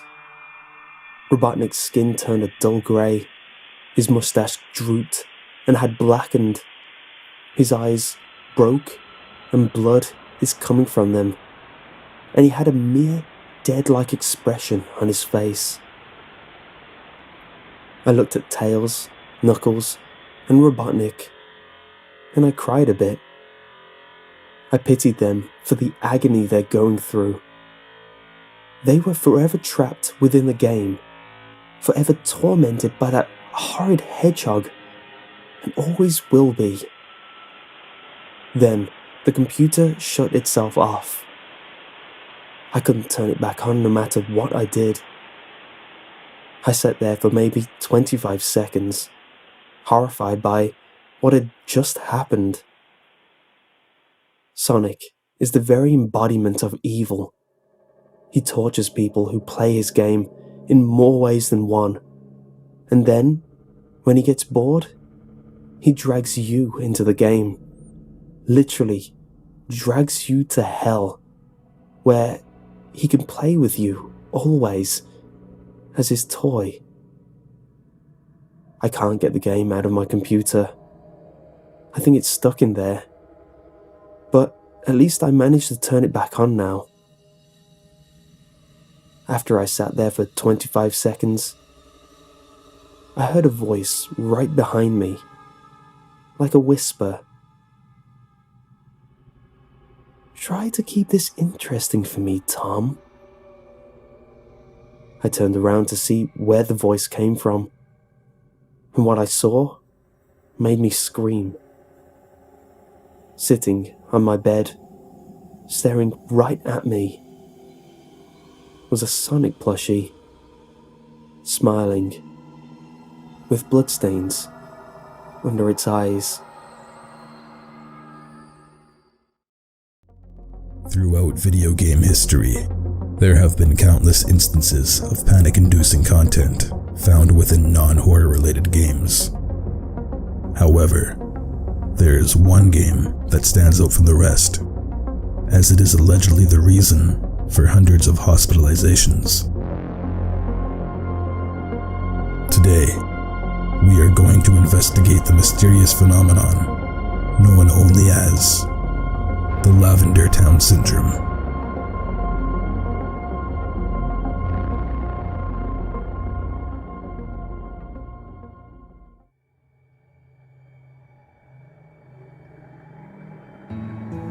Let's take a trip back in time for a moment. It's February 1996, and the very first Pokemon games, Red and Green, were released for the Game Boy in Japan. Not many folks knew what this game was, as the Pocket Monsters franchise only just debuted, but it made children ecstatic. As players progressed through the game, defeated gym masters, and leveled up their Pokemon, they eventually came across a location by the name of Lavender Town.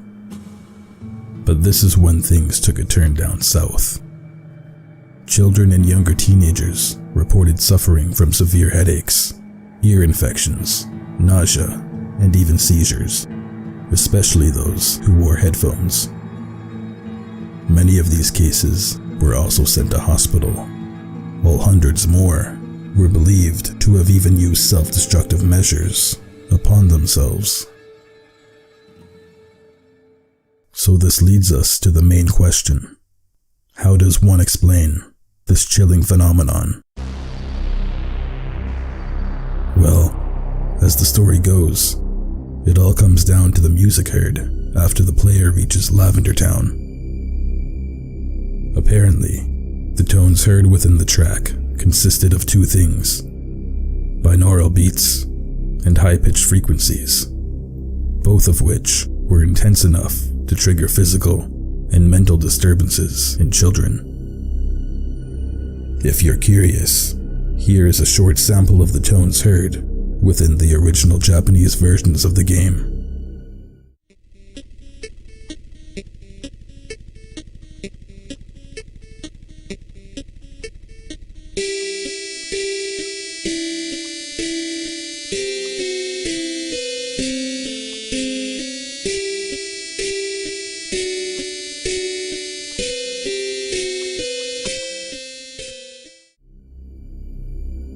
But as the turn of the millennium came and went, internet horror enthusiasts around the globe swaddled and shared this story as one of the hottest topics of the early 2010s. It seemed to have popped out of nowhere and gained an instant following that kept readers captivated. But this also happened to be around the same time as the golden era of creepypasta content. And as much as people were intrigued by the story, it became nothing more than a fabricated urban legend, albeit an iconic one, ranking high amongst other tales such as the Slender Man and Ben Drowned.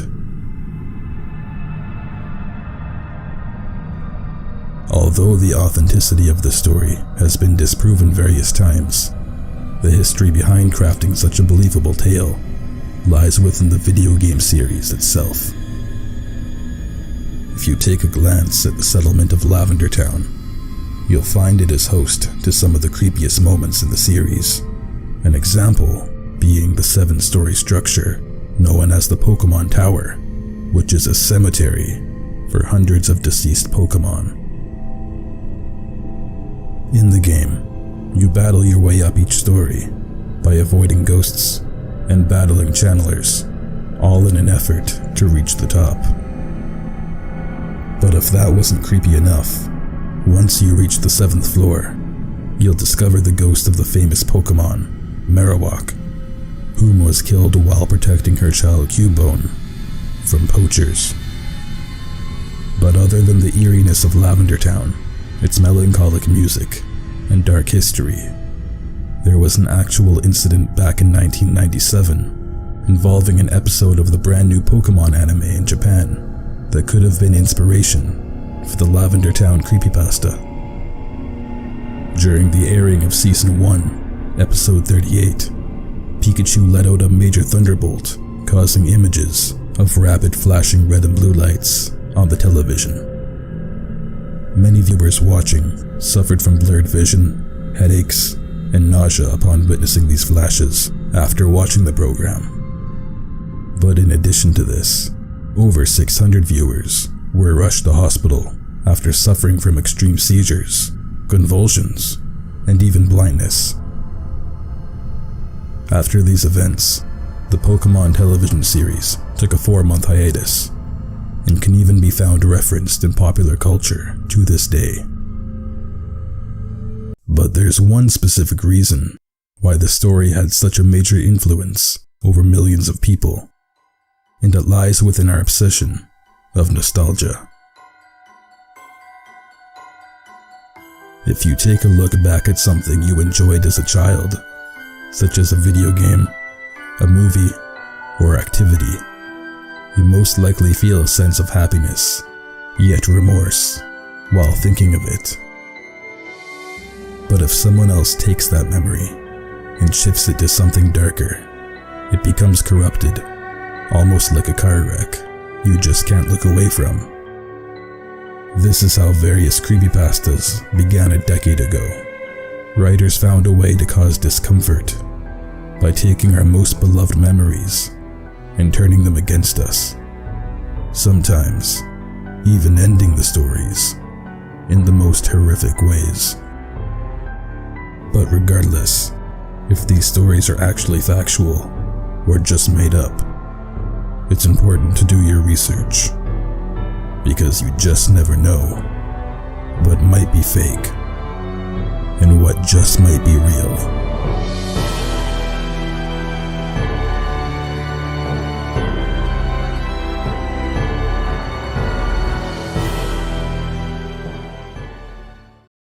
I just want to start off by saying if you want an answer at the end, prepare to be disappointed. There just isn't one. You see, I was an intern at Nickelodeon Studios for a year in 2005 for my degree in animation. It wasn't paid, of course, most internships aren't, but it did have some perks beyond education. To adults, it might not seem like a big one, but most kids at the time would go crazy over it. Now, since I worked directly with the editors and animators, I got to view the new episodes days before they aired. I'll get right to it without giving too many unnecessary details. They had very recently made the SpongeBob movie, and the entire staff was somewhat sapped of creativity, so it took them longer to start up the season. But the delay lasted longer for more upsetting reasons. There was a problem with the Series 4 premiere that set everyone and everything back for several months. Me and 2 other interns were in the editing room along with the lead animators and sound editors for the final cut. We received the copy that was supposed to be Fear of a Krabby Patty and gathered around the screen to watch. Now, given that it isn't final yet, animators often put up a mock title card, sort of an inside joke for us, with phony, oftentimes lewd titles, such as How Sex Doesn't Work instead of Rockabye by Valve, when SpongeBob and Patrick adopt a sea scallop. Nothing particularly funny but work-related chuckles, so when we saw the title card, Squidward Suicide, we didn't think it more than a morbid joke. One of the interns did a small throat laugh at it. The happy-go-lucky music played as normal. The story began with Squidward practicing his clarinet, hitting a few sour notes like normal. We hear SpongeBob laughing outside, and Squidward stops, yelling at him to keep it down as he had a concert that night and needed to practice. SpongeBob says okay and goes to see Sandy with Patrick. The Bubbles splash screen comes up and we see the ending of Squidward's concert. This is when things start to seem off. While playing, a few frames repeat themselves, but the sound doesn't. At this point, sound is synced up with animation, so yes, that's not common, but when he stops playing, the sound finishes as if the skip never happened. There's a slight murmuring in the crowd before they begin to boo him. Not normal cartoon booing that is common in the show, but you could hear very clearly the malice in it. Squidward's in full frame and looks visibly afraid. The shot goes to the crowd, with SpongeBob in the center frame, and he too is booing. Very much unlike him. That isn't the oddest thing, though. What is odd is everyone had very realistic eyes. Extremely detailed. Clearly not shots of real people's eyes, but something a bit more real than CGI. The pupils were red. Some of us looked at each other, obviously confused, but since we weren't the writers, we didn't question its appeal to children yet. The shot goes to Squidward, sitting on the edge of his bed, looking very forlorn. The view out of his porthole window is of a night sky, so it isn't very long after the concert. The unsettling part at this point is there's no sound. Literally no sound. Not even the feedback from the speakers in the room. It's as if the speakers were turned off, though their status showed them working perfectly. He just sat there, blinking, in this silence for about 30 seconds. Then he started to sob softly. He put his hands over his eyes and cried quietly for a full minute, all the while a sound in the background very slowly growing from nothing to barely audible. It sounded like a slight breeze through a forest.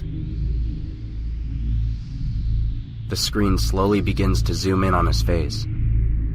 By slow, I mean it's only noticeable if you look at shots 10 seconds apart, side by side. His sobbing gets louder, more full of hurt and anger. The screen then twitches a bit, as if it twists on itself, for a split second, then back to normal. The wind through the trees sound gets slowly louder but more severe, as if a storm is brewing somewhere. The eerie part is the sound, and Squidward sobbing sounded real. As if the sound wasn't coming from the speakers, but as if the speakers were holes that the sound was coming through the other side. As good as sound as the studio likes to have, they don't purchase the equipment to be that good to produce sound of that quality.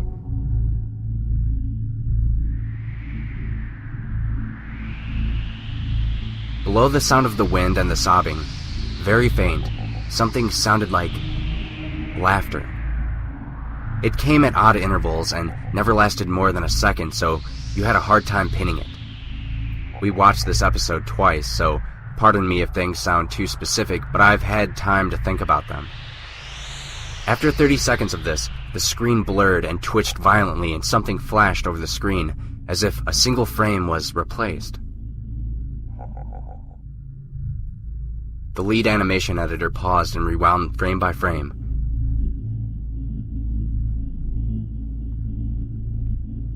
What we saw was horrible. It was a still photo of a dead child. He couldn't have been more than 6. The face was mangled and bloodied, one eye dangling over his upturned face, popped. He was naked down to his underwear, his stomach crudely cut open and his entrails laying beside him. He was laying on some pavement that was probably a road. The most upsetting part was that there was a shadow of the photographer. There was no crime tape, no evidence tags or markers, and the angle was completely off for a shot designed to be evidence. It would seem the photographer was the person responsible for the child's death. We were, of course, mortified, but pressed on, hoping that it was just a sick joke. The screen flipped back to Squidward, still sobbing louder than before, and half body and frame. There was now what appeared to be blood running down his face from his eyes. The blood looked very strange to me, almost as if it was coming out of the screen. The wind sounded now as if it were that of a gale blowing through a forest. There were even snapping sounds of branches. The laughing, a deep baritone, lasting at longer intervals and coming more frequently. After about 20 seconds, the screen again twisted and showed a single frame photo. The editor was reluctant to go back. We all were. But he knew he had to. This time, the photo was that of what appeared to be a little girl, no older than the first child. She was laying on her stomach, her barrettes in a pool of blood next to her. Her left eye was too popped out, and she was naked except for underwear. Her entrails were piled on top of her, above another crude cut along her back. Again, the body was on the street and the photographer's shadow was visible, very similar in size and shape to the first. I had to choke back vomit, and one intern, the only female in the room, ran out. The show resumed. About 5 seconds after this second photo played, Squidward went silent, as did all the sound, like it was when the scene started. He put his tentacles down, and his eyes were now a bright red. They were bleeding, bloodshot, and pulsating. And he just stared at the screen, as if watching the viewer. After about 10 seconds, he started sobbing, this time not covering his eyes. The sound was piercing and loud, and most fear-inducing of all is his sobbing was mixed with screams. Tears and blood were dripping down his face at a heavy rate. The wind sound came back, and so did the deep-voiced laughter. And this time, the still photo lasted for a good 5 frames. The animator was able to stop it on the 4th and backed up. This time, the photo was of a boy, about the same age, but this time the scene was different. The entrails were just being pulled out from a stomach wound by a large hand. The eyes popped out and dangled, blood trickling down them. The animator proceeded. It was hard to believe, but the next one was different, but we couldn't tell what. He went on to the next, the same thing. He went back to the first and played them quicker, and I lost it. I vomited on the floor. The animating and the sound editors gasped at the screen. The 5 frames were not as if they were 5 different photos. They were played out as if they were frames from a video. We saw the hand slowly lift out the guts. We saw the kid's eyes focus on it. We even saw 2 frames of the kid beginning to blink. The lead sound editor told us to stop. He had to call in the creator to see this. Mr. Hillenberg arrived within about 15 minutes. He was confused as to why he was called down here, so the editor just continued the episode. Once a few frames were shown, all screaming, all sound again stopped. Squidward was just staring at the viewer, full frame of the face, for about 3 seconds. Then the shot quickly panned out and that deep voice said, "Do it!" And we see in Squidward's hand a shotgun. He immediately put the gun in his mouth and pulled the trigger. Blood and brain matter splattered all over the wall behind him and his bed as he flies back with the force. The last 5 seconds of this episode shows his body on the bed, on his side, one eye dangling on what was left of his head above the floor, staring blankly at it. Then the episode ends. Mr. Hillenberg is obviously angry at this. He demanded to know what the heck was going on. Most people left the room at this point, so it was just a handful of us to watch it again. Viewing the episode twice only served to imprint the entirety of it in my mind and cause me horrible nightmares. I'm sorry I stayed. The only theory we could think of was the file was edited by someone in the chain from the drawing studio to here. The CTO was called in to analyze when it happened. The analysis of the file did show it was edited over by new material. However, the timestamp of it was a mere 24 seconds before we began viewing it. All equipment involved was examined for foreign software and hardware as well as glitches, as if the timestamp may have glitched and showed the wrong time, but everything checked out fine. We don't know what happened, and to this day, nobody does. There was an investigation due to the nature of the photos, but nothing came of it. No child seen was identified and no clues were gathered from the data involved, nor physical clues in the photos. I never believed in unexplainable phenomena before, but now that I have something happen and can't prove anything about it beyond anecdotal evidence, I think twice about things now.